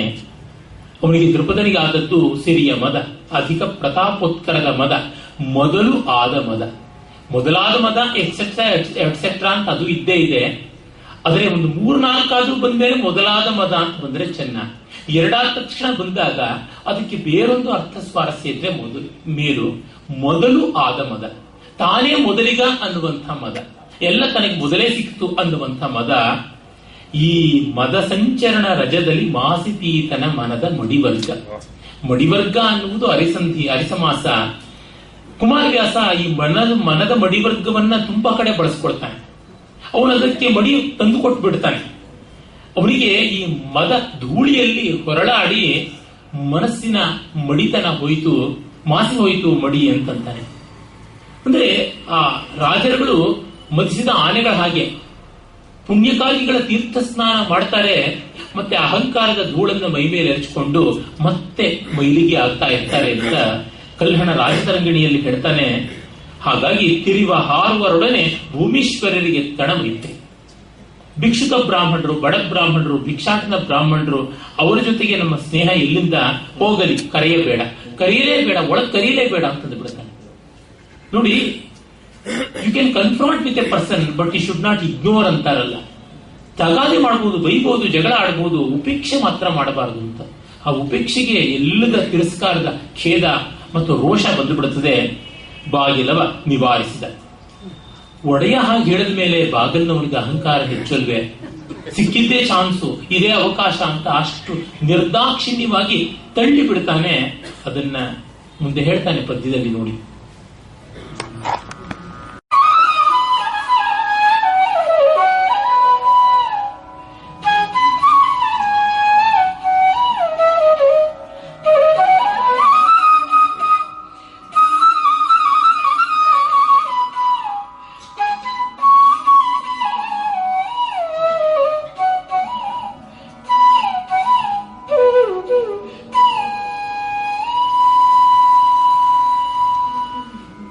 ಮರೆದನೆ ತಪ್ಪೇನು ನಾ ಕಂಡರುಹಿ ಮರಳುವೆ ವಹಿಸಲೇ. ಮರೆದನೆ ತಪ್ಪೇನು ನಾ ಕಂಡರುಹಿ ಮರುಳುವೆ ವಹಿಸಲೇ ಎನ್ನುತ್ತ ಹೊರುಬಿದರೆ ತರುಬಿದರು ಕಂಬಿಯ ನಿಕ್ಕಿ ಬಾಗಿಲಲಿ. ತರುಬಿದರು ಕಂಬಿಯ ನಿಕ್ಕಿ ಬಾಗಿಲಲಿ. ಒರೆಯನು ಗುಳುಚಿ ಖಡ್ಗದಲ್ಲಿ ಬಿಡದರಿದ ಇಕ್ಕಲದವರನ್ ಓರಗ ಪುರವಣಿಸಿದನು. ಮುಂದೆ ನಿಂದನು ದೃಪದ ಭೂಪತಿಯ. ಮುಂದೆ ನಿಂದನು. ಯಾರ ಗೊತ್ತಿಲ್ಲ ಸ್ವಾಮಿ, ನಮ್ಮ ಯಜಮಾನ್ ಹೇಳಿದ್ರು ನಿಮ್ಗೂ ಅವ್ರಿಗೂ ಏನೋ ಸಂಬಂಧ ಇಲ್ವಂತೆ, ಹೋಗಿ ಅಂತ ಮೊದಲು ಶುರು ಮಾಡಿರ್ತಾನೆ. ಮರದನೆ ಕೆಲವೊಮ್ಮೆ ಬರೀ ಹೆಸರು ಹೇಳಿದ್ರೆ ಗೊತ್ತಾಗಲ್ಲ. ಎಷ್ಟೋ ವರ್ಷ ಆಗಿದೆ, ಮುಖವೂ ನೋಡಿದ್ರೆ ನೆನಪಾಗಬಹುದು. ನಾಮಧೇಯ ರೂಪಧೇಯ ಎರಡೂ ಸೇರಿದ್ರೆ ಜ್ಞಾನ. ಹಾಗಾಗಿ ತಪ್ಪೇನು ಇಲ್ಲ. ನಾನೇ ಕಂಡು ಅರಗಿ ಮರಳುವೆ, ನಾನೇ ನೋಡಿ ಮಾತಾಡಿ ಹೊರಡ್ತೀನಿ ಅಂತಂದ್ರೆ ಒಳಗೆ ಬಿಡಬೇಡ ಅಂತಂದಿದ್ನಲ್ಲ. ತುರುಬಿದರು ಕಂಬಿಯ ನಿಕ್ಕಿ ಬಾಗಿಲಲ್ಲಿ. ಕಂಬಿ ಅಂತಂದ್ರೆ ಆ ಈಟಿಯನ್ನ ಅಡ್ಡ ಇಟ್ಟಿರ್ತಕ್ಕಂಥದ್ದು ಅಂತ. ಆ ಕಂಬಿಯನ್ನು ಅಪ್ಪಟ ಕನ್ನಡ ಶಬ್ದವನ್ನು ಬಳಸುವ ಮೂಲಕವಾಗಿ ಆ ತಿರಸ್ಕಾರ ಎಂಥದ್ದು ಅನ್ನುವುದನ್ನ ಹೇಳಿದ್ದಾನೆ. ಆ ತಕ್ಷಣ ಇವನಿಗೆ ರೋಷ ಬಂತು. ಒರೆಯನ್ನು ಉಗುಳಿಸಿ ಖಡ್ಗದಲ್ಲಿ, ಆ ಒರೆಯಿಂದ ಖಡ್ಗವನ್ನ ಸೆಳೆದ ಅಂತನ್ನುವುದನ್ನ ಒರೆಯಿಂದ ಖಡ್ಗವನ್ನ ಉಗುಳಿಸಿದ ಅಂತ ಹೇಳ್ತಾ ಇದ್ದಾರೆ. ಅವನ ಮುಖದ ಮೇಲೆ ಥೂ ಅಂತ ಉಗಿಬೇಕು ಅಂತ ಅನಿಸಿತ್ತು ಇವರಿಗೆ. ಆ ಖಡ್ಗವೇ ಒರೆಯಿಂದ ಥೂ ಅಂತ ಉಗಿದುಕೊಂಡು ಬಂದ್ಬಿಡ್ತು ಅಂತ. ಅದರೊಳಗೂ ಖಡ್ಗ ನಾಲಿಗೆ ಇದ್ದಂತೆ ಇರತಕ್ಕಂಥದ್ದು. ಆ ಖಡ್ಗ ರಕ್ತ ಸಿಕ್ತವಾದಾಗ ಎಂಜಲಿನಂತೆ ಆಗ್ತಕ್ಕಂಥದ್ದು. ಸುಯಿ ಅಂತ ಬಂದ್ರೆ ಥೂ ಅಂತ ಅಂದಂತೆ ಆಗುವುದು. ಅವಷ್ಟು ಪರಿಭಾವಿಸಿಕೊಂಡಾಗ ಏನು ಸುಂದರವಾಗಿ ಈ ವಕ್ರೋಕ್ತಿಯನ್ನು ನಿರ್ಮಾಣ ಮಾಡಿದ್ದಾನೆ ಅಂತ ಗೊತ್ತಾಗುತ್ತದೆ. ಅಂದ್ರೆ ಅವನ ಬಗೆಗಿರುವ ತಿರಸ್ಕಾರವನ್ನ ಕವಿ ಅಪ್ಪಟ ಕನ್ನಡ ಶಬ್ದಗಳಲ್ಲಿ ಒರೆಯಿನುಗುಳಿಸಿ ಖಡ್ಗವನ್ನು ಬಿಡದರಿದ ಇಕ್ಕೆಲದವರನ್ನು ಆ ಕಡೆ ಈ ಕಡೆಯವ್ರನ್ನ ತಕ್ಷಣವೇ ಅಟ್ಯಾಕ್ ಮಾಡಿಬಿಟ್ರೆ ಸೆಕ್ಯೂರಿಟಿ ಗಾರ್ಡ್ಸ್ನೆಲ್ಲ ಛೇದಿಸ್ಬಿಟ್ಟು ಒಳಗೆ ನುಗ್ಗಿ ಬಂದು ಓಲಗಕ್ಕೆ ಉರವಡಿಸಿದನು. ನುಗ್ಗಿ ಬಂದನಂತೆ. ದೃಪದ ಕಕ್ಕಾವಿಕ್ಕಿ ಆಗಿರ್ಬೇಕು. ಅವ್ರು ಊಹೆ ಮಾಡಿಕೊಂಡಿರಲಿಲ್ಲ ದ್ರೋಣನ ರೋಷ ಈ ರೀತಿಯಾದದ್ದು ಅಂತ. ಮುಂದೆ ನಿಂದನು ದೃಪದ ಭೂಪತಿಯ. ಆ ಮುಂದೆ ನಿಂದನು ದೃಪದ ಭೂಪತಿಯ ಅನ್ನೋ ನೋಡಿ, ದೃಪದ ಭೂಪತಿಯ ಮುಂದೆ ನಿಂದನು ಅನ್ನೋದನ್ನ ಹಿಂದು ಮುಂದೆ ಮಾಡ್ತಾನೆ. ಕಾವ್ಯ ಆಗೋದು ಯಾವಾಗ ಅಂತಂದ್ರೆ ನಿತ್ಯದ ಜಾಡು ರೂಢಿಯನ್ನ ಒಂದಿಷ್ಟು ಬದಲಾಯಿಸಿದಾಗಲೇ ಇರ್ತಕ್ಕಂಥದ್ದು. ನಾನು ಮನೆಗೆ ಬರುವೆ ಅನ್ನೋದು ಬರುವೆ ಮನೆಗೆ ನಾನು ಬರುವೆ ಅಂತ ಹಿಂದು ಮುಂದೆ ಮಾಡಿದ್ರೆ ಅನ್ವಯ ವ್ಯತಿರೇಕದಿಂದಲೇ ಸ್ವಾರಸ್ಯ ಬಂದು ದಬಾಯಿಸ್ತಾನೆ. ಅವನಿಗೆ ರೋಷ ಬಂದು ಬಿಡುತ್ತದೆ. ಚಾಣಕ್ಯನಿಗೂ ಈ ಸ್ಥಿತಿ ಬಂತು. ಅವನಿಗೂ ಅವಮಾನ ಮಾಡಿದ್ದು. ಅರೆ ಚಾಣಕ್ಯ ಸ್ವಾರ್ಥವಿಲ್ಲದೆ ಹೋದ, ದ್ರೋಣ ಸ್ವಾರ್ಥದಿಂದ ಬಂದ. ಸ್ವಾರ್ಥ ಇದ್ದು ಬಂದ ದ್ರೋಣ ತುಂಬಾ ದೊಡ್ಡ ಘನಕಾರ್ಯವನ್ನು ಸಾಧಿಸಲಾಗಲಿಲ್ಲ. ಆದರೆ ನಿಸ್ವಾರ್ಥಿಯಾಗಿ ಬಂದ ಚಾಣಕ್ಯ ಒಂದು ಮಹಾ ಸಾಮ್ರಾಜ್ಯವನ್ನು ಸ್ಥಾಪನೆ ಮಾಡಿದ. ಇವನು ಮಹಾ ಸಾಮ್ರಾಜ್ಯದ ನಾಶನಕ್ಕೆ ಸಮಿಧೆಯಾದ.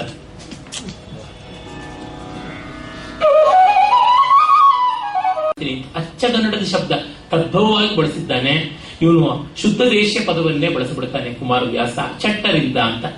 ಚಟ್ಟ ಚಿಟ್ಟಾರಿ ಪುಟ್ಟರು ಯಾರಿದ್ದಾರೆ ಅವರಿಂದ ನಾನು ಮಾಡಿಸ್ತೀನಿ ಕೆಲಸ ಅಂತ ಹೇಳ್ಬಿಟ್ಟು ತಕ್ಷಣವೇನೆ ಹೊರಟು ಬರ್ತಾನೆ. ಅವಮಾನ ಒಂದು ಕಡೆ, ಬಡತನ ಒಂದು ಕಡೆ, ಹೆಂಡತಿ ಮಕ್ಕಳಿಗೆ ಹೊಟ್ಟೆಗಿಲ್ಲ ಅನ್ನುವ ಸಂಕಟ ಒಂದು ಕಡೆಗೆ, ಈ 3 ವಿಧವಾದ ಬೆಂಕಿಯು ಅಂತರಂಗದಲ್ಲಿ ಮಥನ ಮಾಡ್ತಾ ಇರುವಾಗ ಹೇಗೋ ಪಾಂಡವರ ಕಡೆಗೆ ಅವನು ಬರ್ತಾನೆ. ಅದೇ ಒಂದು ನಾಟಕೀಯವಾದ ಸಂದರ್ಭ. ಸರಳ ಕರುಚಿ ತದೀಯ ಮಣಿಬಂಧುರದ ಮುದ್ರಿಕೆಗೆಚ್ಚು ಹಿಳಿಯಿನ ಶರಕೆ ಶರವಾ ಹಿಳುಕಿನಲ್ಲಿ ಕಣೆಯೆಚ್ಚು ಬಂಧದಲ್ಲಿ ಸರಳ ಸಂದರ್ಭದಲ್ಲಿ ನಿಮಿಷಾಂತರಕ್ಕೆ ಫಣಿಪನ ಹೆಡೆಯ ಮಣಿಯನ್ನು ಉದ್ಧರಿಸುವಂತಿರೆ ತೆಗೆದು ಬಿಸುಟನು ರತ್ನ ಮುದ್ರಿಕೆಯ ಅಂತ ಆ ಚೆಂಡು ಬಿದ್ದಿದ್ರೆ ಮೂಲ ಮಹಾಭಾರತದಲ್ಲಿ ವಿಟಿ ಅಂತ ಇರುತ್ತದೆ. ಇಲ್ಲಿ ಧರ್ಮರಾಜನ ಹರಳಿನುಂಗುರ ಬಿತ್ತು ಅಂತ. ಅಲ್ಲಿ ತನ್ನ ಉಂಗುರವನ್ನು ಎಸ್ತು ಅವರ ವೀಟಿಯನ್ನ, ಚಿನ್ನಿಕೋಲಿನ ಚಿಂಡಿಯನ್ನ ಮತ್ತೆ ಉಂಗುರವನ್ನ ಎರಡನ್ನೂ ತನ್ನ ಧನುರ್ವಿದ್ಯಾ ಪ್ರಾವೀಣ್ಯದಿಂದ ಮಂತ್ರಾಸ್ತ್ರವಾಗಿ ಅಭಿಮಂತ್ರಿಸಿ ದರ್ಭೆಯನ್ನ ಎಸೆಯುವ ಮೂಲಕ ಒಂದರ ಹಿಂದೆ ಒಂದಷ್ಟು ಅಂಟಿಸಿ ಅದನ್ನೇ ಬಾಣಗಳ ಹಗ್ಗ ಮಾಡಿ ಆ ಬಾವಿಯಿಂದ ಬಿದ್ದ ಹರಳುಂಗರವನ್ನ ಕುಮಾರವ್ಯಾಸನಲ್ಲಿ ಅಲ್ಲಿ ವೀಟಿಯನ್ನ ಮತ್ತೆ ತನ್ನ ಉಂಗುರವನ್ನ ಎತ್ತಾನೆ ಅಂತ. ಆಮೇಲೆ ಕಂಡು ಬೆರಗಾದುದು ಕುಮಾರರ ತಂಡ ತನತನಗೈಲಿ ಭೀಷ್ಮನನ್ ಅಂಡೆಲದುದಿ. ಅವರೇ ಹೋಗ್ಬಿಟ್ಟು ಭೀಷ್ಮನ ಹತ್ರ ಹೇಳ್ತಾರೆ ಅಂತ ಕುಮಾರವ್ಯಾಸ ಬರೆದ್ರೆ, ಮೂಲದಲ್ಲಿ ನೀವು ಹೋಗಿ ಭೀಷ್ಮನಿಗೆ ಹೇಳಿ ಅಂತಾನೆ. ಒಟ್ಟಲ್ಲಿ ವರ ಮುಹೂರ್ತದೊಳವರ 100 ವರನು ಕೊಟ್ಟರು ಶಸ್ತ್ರವಿದ್ಯಾ ಪರಿಣತರ ಮಾಡೆಂದು ದ್ರೋಣನ ಕೈಯಲ ಭೀಷ್ಮ. ಒಟ್ಟಲ್ಲಿ ದ್ರೋಣಾಚಾರ್ಯರ ಕೈಗೆ ಇಷ್ಟು ಜನರು ಕೂಡ ಸಿಕ್ಕಿದ್ರು. ಗರುಡಿ ಕಟ್ಟಿತು 100 ಯೋಜನ ವರೆಯ ವಿಸ್ತಾರದಲ್ಲಿ 1000 ಕುರಿಯ ಹೊಯ್ದರು. ಗಡಿ ಮನೆ ಮಾಡಿದ್ರು, ಚೆನ್ನಾಗಿ ದಿಗ್ಬಲಿ ಕೊಟ್ಟರು, ದೇವತೆಗಳಿಗೆ ಬಲಿ ಕೊಟ್ಟರು. ಕಡದದು ಕೊಂದ ಪಾಪ ತಿಂದು ಹೋಗುತ್ತೆ ಅಂತ ತಿಂದರು, ಪೂಜಿಸಿದರ ಚತುರ ಚಂಡಿಕೆಯ. ಈ ಹೊತ್ತಿಗೆ ಕರ್ಣ ಕೂಡ ಬಂದುಬಿಟ್ಟ ಅಂತ ಬರುತ್ತದೆ, ಮೂಲದಲ್ಲಿ ಬರುತ್ತದೆ. ತುಂಬಾ ಜನಕ್ಕೆ ಗೊತ್ತಿಲ್ಲ, ಕರ್ಣನನ್ನ ಯಾರು ನಿರಾಕರಿಸಲಿಲ್ಲ. ಅವನು ದ್ರೋಣಾಚಾರ್ಯರ ಬಳಿ ಅವನು ಒಂದಷ್ಟು ಕಾಲ ಅಭ್ಯಾಸ ಮಾಡಿದ್ದ. ಇವನು 100 ಗುಡಿ ಪೂಜಾರಿ, ಎಷ್ಟೋ ಕಡೆಗಳಲ್ಲಿ ವಿದ್ಯೆ ಕಲ್ಸ್ಕೊಂಡು ಬಂದ, ಯಾವುದು ಗಟ್ಟಿ ಆಗಲಿಲ್ಲ. ಪರಶುರಾಮರು ಅವರು ಇವರು ಅಂತೆಲ್ಲ ಹೋಗ್ಕೊಂಡು ಬಂದ. ದ್ರೋಣಾಚಾರ್ಯರ ಬಳಿಗೂ ಕೂಡ ಹೋಗಿದ್ದ ಅಂತ ಗೊತ್ತಾಗುತ್ತದೆ. ಆಮೇಲೆ ಅವನನ್ನ ದುರ್ಯೋಧನ ಪಳಗಿಸಿಕೊಂಡದ್ದು, ಮತ್ತೆ ನಾಟಕೀಯವಾಗಿ ರಂಗಪ್ರವೇಶ ಮಾಡಿದ್ದು ಅಂತ ಗೊತ್ತಾಗುತ್ತದೆ. ಇದನ್ನ ಪಂಪನು ಕೂಡ ಅನುಸರಿಸ್ತಾನೆ. ದ್ರೋಣಂ ಗಡಂ ಇಶುವಿದ್ಯೆಗೆ ಜಾಣಂ ಗಡಮೆಂದು ಕೇಳ್ತು ಕೌರವರೆಲ್ಲಂ ಪ್ರಾಣಂ ಪರ್ಪಾಕೃತ್ಯೊಳೆ ಬಾಣಾಸನ ಬಾಣಪಾಣಿ ಕರ್ಣಂ ಬಂದಂ ಅಂತ. ದುರ್ಯೋಧನಾದಿಗಳಿಗೆ ಅರ್ಜುನನ ವೈರಿಯಂತೆ ಒಬ್ಬ ಬಂದಾಗ ಪ್ರಾಣ ಬಂದಂತೆ ಆಯಿತು. ಪ್ರಾಣಂ ಬಂದಂತೆ ಬಂದಂ ಬಾಣಾಸನ ಬಾಣಪಾಣಿ. ಬಾಣಾಸನ ಬಿಲ್ಲು, ಬಾಣಪಾಣಿ ಕರ್ಣ, ಅವನು ಬರ್ತಾನೆ ಅಂತ. ಇಲ್ಲಿ ಕರ್ಣ ದುರ್ಯೋಧನ ಅಂಗರಾಜ್ಯಾಭಿಷೇಕ ಇತ್ಯಾದಿ ಮೊದಲೇ ಅವರು ಸ್ನೇಹಿತರಾಗಿದ್ದಾರೆ. ಅಂದ್ರೆ ಈ ಒಂದು ಅಂಗರಾಜ್ಯಾಭಿಷೇಕ ಅನ್ನೋದು ಒಂದು ನಾಟಕೀಯವಾದ ಸ್ಟೇಜ್ ಮ್ಯಾನೇಜ್ಡ್ ಪ್ರೆಸೆಂಟೇಷನ್, ಎಲ್ಲ ಲೆಕ್ಕ ಹಾಕೊಂಡು ಮಾಡಿದ್ದು ಅಂತ ಗೊತ್ತಾಗುತ್ತದೆ. ಮಹಾಭಾರತದ ವ್ಯಾಸಂಗ ಅದಕ್ಕಾಗಿಯೇ ಮಾಡಬೇಕು. ನಾವು ಏನೋ ಕರ್ಣನ ಇದ್ದಕ್ಕಿದ್ದಂತೆ ಮೆರಿಟಾಕ್ರಸಿಯಿಂದ ಗುರುತಿಸಿಬಿಟ್ಟು ಹಿಂದೂ ಬರೆದವರ ಚಾಂಪಿಯನ್ ಅಂತ ತೋರಂತೆ ಮಾಡಿದ್ದು ಅಂಬೇಡ್ಕರ್ನ ಅನುಯಾಯಿ ತಾನು ಅನ್ನುವಂತೆ ಏನೂ ಅಲ್ಲ, ಎಂಥದ್ದು ಅಲ್ಲ. ಇವನು ಪಕ್ಕಾ ನೆಹರು ಅನುಯಾಯಿ ದುರ್ಯೋಧನ. ಕರ್ಣ ಮತ್ತೆ ದುರ್ಯೋಧನರ ಸ್ನೇಹ ಹೇಗಿತ್ತು ಅಂತ ಕವಿ ಹೇಳ್ತಾನೆ. ಒಳ್ಳೆಯ ಪದ್ಯ ಇದು ನೋಡಿ.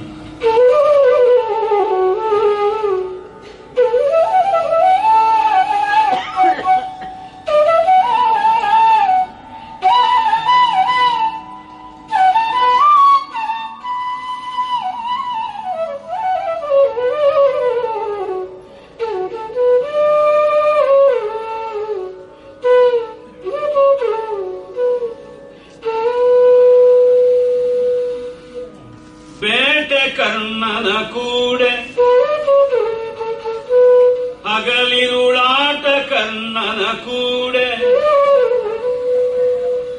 ಬೇಟೆ ಕರ್ಣನ ಕೂಡೆ ಹಗಲಿರುಳಾಟ ಕರ್ಣನ ಕೂಡೆ, ಚದುರಸದೂಟ ಕರ್ಣನ ಕೂಡೆ, ಚದುರಸದೂಟ ಕರ್ಣನ ಕೂಡೆ, ಶಸ್ತ್ರಾಭ್ಯಾಸವ ಕೂಡೆ, ಊಟ ಕರ್ಣನ ಕೂಡೆ ಶಸ್ತ್ರಾಭ್ಯಾಸವ ಕೂಡೆ, ತೋಟಿ ಮನದಲ್ಲಿ ನಗೆಯ ಮಧುರದ ನೋಟ ಕಣ್ಣಿನೊಳು, ತೋಟಿ ಮನದಲ್ಲಿ ನಗೆಯ ಮಧುರದ ನೋಟ ಕಣ್ಣಿನೊಳು, ಮಧುರದ ನೋಟ ಕಣ್ಣಿನೊಳು ಉಳಿದವರ ಕೂಡಾಟಗಳು,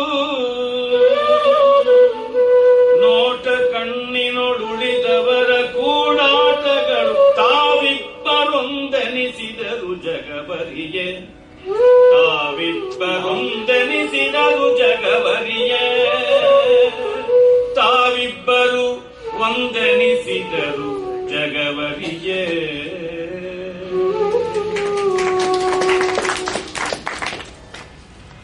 ನಿಜವಾಗಿ ಎಂತ ಕವಾಯಿತು ಇತ್ಯಾದಿಗಳನ್ನೆಲ್ಲ ತೋರ್ಪಡಿಸ್ತಾರೆ.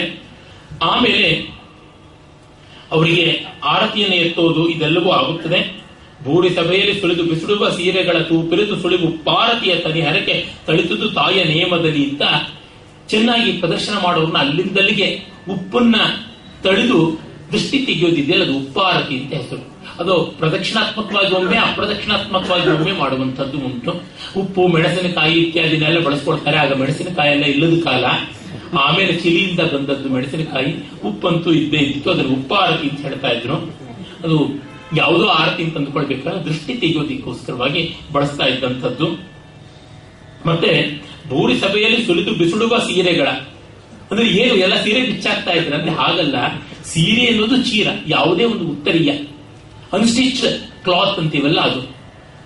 ನಮ್ಮವನು ಬಂದ, ನಮ್ಮ ಅರ್ಜುನ ಬಂದ, ನಮ್ಮ ಭೀಮ ಬಂದ, ದುರ್ಯೋಧನ ಬಂದ ಅಂತ ರುಮಾಲು ಅಂದ್ರೆ ಮುಂಡಾಸನ್ನು ಅಥವಾ ಉತ್ತರೀಯವನ್ನು ಅದನ್ನ ತೆಗೆದು ಹೀಗೆ ಆಡಿಸ್ತಕ್ಕಂಥದ್ದು ಉಂಟಲ್ಲ, ವೇವಿಂಗ್, ಅದು ಆ ಒಂದು ಸೀರೆಗಳ ತೂಪಿರಿದು ಸುಳಿ ಉಪ್ಪಾರತಿಗಳ ಕನಿಹರಕೆಗಳ ಅದನ್ನೆಲ್ಲ ಮಾಡ್ತಾ ಇದ್ರು.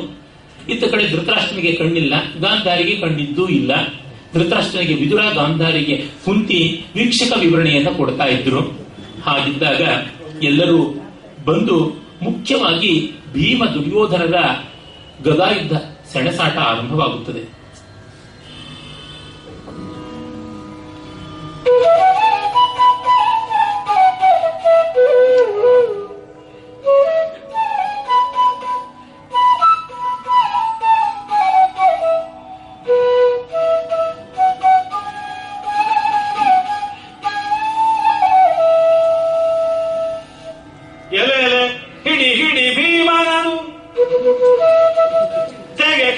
ದುರ್ಯೋಧನನ ಎಲೆ ಎಲೆ ಹಿಡಿ ಹಿಡಿ ಭೀಮನನು ತೆಗೆ ಕೆಳಗೆ ದುರ್ಯೋಧನನ. ಇದು ಮಂಗಳದ ಬೆಳಗಿ ಇಂಗಳದ ಮಳೆ ಸುರಿದುದೆ ಮಹಾದೇವ. ಇದು ಮಂಗಳದ ಬೆಳಗ್ಗೆ ಇಂಗಳಿನ ಮಳೆ ಸುರಿದುದೆ ಮಹಾದೇವ.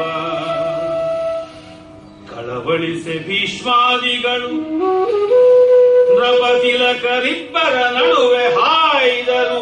ಕುಲಗಿರಿಗಳಂದದಲ್ಲಿ ಕೃಪ ಗುರುಸುತರು ವಗಿಲದಲ್ಲಿ.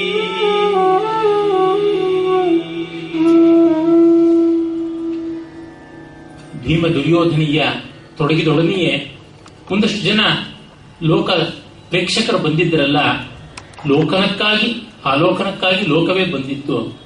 ಅಲ್ಲಿ ಒಂದಷ್ಟು ಭೀಮನ ಪಕ್ಷ, ಕೌರವನ ಪಕ್ಷ ಹೀಗೆಲ್ಲ ಆಗಿದೆ.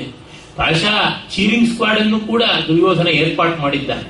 ವಿಜಯ ಮಲ್ಯ ನೋಡಿದ್ದಿದ್ರೆ ಚೀರ್ ಗರ್ಲ್ಸ್ ಅನ್ನು ತರ್ತಾ ಇದ್ದ ಅಂತ ಅನ್ಸುತ್ತೆ. ಪುಣ್ಯವಶಾತ್ತು ಈ ಮಹಾಶಯ ಇರದೇ ಇದ್ದಿದ್ರಿಂದ ಅಲ್ಲಿ ನಡೆಯಲಿಲ್ಲವೋ ಏನೋ.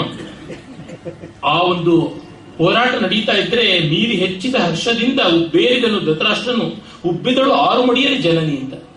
ಧೃತರಾಷ್ಟ್ರನಿಗೆ ನೋಡದೆಯೇ ಅದನ್ನ ವೀಕ್ಷಕರನ್ನೇ ಕೇಳಿಸ್ಕೊಂಡೇನೆ ಯದ್ವಾ ತದ್ವಾ ಸಂತೋಷ ಆಗಿದೆ. ಗಾಂಧಾರಿಗೂ ಸಂತೋಷವಾಗಿದೆ, ತನ್ನ ಮಗ ಚೆನ್ನಾಗಿ ಯುದ್ಧ ಮಾಡ್ತಾ ಇದ್ದಾನೆ ಅಂತ.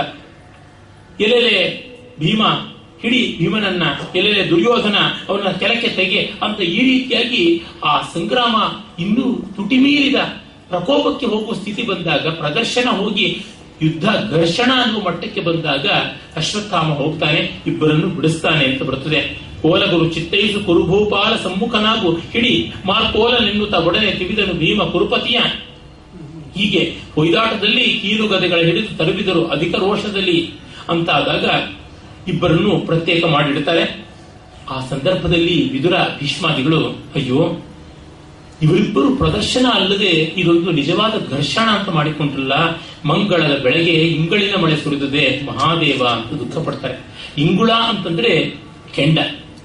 ಕುಮಾರವ್ಯಾಸನ ಗ್ರಂಥ ಶುದ್ಧಿ ತುಂಬಾ ಕಷ್ಟ, ಪಾಠಾಂತರಗಳು ಬಹಳ ಮತ್ತು ಪಾಠಶುದ್ಧಿ ತುಂಬಾ ಇಲ್ಲ.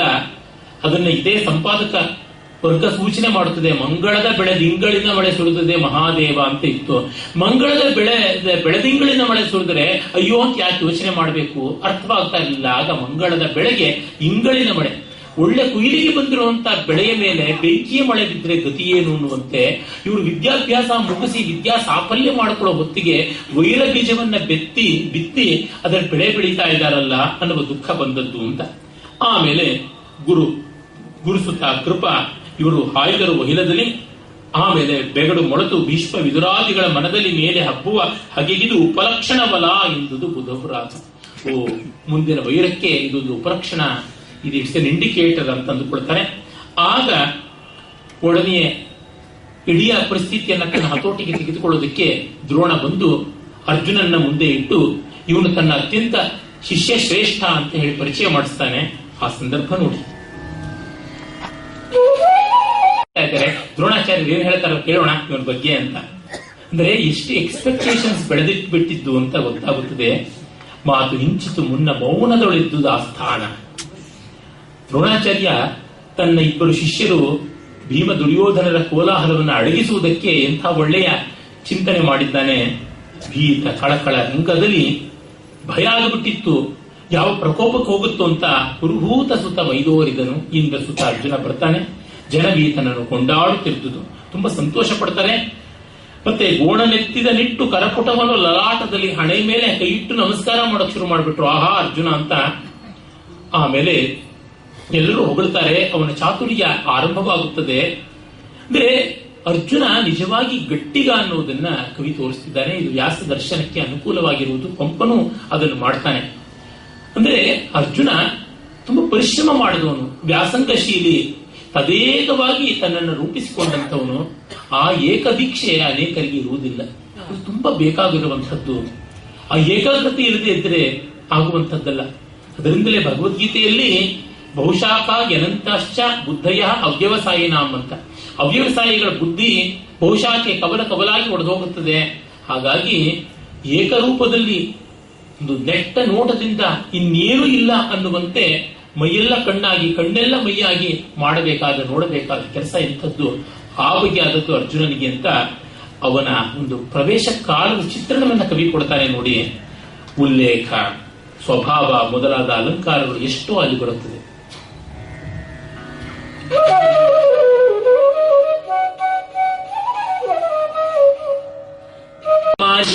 ಮನೋಹರ ಮೂರ್ತಿ ಶ್ರೀಕಮ ಏನು ಕಾಮನ ಕ್ರೋಧನ ಈ ರೀತಿಯಾಗಿ ಎಲ್ಲೋ ಮಾಡ್ಬಿಡ್ತಾರೆ. ಆ ಥರದ್ದೆಲ್ಲ ಆಗುತ್ತದೆ. ಹಾಗಲ್ಲದೆ ಆ ಭರ, ಅದಕ್ಕೊಂದು ಬೇಕಾದ ವೇಗ ಬೇಕು.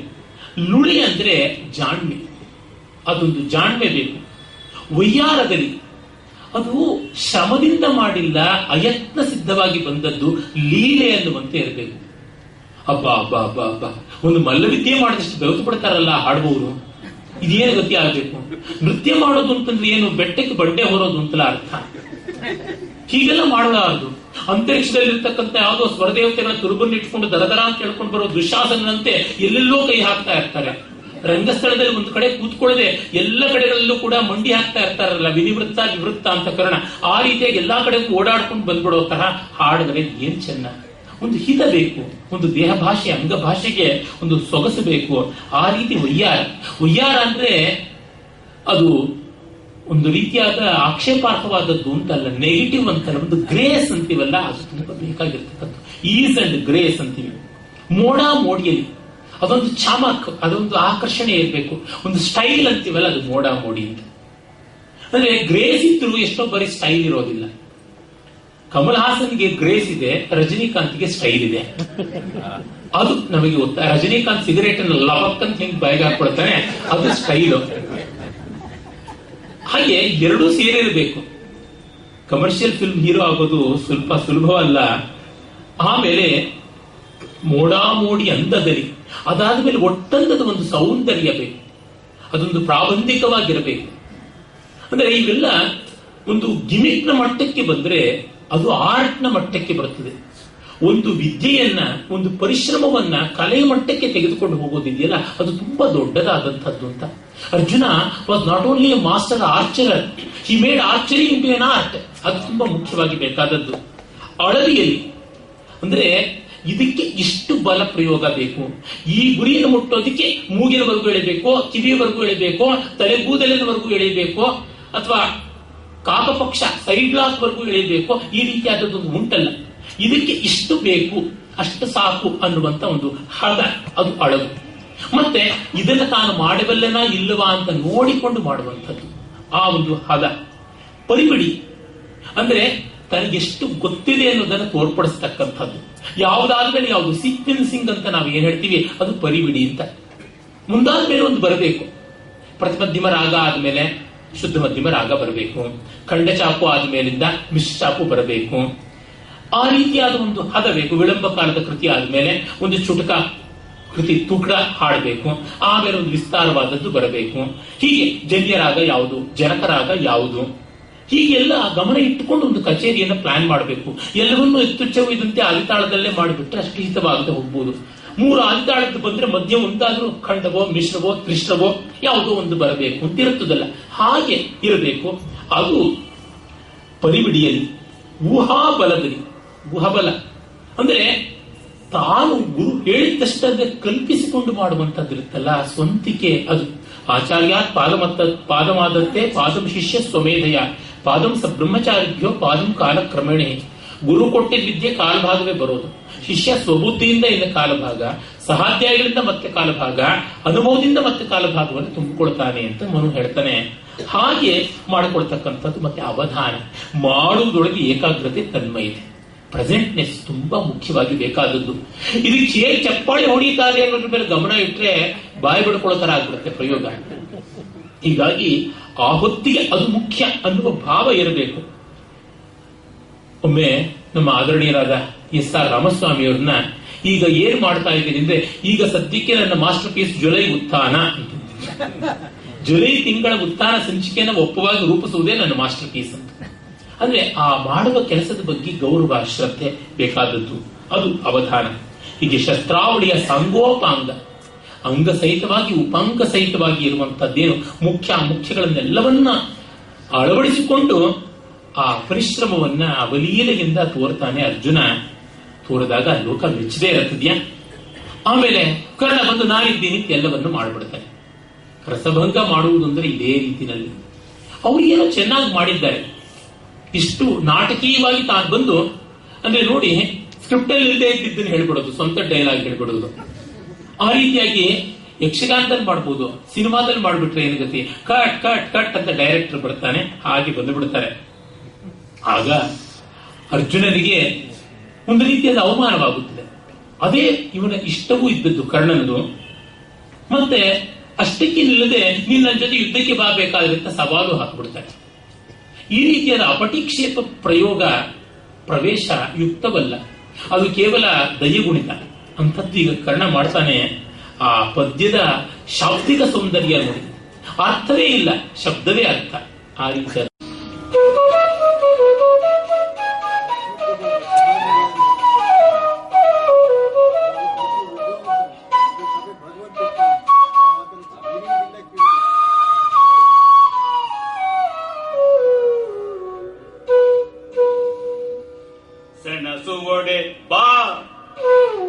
ಸೆಣಸುವಡೆ ಬಾಯಂದು ಪಾರ್ಥನ ಕೆಣಕಿದನು ಘನ ರೋಷ ಶಿಖಿಯಲಿ. ಸೆಣಸುವಡೆ ಬಾಯಂದು ಪಾರ್ಥನ ಕೆಣಕಿದನು ಘನ ರೋಷ ಶಿಖಿಯಲಿ. ಕುಣಿದವಿಬ್ಬರ ಮೀಸೆ ಕಂಗಳೊಳಗುವ ಕೆಂಪಿನಲಿ. ಕುಣಿದವಿಬ್ಬರ ಮೀಸೆ ಕಂಗಳೊಳಗುವ ಕೆಂಪಿನಲಿ. ಕಣೆ ಕಣೆಗಳಾಟದಲ್ಲಿ ಶರಖಂಡನೆಯ ಕೋಲಾಟದಲ್ಲಿ. ಕಣಕಣೆಗಳ ಆಟದಲ್ಲಿ ಶರಖಂಡನೆಯ ಕೋಲಾಟದಲ್ಲಿ. ಕಣಿ ಕಣಿ ಕಣಿಲು ಕಣಿ ಕಣಿ ಕಣಿಲು ಕಣಿಲು ಕಣಿಲು ಕಣಿ ಕಣಿ ಕಣಿ ಕಣಿ ಮುಸುಗಲು ಹೆಚ್ಚಾಡಿದರು ಚಳಕದಲ್ಲಿ. ಹೆಚ್ಚಾಡಿದರು ಚಳಕದಲ್ಲಿ.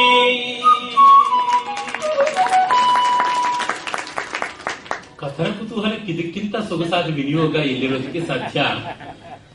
ಕುಮಾರವ್ಯಾಸನ ಕಥನ ಕುತೂಹಲ, ಶ್ರವಣ ಸುಧಾ ವಿನೂತನ ಕಥನ ಕಾರಣ ಅವನಲ್ಲವ ಕುಮಾರವ್ಯಾಸನೇ ಹೌದು. ಆ ಇಬ್ಬರು ಕೋಲಾಹಲ ಮಾಡ್ಕೊಳ್ತಾರೆ.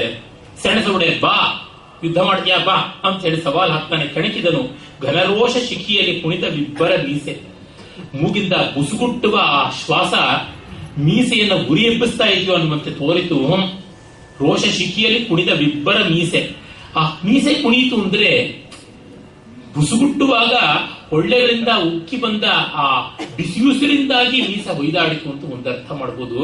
ಬೆರಳಿಂದ ಮತ್ತೆ ಮತ್ತೆ ಮೀಸೆಯನ್ನು ಹುರಿ ಮಾಡಿಸ್ತಾ ಕುಣಿಸಿದ್ರು ಅಂತ ಕೂಡ ಮಾಡಬಹುದು.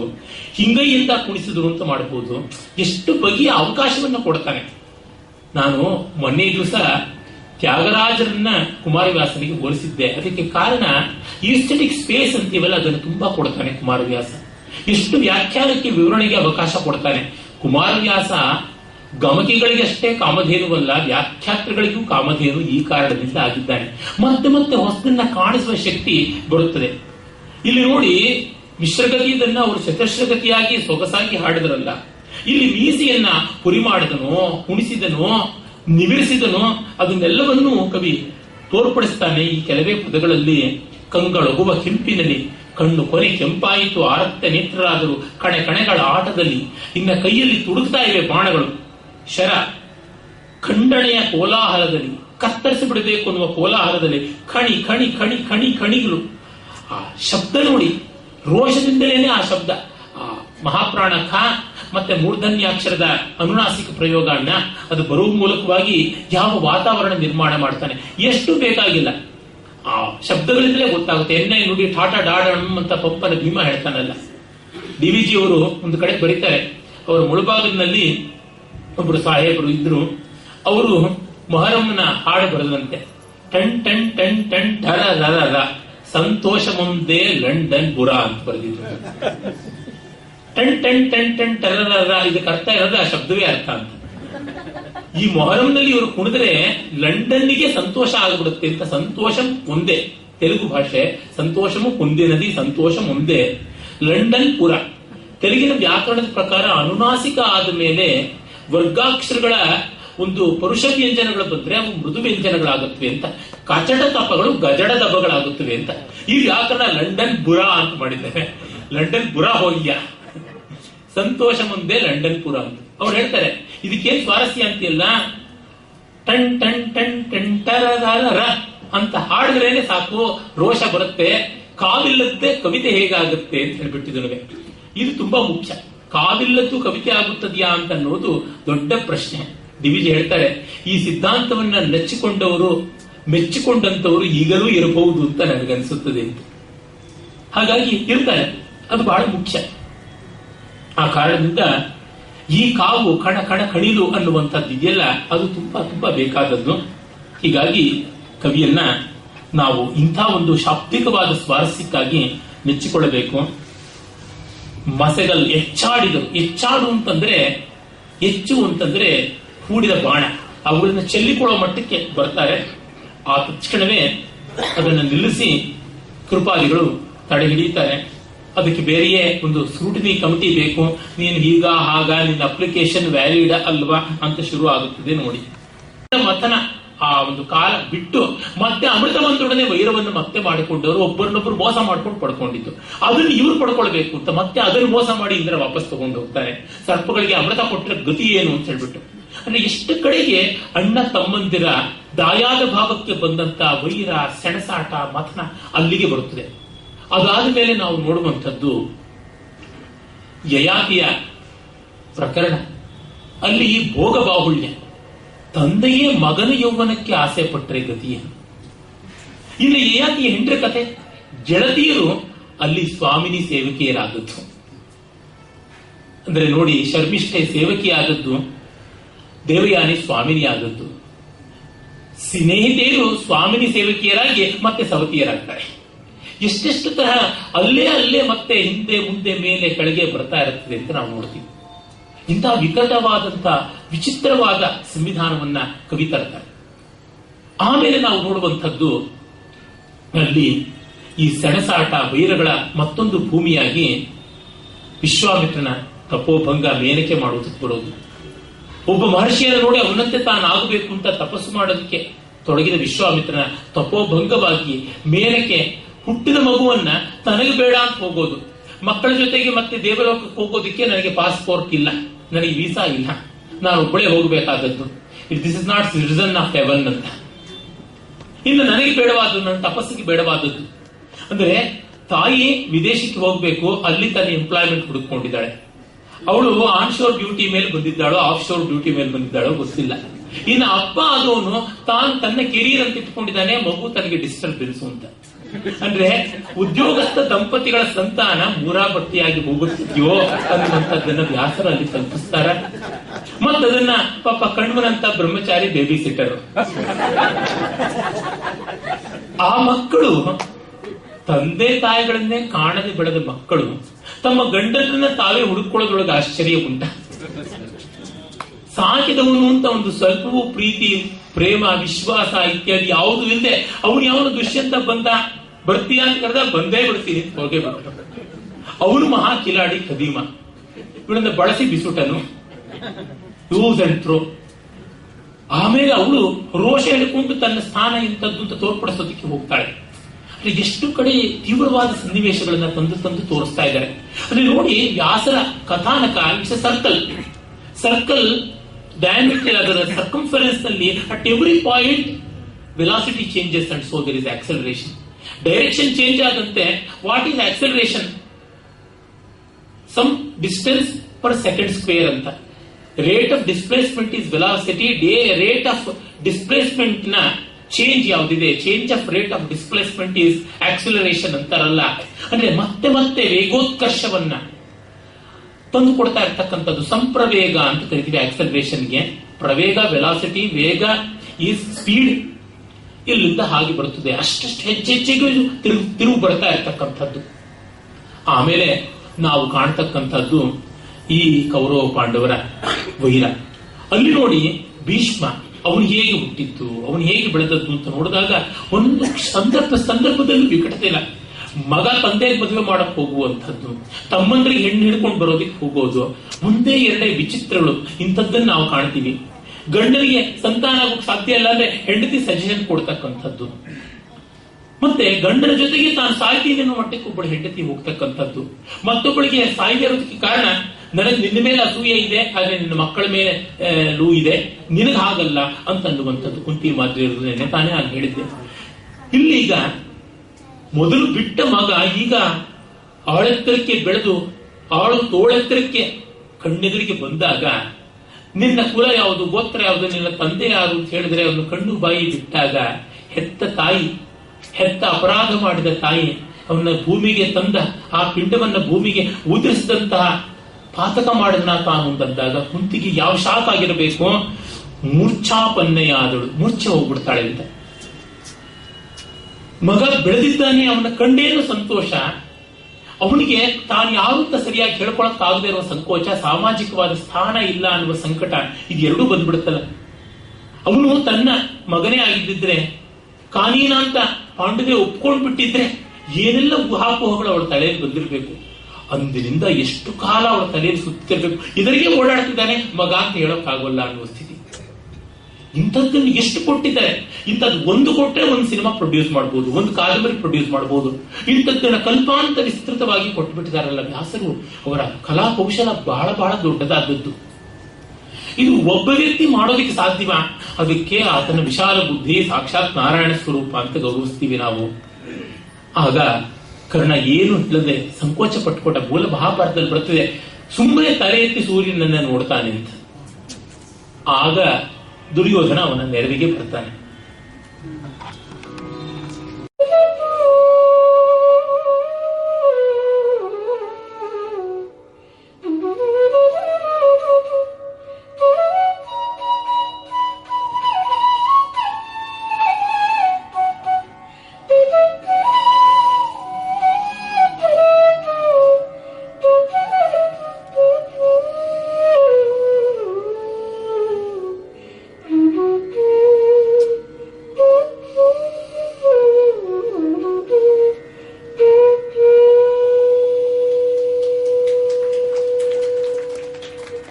ಈತನರಸಲ್ಲೆಂದು ಕೃಪ ಪಡಿವಾತನೇ, ತಪ್ಪೇನು?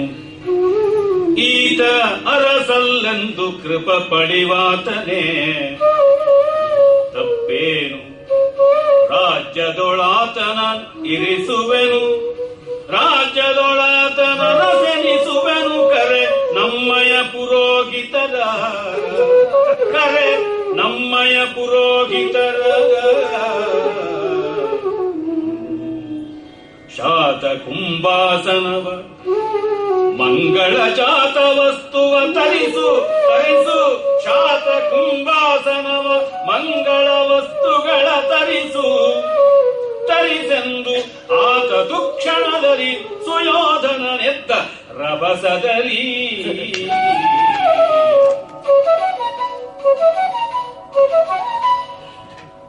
ಪರದೇಶಿ ಅಂತೀರಾ, ಅವನನ್ನೀಗ ಸ್ವದೇಶಿ ಮಾಡ್ತೀನಿ ಅಂತ, ಅಂಗದೇಶಾಧಿಪತಿಯನ್ನಾಗಿ ಮಾಡ್ತೀನಿ ಅಂತ ದೇಶರಾಗದಲ್ಲಿ ದುರ್ಯೋಧನ ಅಬ್ಬರ ಮಾಡಿಬಿಟ್ಟಿದ್ದಾನೆ. ಈತ ನರಸಲ್ಲೆಂದು ನೃಪ ಪಳಿವಾತನೆ, ಕೃಪ ಪಳಿವಾತನೆ. ಇವನು ರಾಜ ಅಲ್ಲ, ಮೂರ್ಧಾಭಿಷಿಕ್ತ ಅಲ್ಲ, ಕ್ಷತ್ರಿಯ ಅಲ್ಲ ಅಂತನ. ಇದು ಕ್ಷತ್ರಿಯ ಪರೀಕ್ಷೆ ಅಲ್ಲ, ಕ್ಷಾತ್ರ ಪರೀಕ್ಷೆ. ಹಾಗಾಗಿ ವೀರಭೋಜ್ಯ ವಸುಂಧರ ಅಂತಾರೆ, ಆ ಬಗೆಯಲ್ಲಿರ್ತಕ್ಕಂಥದ್ದು ಅಂತ. ಮೂಲದಲ್ಲಿ ಕೆಲವು ಪಾಠಗಳಲ್ಲಂತೂ ಎಲ್ಲರ ಜಾತಿಯನ್ನು ತೆಗೆದು ತೆಗೆದು ತೆಗೆದು ಹರಡಿ ಹಾರಾಡಿಸ್ಬಿಡ್ತಾರೆ ದುರ್ಯೋಧನ. ದ್ರೋಣಂದ್ ಯಾವ ಜಾತಿ, ಕೃಪಂದ್ ಯಾವ ಜಾತಿ, ಭೀಷ್ಮಂದು ಯಾವ ಜಾತಿ, ತಮ್ಮ ಅಪ್ಪಂದು ಯಾವ ಜಾತಿ ಅಂತ ಎಲ್ಲವನ್ನೂ ಓಪನ್ ಡಿಸೆಕ್ಷನ್ ಮಾಡಿಬಿಡ್ತಾರೆ. ಬಹಳ ಸಂತೋಷವಾಗುತ್ತೆ ಜಾತಿ ಯಾವುದು ಎತ್ತ ಅಂತ ಆಕ್ಷೇಪ ಮಾಡುವವರಿಗೆ. ಇದೇ ರೀತಿಯಾಗಿ ಇವನ ಅನರ್ಹ ಅನ್ನುವಂತಹದ್ದು ಮಹಾಭಾರತದಲ್ಲಿ ಮತ್ತೊಂದು ಪ್ರಕರಣ ಬರುತ್ತದೆ, ಏಕಲವ್ಯಂದು. ಅದಾದ್ಮೇಲೆ ಸಾರ್ವಜನಿಕವಾಗಿ ಆಗತಕ್ಕಂಥದ್ದು ಶಿಶುಪಾಲ ರಾಜಸೂಯಾಧ್ವರದ ಸಭೆಯಲ್ಲಿ ಕೃಷ್ಣನ ಮೇಲೆ ಮಾಡತಕ್ಕಂಥದ್ದು. ಆಗ ಕೃಷ್ಣ ಅದನ್ನು ನಿರ್ವಾಹ ಮಾಡಿದ್ದಕ್ಕೂ ಈಗ ದುರ್ಯೋಧನ ನಿರ್ವಾಹ ಮಾಡಿದ್ದಕ್ಕೂ ನೋಡಿ ಇಂಥ ಒಂದು ವೈಚಿತ್ರ್ಯ ಬರುತ್ತದೆ. ಹೇಳ್ತಾನೆ, ರಾಜ್ಯದೊಳಾತನ ಇರಿಸುವೆನು, ಮೊದಲು ಅವನಿಗೆ ರಾಜ್ಯ ಕೊಡಿಸ್ಬಿಡ್ತೀನಿ, ಕರೆ ನಮ್ಮಯ್ಯ ಪುರೋಹಿತರ. ಅಂದ್ರೆ ಪುರೋಹಿತರನ್ನ ಕರೆಸಿದ್ರೆ ಅವರು ಗ್ರಹಬಲ, ಲಗ್ನಬಲ, ತಾರಾಬಲ, ತಿಥಿಶುದ್ಧಿ ನೋಡ್ಬೇಕು. ಈಗಲೇ ಪಟ್ಟಾಭಿಷೇಕ ಮಾಡಬೇಕು ಅಂದ್ರೆ ಎಲ್ಲ ಸರಿ ಮಾಡ್ಕೊಂಡ್ಬಿಡುತ್ತೆ. ಇಂದಿನ ದಿನವೇ ಶುಭ ದಿನವೋ, ಇಂದಿನ ವಾರ ಶುಭವಾರ. ಮನೋಬಲ, ಮನಃಕೂಟ ಅಂತ ಇದೆಯಲ್ಲ, ಯೋನಿಕೂಟ, ಅಜ್ಜುಕೂಟ, ಪಜ್ಜುಕೂಟ ಎಲ್ಲವನ್ನೂ ಮೀರಿರ್ತಕ್ಕಂಥ ಅದೇ ಸರ್ ಅಂತಂದ್ಬಿಡುತ್ತೆ. ಹೀಗಾಗಿ ಪಾಪ ಅವರು ಇವನ ಜೊತೆಗೆ ಬಾಳ್ಬೇಕಲ್ಲ. ಶಾತಕುಂಭಾಸನ, ಶತಕುಂಭ ಪರ್ವತದಲ್ಲಿ ಸಿಗುವಂತಹ ಬಂಗಾರದ ಒಂದು ರಕಂ, ಆ ವೆರೈಟಿಗೆ ಶಾತಕುಂಭ ಅಂತ ಕರೀತಾರೆ. ಕುಮಾರವ್ಯಾಸ ಹಲವು ಈ ರೀತಿಯಾದ ಅಪೂರ್ವ ಶಬ್ದಗಳನ್ನು ಬಳಸ್ತಾನೆ. ಮಂಗಳ ಜಾತ ವಸ್ತುಗಳ ತರಿಸು, ಮಂಗಳ ದ್ರವ್ಯಗಳನ್ನೆಲ್ಲ ಅಂತೇಳಿ ತಕ್ಷಣವೇ ಎಲ್ಲ ತರಿಸಿಬಿಡ್ತಾನೆ. ಅಂಗರಾಜ್ಯಾಭಿಷೇಕವನ್ನು ಮಾಡಿಬಿಡ್ತಾನೆ. ತರಿಸಿ ಭದ್ರಾಸನದೋಳು ಈತಂಗರಸು ಪದವಿಯೋಳು ಅಂಗದೇಶದ ಸಿರಿಯನಿತ್ತನು. ಇವನಿಗೆ ಎಲ್ಲಿ ರೈಟ್ಸ್ ಇತ್ತು ಅಂತ ಗೊತ್ತೇ ಆಗೋಲ್ಲ. ನಾನು ಎಷ್ಟೋ ಬಾರಿ ಹೇಳಿದ್ದೀನಿ, ದುರ್ಯೋಧನಿಗೆ ಇನ್ನೂ ಯುವರಾಜ್ಯಾಭಿಷೇಕವೂ ಆಗಿಲ್ಲ, ಏನೂ ಇಲ್ಲ, ಅವರ ಅಪ್ಪಣಿಗೆ ಆಗಿಲ್ಲ, ಅಷ್ಟೊಳಗೆ ಇವನ್ನೆಲ್ಲ ಮಾಡಿಬಿಡ್ತಾನೆ ಅಂತಂದ್ರೆ ಇದೆಲ್ಲ ಪ್ರೀ ಪ್ಲಾನ್ಡ್ ಅಂತನ್ನುವಂಥದ್ದು ನಾನು ಅನೇಕ ಬಾರಿ ಈ ವೇದಿಕೆಯಲ್ಲಿ ಹೇಳಿದ್ದೀನಿ, ವಿಸ್ತರಣೆಗೆ ಹೋಗೋಲ್ಲ. ಮಹಾಭಾರತದ ಪಾತ್ರಗಳ ಸಂಘಟನೆಗಳ ಮೀಮಾಂಸೆಯನ್ನು ಹೆಚ್ಚಾಗಿ ಇಲ್ಲಿ ಮಾಡೋಲ್ಲ. ಅಪ್ಪಟ ಕುಮಾರವ್ಯಾಸ ಕಾವ್ಯ ಸ್ವಾರಸ್ಯ ಮೀಮಾಂಸೆಯೇ ಇರತಕ್ಕಂಥದ್ದು. ಅದು ಕುಂತಿಗೆ ಸಮಾಧಾನ ತಂದುಕೊಡುತ್ತದೆ ಅಂತ ಮೂಲ ಮಹಾಭಾರತದಲ್ಲಿ ಬರುತ್ತದೆ. ಆ ಬಳಿಕ ಈಗ ಬರಬೇಕು ದಾಳಿಗೆ ಅಂತ ಹೇಳ್ಬಿಟ್ಟಂತಾರೆ. ಆ ಸಂದರ್ಭದಲ್ಲಿ ಭೀಮ ಕಠೋರವಾಗಿ ಹೇಳ್ತಾನೆ, ನಾಯಿ ನಾಯಿಯೇನೆ, ಅದಕ್ಕೆಂದು ಪುರೋಡಾಶ್ವನ ತಿನ್ನುವಂತ ಅರ್ಹತೆ ಬರುವಂತದ್ದಲ್ಲ, ಅದು ತಕ್ಷಣವೇನೆ ರಾಜಾಶ್ವ ಆಗುವುದಿಲ್ಲ, ಹಾಗೆಲ್ಲ ಹೇಳಿ ಚೀಮಾರಿ ಹಾಕ್ತಾನೆ. ಮತ್ತೆ ಅಂಗರಾಜ್ಯಾಭಿಷೇಕ ಮಾಡಿಸಿಕೊಂಡ ಕರ್ಣನಿಗೆ ಮತ್ತೆ ಅವನಿಗೆ ಮಾಡಿದ ದುರ್ಯೋಧನಿಗೆ ಜಯ ಅಂತ ಕೆಲವರು ಹೇಳ್ಕೊಂಡು ಹೋಗ್ತಾನೆ. ಭೀಮಾರ್ಜುನರನ್ನ ಇನ್ನು ಕೆಲವರು ಬಿಚ್ಚಿಕೊಂಡು ಹೋಗ್ತಾರೆ. ಅಂತೂ ಕತ್ತಲಾಗುವುದರೊಳಗೆ ಆ ಒಂದು ಕುಲ ಕಲಹದ ಬೀಜಾವಾಪ ನಡೆದು ಹೋಗುತ್ತದೆ. ಇದಾದ ಮೇಲೆ ದ್ರೋಣಾಚಾರ್ಯ ಮರುದಿನ ಶಿಷ್ಯರನ್ನ ಕೂಡಿಸಿಕೊಂಡು ತನ್ನ ಗುರುದಕ್ಷಿಣೆಯ ಪ್ರಕರಣವನ್ನು ಮುಂದೆ ಇಡ್ತಾನೆ.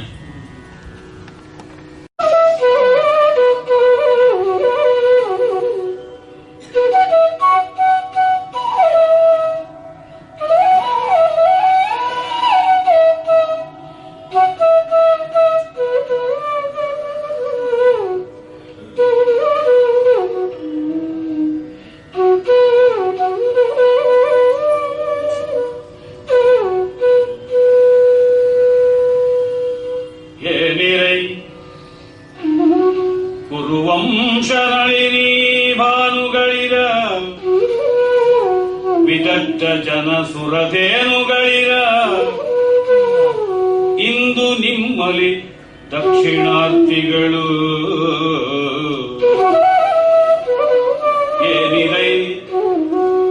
ಕುರುವಂಶ ನಳಿನಿ ಭಾನುಗಳಿರ ವಿದಗ್ಧ ಜನಸುರಧೇನುಗಳಿರ ಅವಿಂದು ನಿಮ್ಮಲಿ ದಕ್ಷಿಣಾರ್ಥಿಗಳು ಅವಿಂದು ನಿಮ್ಮಲಿ ದಕ್ಷಿಣಾರ್ಥಿಗಳು ಏನ ನೀವಿರಿ ನಮಗೆ ಕೊಡೆ ಸಂಪೂರ್ಣರೈ ಕೊಡೆ ಸಂಪೂರ್ಣರೈ ಏನ ನೀವಿರಿ ನಮಗೆ ಕೊಡಲಾಪ ಸತ್ವ ನಿಧಾನ ಉಂಟೆ ಕೊಡಲಾಪ ಸತ್ವ ನಿನಾದ ಉಂಟೆ ಹೇಳಿಯಂದನು ದ್ರೋಣ ಅನಿಬದಿಗೆ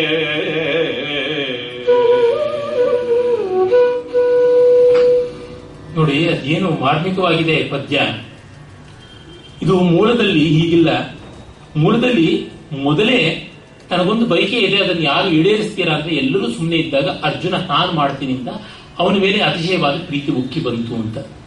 ಇಲ್ಲಿ ಹಾಗಿಲ್ಲ, ಎಲ್ಲರೂ ಸೇರಿಸಿ ಹೇಳ್ತಾನೆ, ಏನಿರೈ ಕುರುವಂಶ ನಳಿನಿ ಭಾನುಗಳಿರ ವಿದಗ್ಧ ಜನಸುರಧೇನುಗಳಿರ. ಆ ಸಂಬೋಧನೆ ನೋಡಿ ಹೇಗಿದೆ. ಕುರುವಂಶ ನಳಿನಿ ಭಾನುಗಳಿರ ವಿದಗ್ಧ ಜನಸುರಧೇನುಗಳಿರ. ನೀವು ಕುರುವಂಶಕ್ಕೆ ತಕ್ಕವರಂತೆ ಬೆಳೆದಿದ್ದೀರಾ. ಕುರುವಂಶ ಅನ್ನುವ ಕಮಲ ವನಕ್ಕೆ ನೀವು ಸೂರ್ಯ ಇದ್ದಂತೆ, ಒಬ್ಬರಲ್ಲ ಇಬ್ಬರಲ್ಲ ಅನೇಕ ಸೂರ್ಯರು. ಇನ್ನ ವಿದಗ್ಧ ಜನಸುರಧೇನುಗಳಿರ, ವಿದ್ವಾಂಸರ ವರ್ಗಕ್ಕೆ ನೀವು ಕಾಮಧೇನುಗಳಿದ್ದಂತೆ, ಬಯಕೆ ಇರತಕ್ಕಂಥದ್ದನ್ನೆಲ್ಲ ಈಡೇರಿಸಬಲ್ಲವರು ಅಂತ. ಒಂದೂ ನೀವು ಕುಲ ಪ್ರತಿಷ್ಠೆ ತಂದುಕೊಡುವಂತವರು, ನಿಮ್ಮ ಕುಲೋಚಿತವಾದ ರೀತಿ ಇರಬೇಕು. ಮತ್ತೊಂದು ಅರ್ಥಿಗಳನ್ನ, ವಿದ್ವದರ್ಥಿಗಳನ್ನ ಸರಿಯಾಗಿ ಸಮರ್ಥಿಸುವವರಾಗಿರಬೇಕು. ನಾವಿಂದು ನಿಮ್ಮಲ್ಲಿ ದಕ್ಷಿಣಾರ್ಥಿಗಳು. ವಿದ್ಯಾಂತೆ ಗುರುದಕ್ಷಿಣ ಅಂತ, ವಿದ್ಯಾಂತದಲ್ಲಿ ಗುರುದಕ್ಷಿಣ. ಆಚಾರ್ಯಾಯ ಪ್ರಿಯಂ ಧನಮಾಹೃತ್ಯ ಪ್ರಜಾತಂತು ಮಾ ವ್ಯವಚ್ಛೇದಿಸಿ. ತೈತ್ರಿಯ ಹೇಳುತ್ತದೆ, ಏನ ನೆನವಿರಿ, ಏನ ನೀವಿರಿ, ಏನು ಕೊಡ್ತೀರಾ ನಮಗೆ? ಕೊಡೆ ಸಂಪೂರ್ಣರೇ, ನಮಗೆ ಕೊಡುವುದಕ್ಕೆ ನೀವೀಗ ಸಂಪೂರ್ಣರು, ವಿದ್ಯಾಪೂರ್ಣರಾಗಿದ್ದೀರಾ. ಕ್ಷತ್ರಿಯನಿಗೆ ಸಂಪಾದನೆ ಇಲ್ಲ ಅಂತ ಹೇಳುವಂತೆ ಇಲ್ಲ. ಅವನ ಆಯುಧಗಳು, ಅದರ ಪ್ರಯೋಗ ಕೌಶಲ, ಅದೇ ಅವನ ಸಂಪೂರ್ಣತೆ. ಹಾಗಾಗಿ ಕೊಡಲಾಪ ಸತ್ವ ನಿಧಾನ ಉಂಟೆ. ನಿಮಗೆ ಬೇಕಾದದ್ದು ಕೊಡ್ತೀನಿ ಅಂತ ಹೇಳಬಲ್ಲವ ಸತ್ವ ಇದೆಯಲ್ಲ, ನಿಮ್ಮ ಯೋಗ್ಯತೆಯ ನಿಧಾನ ನಿಧಿ. ಅಂದ್ರೆ ನಿಮ್ಮ ಸತ್ವ ನಿಧಿ ನಿಮಗೆ ಇದೆಯಾ ಹೇಳಿ ಎಂದನು ಅಂತ ಕೇಳ್ತಾನೆ. ಅದೇ ಪಂಪ ಭಾರತದಲ್ಲಿ ಬರುತ್ತದೆ, ಅಣುಗಿನೊಳೆನ್ನ ಚಟ್ಟರೊಳಗೆ ಈತನ ಜಟ್ಟಿಗನೆಂದು ವಿದ್ಯೆಯಂ ಗುಣಕರುಗೊಂಡು ಕೊಟ್ಟನಗೆ ಸಂತಸಮಪ್ಪಿನ ಮೀವ ನಿನ್ನ ದಕ್ಷಿಣೆಯದು ಬೇಗಮ ದೃಪದನಂ ಗಡ ಕೋಡುಗ ಕಟ್ಟುಗಟ್ಟಿ ತಂದಣಿಯರ ಒಪ್ಪಿಸಿಂತದನೆ ಬೇಡಿದ ನಾಂ ಪರಸೈನ್ಯ ಭೈರವ. ದೃಪದನನ್ನ ಕೋಡಗಗಟ್ಟು ಕಟ್ಟಿ ಹೇಳಿದ್ದೆ. ಪಂಪನಿಗೆ ಈ ಫ್ರೇಸ್ ಬಹಳ ಇಷ್ಟ, ಕೋಡಗಗಟ್ಟು ಅಂತ. ಅವನು ಎಲ್ಲಿ ಕೋತಿಗಳನ್ನು ಕಟ್ಟಿ ಎತ್ಕೊಂಡು ಹೋಗೋದು ನೋಡಿದ್ನೋ, ಅವನೆಲ್ಲಿ ಕಟ್ಟಿದ್ನೋ ಗೊತ್ತಿಲ್ಲ, ಒಟ್ಟಲ್ಲಿ ಕೋಡಗಗಟ್ಟು ಅಂತ ತುಂಬಾ ಕಡೆ ಬಳಸ್ತಾನೆ. ಕುಮಾರವ್ಯಾಸ ನಾಯಿಗಳನ್ನು ತುಂಬಾ ಬಳಸ್ತಾನೆ. ಪಂಪನಿಗೆ ಕೋತಿಗಳಿಷ್ಟ, ಕುಮಾರವ್ಯಾಸನಿಗೆ ನಾಯಿಗಳಿಷ್ಟ. ಕೋತಿಗಳು ಸಾರ್ ಕೋತಿಗಳು ಬಂತು, ನಾಯಿಗಳು ಸಾರ್ ನಾಯಿಗಳು ಯಾಕೂ ಬಂದಿಲ್ಲ. ಅದನ್ನು ಕೇಳಿ ಆದ್ರೂ ಆ ಕಡೆಗೆ ಮನಃ ಪ್ರವರ್ತನ ಮಾಡಬಹುದು. ಅದಕ್ಕೆ ನೋಡಿ ಪ್ರತಿಕ್ರಿಯೆ ಬರುತ್ತದೆ.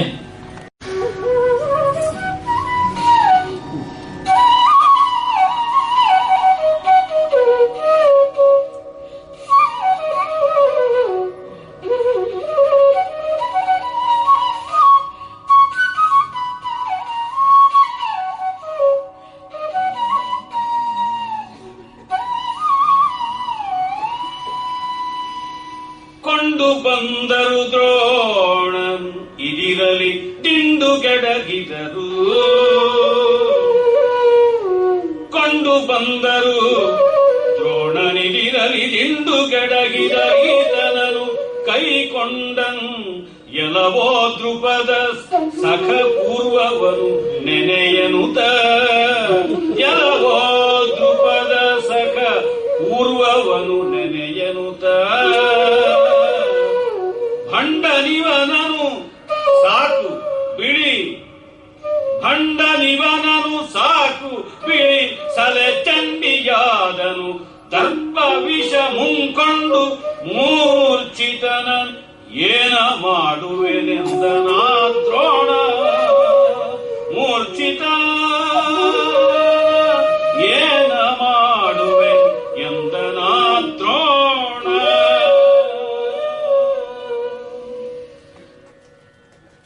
ದುರ್ಯೋಧನಾದಿಗಳಿಗೆ ದ್ರುಪದನ ಗೆಲ್ಲಲಾಗುವುದೇ ಇಲ್ಲ. ಅರ್ಜುನ ಭೀಮಾದಿಗಳು ಹೋಗ್ತಾರೆ. ಅರ್ಜುನ ಅಸಹಾಯ ಶೂರನಾಗಿ ಅವನನ್ನು ಏಕಾಂಗ ವೀರನಾಗಿ ರಥಕ್ಕೆ ಹಾರಿ ಹೆಡೆಮುರಿ ಕಟ್ಟಿ ಬರ್ತಾನೆ. ತುಂಬಾ ಒಳ್ಳೆಯ ಪರಾಕ್ರಮ ತೋರಿಸ್ತಾನೆ. ಆದರೆ ಅರ್ಜುನನ ಜಾಣ್ಮೆ ಏನಂದ್ರೆ, ತಾನಿಷ್ಟು ಮಾಡಿಯೂ ದ್ರುಪದರಿಗೆ ಅವಮರ್ಯಾದೆ ಆಗದಂತೆ ನೋಡ್ಕೋತಾನೆ. ಇದಿಷ್ಟು ಗುರುವಿನ ಮಾತು ಅನ್ನುವಂತ ರೀತಿಯಲ್ಲಿ ನಡ್ಕೋತಾನೆ. ಬಲು ಕಿಲಾಡಿ ಅವನು. ಮಾಡೋದಷ್ಟು ಮಾಡಿದ್ರು ಇದು ನಾನ್ ಮಾಡಿದ್ದಲ್ಲ, ಅಪರಾಧಿ ನಾನಲ್ಲ, ಅಪರಾಧವೆನಗಿಲ್ಲ, ಕಪಟ ನಾಟಕ ಸೂತ್ರಧಾರಿ ಗುರು ದ್ರೋಣ ಅನ್ನುವಂತೆ ವರ್ತಿಸ್ತಾನೆ. ಅಂದ್ರೆ ನೋಡಿ, ಅವನಿಗೆ ಗುರುವಿನ ಮಾತನ್ನು ನಡೆಸಬೇಕು ಅಂತಿದೆಯೇ ಹೊರತು ದ್ರುಪದನ ಮೇಲೆ ವೈರ ಇಲ್ಲ. ಅದನ್ನು ತೋರ್ಪಡಿಸುವಂತೆ ಮಾತು, ನಡೆ ಎಲ್ಲ ನುಡಿಗಳಿಂದ ಆ ಒಂದು ನಿರಪರಾಧಿತ್ವವನ್ನ ಮತ್ತು ಅನಪಚಾರತ್ವವನ್ನ ತೋರಿಸ್ತಾ ಇದ್ದಾನೆ. ಕೊಂಡು ಬಂದರು ದ್ರೋಣ ನಿದಿರಿನಲ್ಲಿ ದಿಂಡುಗೆಡೆಯಿದರು, ಉದ್ದಕ್ಕೆ ಉರುಳಿಸಿಬಿಡ್ತಾರೆ. ಆಗ ಕೆಲವೋ ದ್ರುಪದ ಸಖ, ಏನೋ ಸ್ನೇಹಿತ ದ್ರುಪದ, ಆಗ ಪಾಂಚಾಲ ಅಂತ ಬೈದಿದ್ದ, ಈಗ ಫಸ್ಟ್ ಪರ್ಸನ್ ನಲ್ಲಿ ಫಸ್ಟ್ ನೇಮ್ ಹಿಡಿದು ಕರೀತಾ ಇದ್ದೇನೆ. ಏನೋ ದ್ರುಪದ ಗೆಳೆಯ ಪೂರ್ವವನು ನೆನೆ ಅಂತ ಹೇಳಿ ಒಂದಿಷ್ಟು ಗೇಲಿ ಮಾಡಿ, ಭಂಡನಿವನು, ಇವನು ನೀಚ, ಸಾಕು ಬಿಡಿ, ಇವನನ್ನು ಬಿಟ್ಟಾಕಿ ಇಲ್ಲ, ಚಂಡಿ ಆದನು. ಆವಾಗ ತುಂಬಾ ಮುಂಡತನ ಮಾಡಿದ. ದರ್ಪ ವಿಷ ಮುಂಕೊಂಡು ಮೂರ್ಛಿತ, ಅಂದ್ರೆ ದರ್ಪ ವಿಷ ಮೂರ್ಛಿತನಾದವನು. ದರ್ಪ ಅನ್ನುವ ವಿಷ ಇವನು ಮೈಗೇರಿ ಪಿತ್ತ ನೆತ್ತಿಗೇರಿತ್ತು. ನನ್ನ ತಿರುಗಿ ನೋಡ್ಲಿಲ್ಲ, ಇವನೇನ್ ಮಾಡ್ತಾನೆ ಅಂತಂತಾನೆ. ಪಂಪ ಇದನ್ನ ಮತ್ತೂ ಮಾರ್ಮಿಕವಾಗಿ ಹೇಳ್ತಾನೆ. ಸಿರಿಮೈಯೊಳಗೆ ಅಂದರಿವಿರೆ ನೆರವಿಯೊಳ್ ಆರಿವರ್ ಅವರೊಮ್ಮೆ ಕಂಡನ್ ಅರಿಯಲ್ ಕರಿದೆಂಬಂ ಬಡ ಪಾರ್ವರನ್ ಅರಸರೆ ನೀ ಮೀಗಳ್ ಅರಿವಿರಿ ಅರಿಯಿರೋ ಪೇಳಿ. ಆಗ ಸಂಪತ್ತು ಬಂದಾಗ ಇವನು ಯಾರು ಬ್ರಾಹ್ಮಣ ಗೊತ್ತಿಲ್ಲ ಅಂದಿಲ್ಲ, ಈಗ ವಿಪತ್ತು ಬಂದ ಮೇಲೆ ಗೊತ್ತಾಗ್ತಾ ಇದೆಯಲ್ವಾ ಅಂತ ಹೇಳ್ಬಿಟ್ಟು. ಅಖಿಲ ಜಲದಿ ವೇಲ ವಲಯ ಪರೀತ ಮಹಾರಾಜ ಅಂತಂದವನು ಈಗ ಏನಾಯ್ತಲ್ಲ, ಎಂತದ್ದು ಇಲ್ಲ ನಿನ್ನ ಹತ್ರ, ನಾನು ಕೊಟ್ರೆ ಉಂಟು, ಇದ್ದಿದ್ರೆ ಇಲ್ಲ, ಎಲ್ಲವೂ ನನ್ನ ಭಿಕ್ಷೆ. ಆದಿಕ್ಷತ್ರಿಯರೇ ನಿಮ್ಮ ಆದಿತ್ಯನ ಅಳಿಪ ತೇಜರಿರ್ ಪಾರ್ವನ ಕಾಲ್ ಮೋದದೆ ನಡುತಲೆಯಲ್ಲಿಪ್ಪುದು ಮಾದುದು ನಿಮಗೆಂದು ನುಡಿದು ಕಾಲ್ಪಿನೊಳು ಒದೆದನು. ನನ್ನಯ್ಯ ಹಾಗೆ ತೆಗೆದುಕೊಂಡು ಬಿಡ್ತಾನೆ. ವೀರವರಯ್ಯ ಮಹಾತ್ಮರು, ಇವರು ಯಾರಪ್ಪ? ಆ ಬಹುವಚನ ವ್ಯಂಗ್ಯವಾಗಿ ಬರುತ್ತದೆ. ಕೇಶರಾಜ ಶಬ್ದಮಣಿ ದರ್ಪಣದಲ್ಲಿ ಬಹುವಚನವನ್ನ ತುಂಬಾ ಗೇಲಿ ಬಳಸ್ತಾರೆ. ಬಡವಾದಿರ ರಸ, ಅಯ್ಯೋ ಮಹಾರಾಜರೇ, ನೀವು ಬಡವಾದ ಬಿಟ್ರಿ, ಸೊರಗು ಬಿಟ್ರಿ, ಒಡಿಯೋಳು ಕಡಲೆಗಳೇ, ನೀವೇನು ಉತ್ತೈದಲ್ಲಿ ಕಡಲೆ ಕಟ್ಕೊಂಡಿದ್ದೀರಲ್ಲಪ್ಪ, ನೀವು ತಿನ್ನಬೇಕಾಗಿತ್ತು ಪಂಚಪಕ್ಷ ಪರಮಾನ್ನ, ಬಾದಾಮಿ, ಪಿಸ್ತಾ, ಡ್ರೈ ಫ್ರೂಟ್ಸ್, ಇದು ನೋಡಿದ್ರೆ ನೀವೇ ಡ್ರೈ ಆಗಿಬಿಟ್ಟಿದ್ದೀರಲ್ಲ. ಮಲಗುವುದಕ್ಕೆ ಪಾಳು ದೇಗುಲವೇ, ಪಡುವುದು ದೇಗುಲವಾಯ್ತೆ, ಏನು ಇದು ಕೂಡದ ನಿಮಗಂ ಈ ಎಡರಾಯ್ತೆ, ಒಬ್ಬರಿಗೊಂದು ಬಿಡಿಗಾಸು ಎಂಜಲಕ್ಕೆ ಕಾಗೆ ಓಡಿಸಲಿಲ್ಲ, ನಿಮಗೂ ಬಡತನ ಬಂದ್ಬಿಡ್ತಾ ಅಂತ. ಅದು ಹೆಂಗೆ ಆ ಬಹುವಚನ ತಂದು ಕೊಡ್ತಕ್ಕಂಥದ್ದು. ಹಾಗೆ ಈ ಕುಮಾರವ್ಯಾಸ ಇದನ್ನೆಲ್ಲವನ್ನ ಅಂತರಂಗದಲ್ಲಿ ಇಟ್ಕೊಂಡು ಪಟಕ್ ಅಂತ ಅನ್ನಿಸ್ತಾನೆ ನೋಡಿ.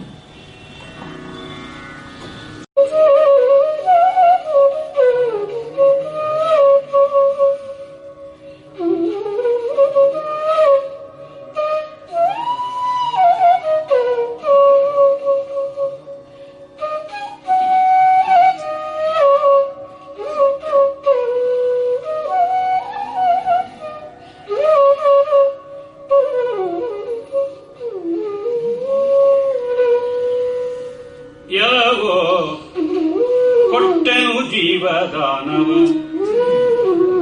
ಎಲ್ಲವೋ ಕೊಟ್ಟೆನು ಜೀವದಾನವನು, ಅಳಲು ನಿನಗೆ ಕಿನಿತು, ಅಳಲು ನಿನಗೆ ಕಿನಿತು, ಸಾಗಸದಳವಿಯಲಿ ನೀ ನೆರಗು ಹಗೆಯನು ಭಂಡ ಹೋಗು, ಸಾಗಸದಳವಿಯಲಿ ನೀ ನೆರಗು ಹಗೆಯನು ಭಂಡ ಹೋಗು ಎಂದು ಕಳೆದು ಕೊಟ್ಟೆನು ನಿನ್ನ ರಾಜ್ಯದ ನೆಲದೊಳ ಅರ್ಧವನಿತ್ತು ನೀ ನಡೆ,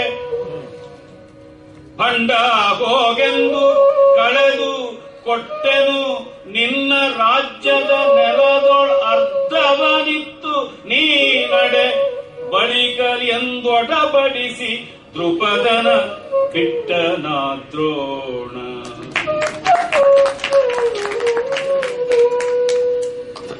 ಕಲ್ಯಾಣ ಅಂದ್ರೆ ಮಂಗಳ ಅಂತಾರೆ. ತೆಲುಗಿನಲ್ಲಿ ಕ್ಷೌರಿಕನಿಗೆ ಮಂಗಲಿವಾಡು ಅಂತಾರೆ. ಕಲ್ಯಾಣಿ ರಾಗದಲ್ಲಿ ಹಾಡಿದ್ರು ಅರ್ಧ ರಾಜ್ಯ ಕ್ಷೌರ ಮಾಡಿ ಕಳಿಸ್ಬಿಟ್ಟ.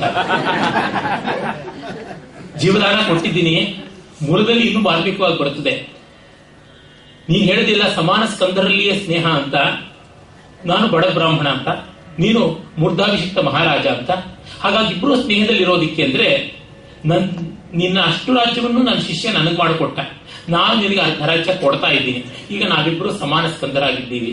ಗಂಗೆಯ ಒಂದು ತೀರದ ಕಡೆಯ ಪಂಚಾಲ ದೇಶ ನನ್ನದು, ಇನ್ನೊಂದು ನಿನ್ನದು, ನೀನು ಹೋಗ ಆ ಕಡೆಗೆ ಅಂತ ತಳ್ಳಿಬಿಟ್ಟ. ಇದೊಂದು ಮಾಡದೇ ಇದ್ದಿದ್ರೆ ದ್ರೋಣನಿಗೆ ಘನತೆ ಬರ್ತಾ ಇತ್ತು. ಈ ಕಿತ್ತುಕೊಂಡು ಕಳಿಸಬಾರದಾಗಿತ್ತು. ಈ ದುಡ್ಡಿಗೆ ಆಸೆ ಪಟ್ಟ ದ್ರೋಣ ಬಿದ್ದೇ ಬಿದ್ದ, ಮತ್ತೆ ಎಳದೇ ಇಲ್ಲ. ಆಮೇಲೆ ಈ ಅವಮಾನವನ್ನ ತಾಳಲಾರದೆ ಮತ್ತೆ ನೋಡಿ ಎಷ್ಟು ಅವಮಾನ, ಮತ್ಸರ, ಸ್ನೇಹಿತರು ವೈರಿಗಳಾಗ್ತಕ್ಕಂಥದ್ದು, ಅಕ್ಕ ತಂಗಿಯರು ಸವತಿಯರು ವೈರಿಗಳಾಗ್ತಕ್ಕಂಥದ್ದು, ಒಡ ಹುಟ್ಟಿದವರು ವೈರಿಗಳಾಗುವುದು, ಅದೆಷ್ಟು ಬಗೆಯಲ್ಲಿ ವೈರ. ಪಾಶ್ಚಾತ್ಯ ಪರಂಪರೆ ಹೇಳ್ತಾರೆ, ಮಹಾಕೃತಿ ಸಾವು ಮತ್ತೆ ಕೇಡು, ಡೆತ್ ಅಂಡ್ ಈವಿಲ್, ಇದನ್ನ ತಳಮುಟ್ಟ ನೋಡದೆ ಇದ್ರೆ ಅದು ಮಹಾಕೃತಿ ಅಂತ ಅನಿಸೋದೇ ಇಲ್ಲ ಅಂತ. ವ್ಯಾಸರು ಆ ವಿಷಯದಲ್ಲಿ ಇನ್ಯಾರಿಗೂ ಏನು ಉಳಿಸದಂತೆ ಖಾಲಿ ಮಾಡಿಬಿಟ್ಟಿದ್ದಾರೆ ಅಂತ ಅನ್ಬೇಕು. ಎಲ್ಲಿಂದ ವೈರ ಬರ್ಬೋದು ಅಂತ ಊಹಾತೀತವಾದ ಕಡೆಯಿಂದಲೂ ಬಗೆದು ತೆಗೆದು ತೋರಿಸ್ತಾರೆ. ಅದೀಗ ನೋಡಿ, ಆ ಸಂಕಟದಲ್ಲಿ ಗಂಗಾ ತೀರದ ಅಲ್ಲಲ್ಲಿ ಆ ಕಡೆ ಈ ಕಡೆಗೆ ಸಂತ್ರಸ್ತನಾಗಿ ಕಾಲು ಸುಟ್ಟ ಬೆಕ್ಕಂತೆ ದೃಪದ ಓಡಾಡ್ತಾ ಇದ್ದ. ಅಲ್ಲಿ ಯಾಜ ಮತ್ತು ಉಪಯಾಜ ಅಂತ ಇಬ್ಬರು ಋತ್ವಿಜರು ಅವನಿಗೆ ಸಿಕ್ಕಿದ್ರು.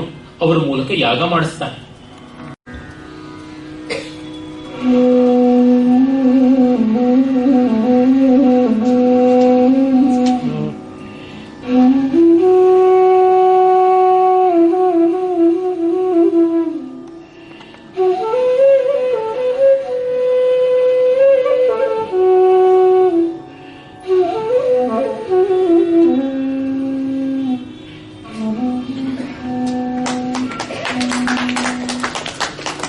ದ್ರೋಣ ಭಯದಲ್ಲಿ ಸಕಲ ವಿಪ್ರಶ್ರೇಣಿಗಿದೆ, ದ್ರೋಣ ಭಯದಲ್ಲಿ ಸಕಲ ವಿಪ್ರಶ್ರೇಣಿಗಿದೆ. ಯಾಜೋಪಯಾಜರು ಪ್ರಾಣ ನಿಸ್ಪ್ರಗರಾಗಿ ಮಾಡಿಸಿದರು ಮಹಾಕೃತುಗ, ಮಾಡಿಸಿದರು ಮಹಾಕೃತುಗ. ಕೇಣವಳಿದಾಹುತಿಯ ಅಮರರ ಬಾಣಸಿಗ ಗುಣಬಡಿಸೆ, ಕೇಣವಳಿದಾಹುತಿಯಂ ಅಮರರ ಬಾಣಸಿಗ ಗುಣಬಡಿಸೆ. ದೇವಶ್ರೇಣಿ ದಣಿದುದು ಸಲ್ಲಿಸಿದರು ಪಾಂಚಾಲನ ವಿಮತವಾ, ಪಾಂಚಾಲನ ಅಭಿಮತವ ಸಲ್ಲಿಸಿದರು. ಕೃತುವ ನೆಸಗಿದರು.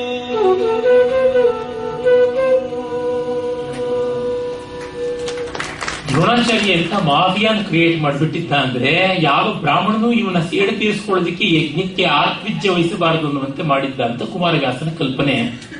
ಮೂಲದಲ್ಲಿ ಆ ಸೂಚನೆ ಒಂದಷ್ಟಿದೆ. ಒಟ್ಟಿನಲ್ಲಿ ಇವರಿಗೆ ಯಾಜೋಪಯಾಜರು ಸಮರ್ಥರಾದವರು ಸಿಕ್ಕಿದರು. ಆಮೇಲೆ ಯಜ್ಞ ನಡೆಯಿತು. ಪ್ರಾಣ ನಿಸ್ಪೃಹರಾಗಿ ಮಾಡಿಸಿದರು. ಇವನು ಕೊಲಿಸೋಕ್ಕೂ ಹೆಸ್ತಾ ಇರಲಿಲ್ಲ ದ್ರೋಣ ಅನ್ನೋದನ್ನ ಕುಮಾರವ್ಯಾಸ ಹೇಳ್ತಾನೆ. ಅವನು ಕುಮಾರವ್ಯಾಸ ಕೆಲವು ಸಂಶೋಧಕರ ಪ್ರಕಾರವಾಗಿ ಪ್ರೌಢದೇವರಾಯನ ಆಸ್ಥಾನದಲ್ಲಿ ಗಜಸೈನ್ಯದ ಒಂದು ನಿರ್ವಾಹವನ್ನ ಮಾಡತಕ್ಕಂಥ ಕರ್ಣಿಕನಾಗಿದ್ದ ಅಂತ. ರಾಜತಂತ್ರ, ರಾಜಕೀಯ ಅವೆಲ್ಲ ಅವನಿಗೆ ಚೆನ್ನಾಗಿ ಗೊತ್ತು. ಯಾರನ್ನು ಯಾರು ಹಾಗೆ ಒಳಗೊಳಗೆ ಸದ್ದಿಲ್ಲದಂತೆ ಸಾಯಿಸಬಲ್ಲರು ಅನ್ನೋದು ಗೊತ್ತಿತ್ತು. ಒಟ್ಟಿನಲ್ಲಿ ಮಹಾಕೃತವನ್ನು ಮಾಡಿಸಿದ್ದಾರೆ. ಕೇಣ ಅಂದ್ರೆ ಅಸೂಯೆ, ರೋಷ ಯಾವುದು ಇಲ್ಲದೆ ನಿಷ್ಕಲ್ಮಶ ಮನಸ್ಸಿನಿಂದ ಯಜ್ಞ ಮಾಡಿಸಿದರೆ ದೇವತೆಗಳು ಪ್ರೀತರಾಗ್ತಾರೆ ಅಂತ. ಆಗ ಅಮರರ ಬಾಣಸಿಗ, ಈ ರೀತಿ ಶಬ್ದಗಳು ಕುಮಾರವ್ಯಾಸಂದೆ. ದೇವತೆಗಳ ಅಡಿಗೆ ಭಟ್ಟ ಅಂದ್ರೆ ಅಗ್ನಿ ಭಟ್ಟಾರ, ಅಮರರ ಬಾಣಸಿಗ. ಅವನಿಗೆ ಗುಣಪಡಿಸಿದರೆ ಅವನು ತೆಗೆದುಕೊಂಡೋಗಿ ಅವರಿಗೆ ಸಪ್ಲೈ ಮಾಡ್ತಾನೆ. ಇವನು ಒಳ್ಳೆ ಕೊರಿಯರ್ ಬಾಯ್. ದೇವಶ್ರೇಣಿ ದಣಿದುದು ತುಪ್ಪ ಚೆರು ಎಲ್ಲ ತಿಂದು ತೇಗಿ ಅನುಗ್ರಹ ಮಾಡ್ತಾರೆ. ಆಗ ಆಯುಧಗಳನ್ನೆಲ್ಲ ಧರಿಸಿಕೊಂಡು ಆಪಾದ ಮಸ್ತಕ ಕವಚ ವೇಷ್ಟಿತನಾಗಿ ದೃಷ್ಟದ್ಯುಮ್ನ ಬರ್ತಾನೆ. ಶರವಡಾಯುಧ ಚಾಪ ವರ್ಮೋತ್ಕರ ಸಹಿತ ರೌದ್ರಾಂಗನು ಆಗ ಅವತರಿಸಿದನು ಪಂಚಾಲ ಭೂಪತಿ ಭುಜವ ಸೂಳೈಸೆ. ಭುಜ ತನ್ಭುಜ ತಾನೇ ಕಟ್ಟಿಕೊಂಡ್ಬಿಟ್ಟಂತೆ. ಆಹಾ, ಇಂಥ ಮಗ ಹುಟ್ಟುಬಿಟ್ಟಂತ. ಆಮೇಲೆ ಪಂಚಾಲಿ ಹುಟ್ಟುತ್ತಾಳೆ. ಮಹಾಭಾರತದ ನಾಯಕ ಯಾರು ಅಂತ ಪ್ರಶ್ನೆ ಇರಬಹುದು, ನಾಯಕಿ ಯಾರು ಅಂತ ಪ್ರಶ್ನೆಯೇ ಇಲ್ಲ. ಅವಳ ಆವಿರ್ಭಾವ ಆ ಪದ್ಯದಿಂದ ಈ ಹೊತ್ತಿನ ಸಮಾಪ್ತಿ. ಕೇಳಿ.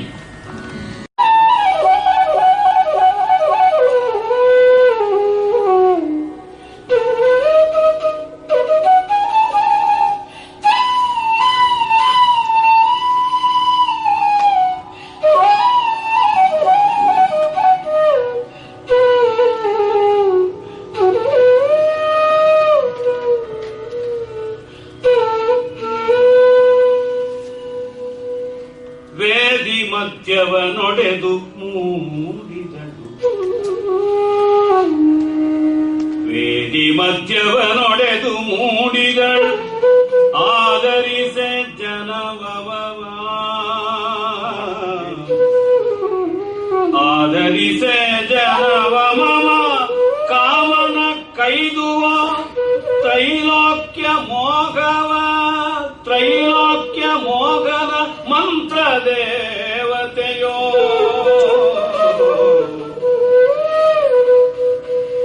ಕಾಮನ ಕೈದುವ ತ್ರೈಲೋಕ್ಯ ಮೋಘನ ಮಂತ್ರ ದೇವತೆಯೋ.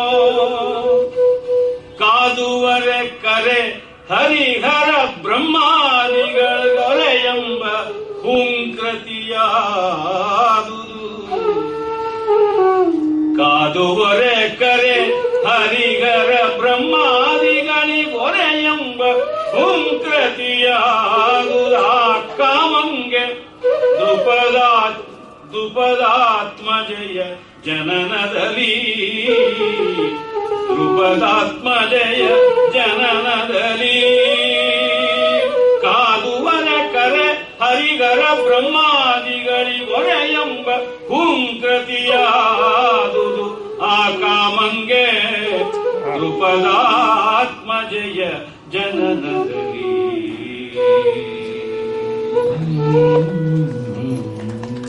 ರಣಕಲಾವತಿ ಈಕೆಯೋ, ರಣಕಲಾವತಿ ಈಕೆಯೋ, ಮಾರಣಕಲಾವತಿ ಈಕೆಯೋ, ರಾಗಿಣಿ ಕಲಾವತಿ ಈಕೆಯೋ, ತಾನೆಂಬವೋ ಇವಳ.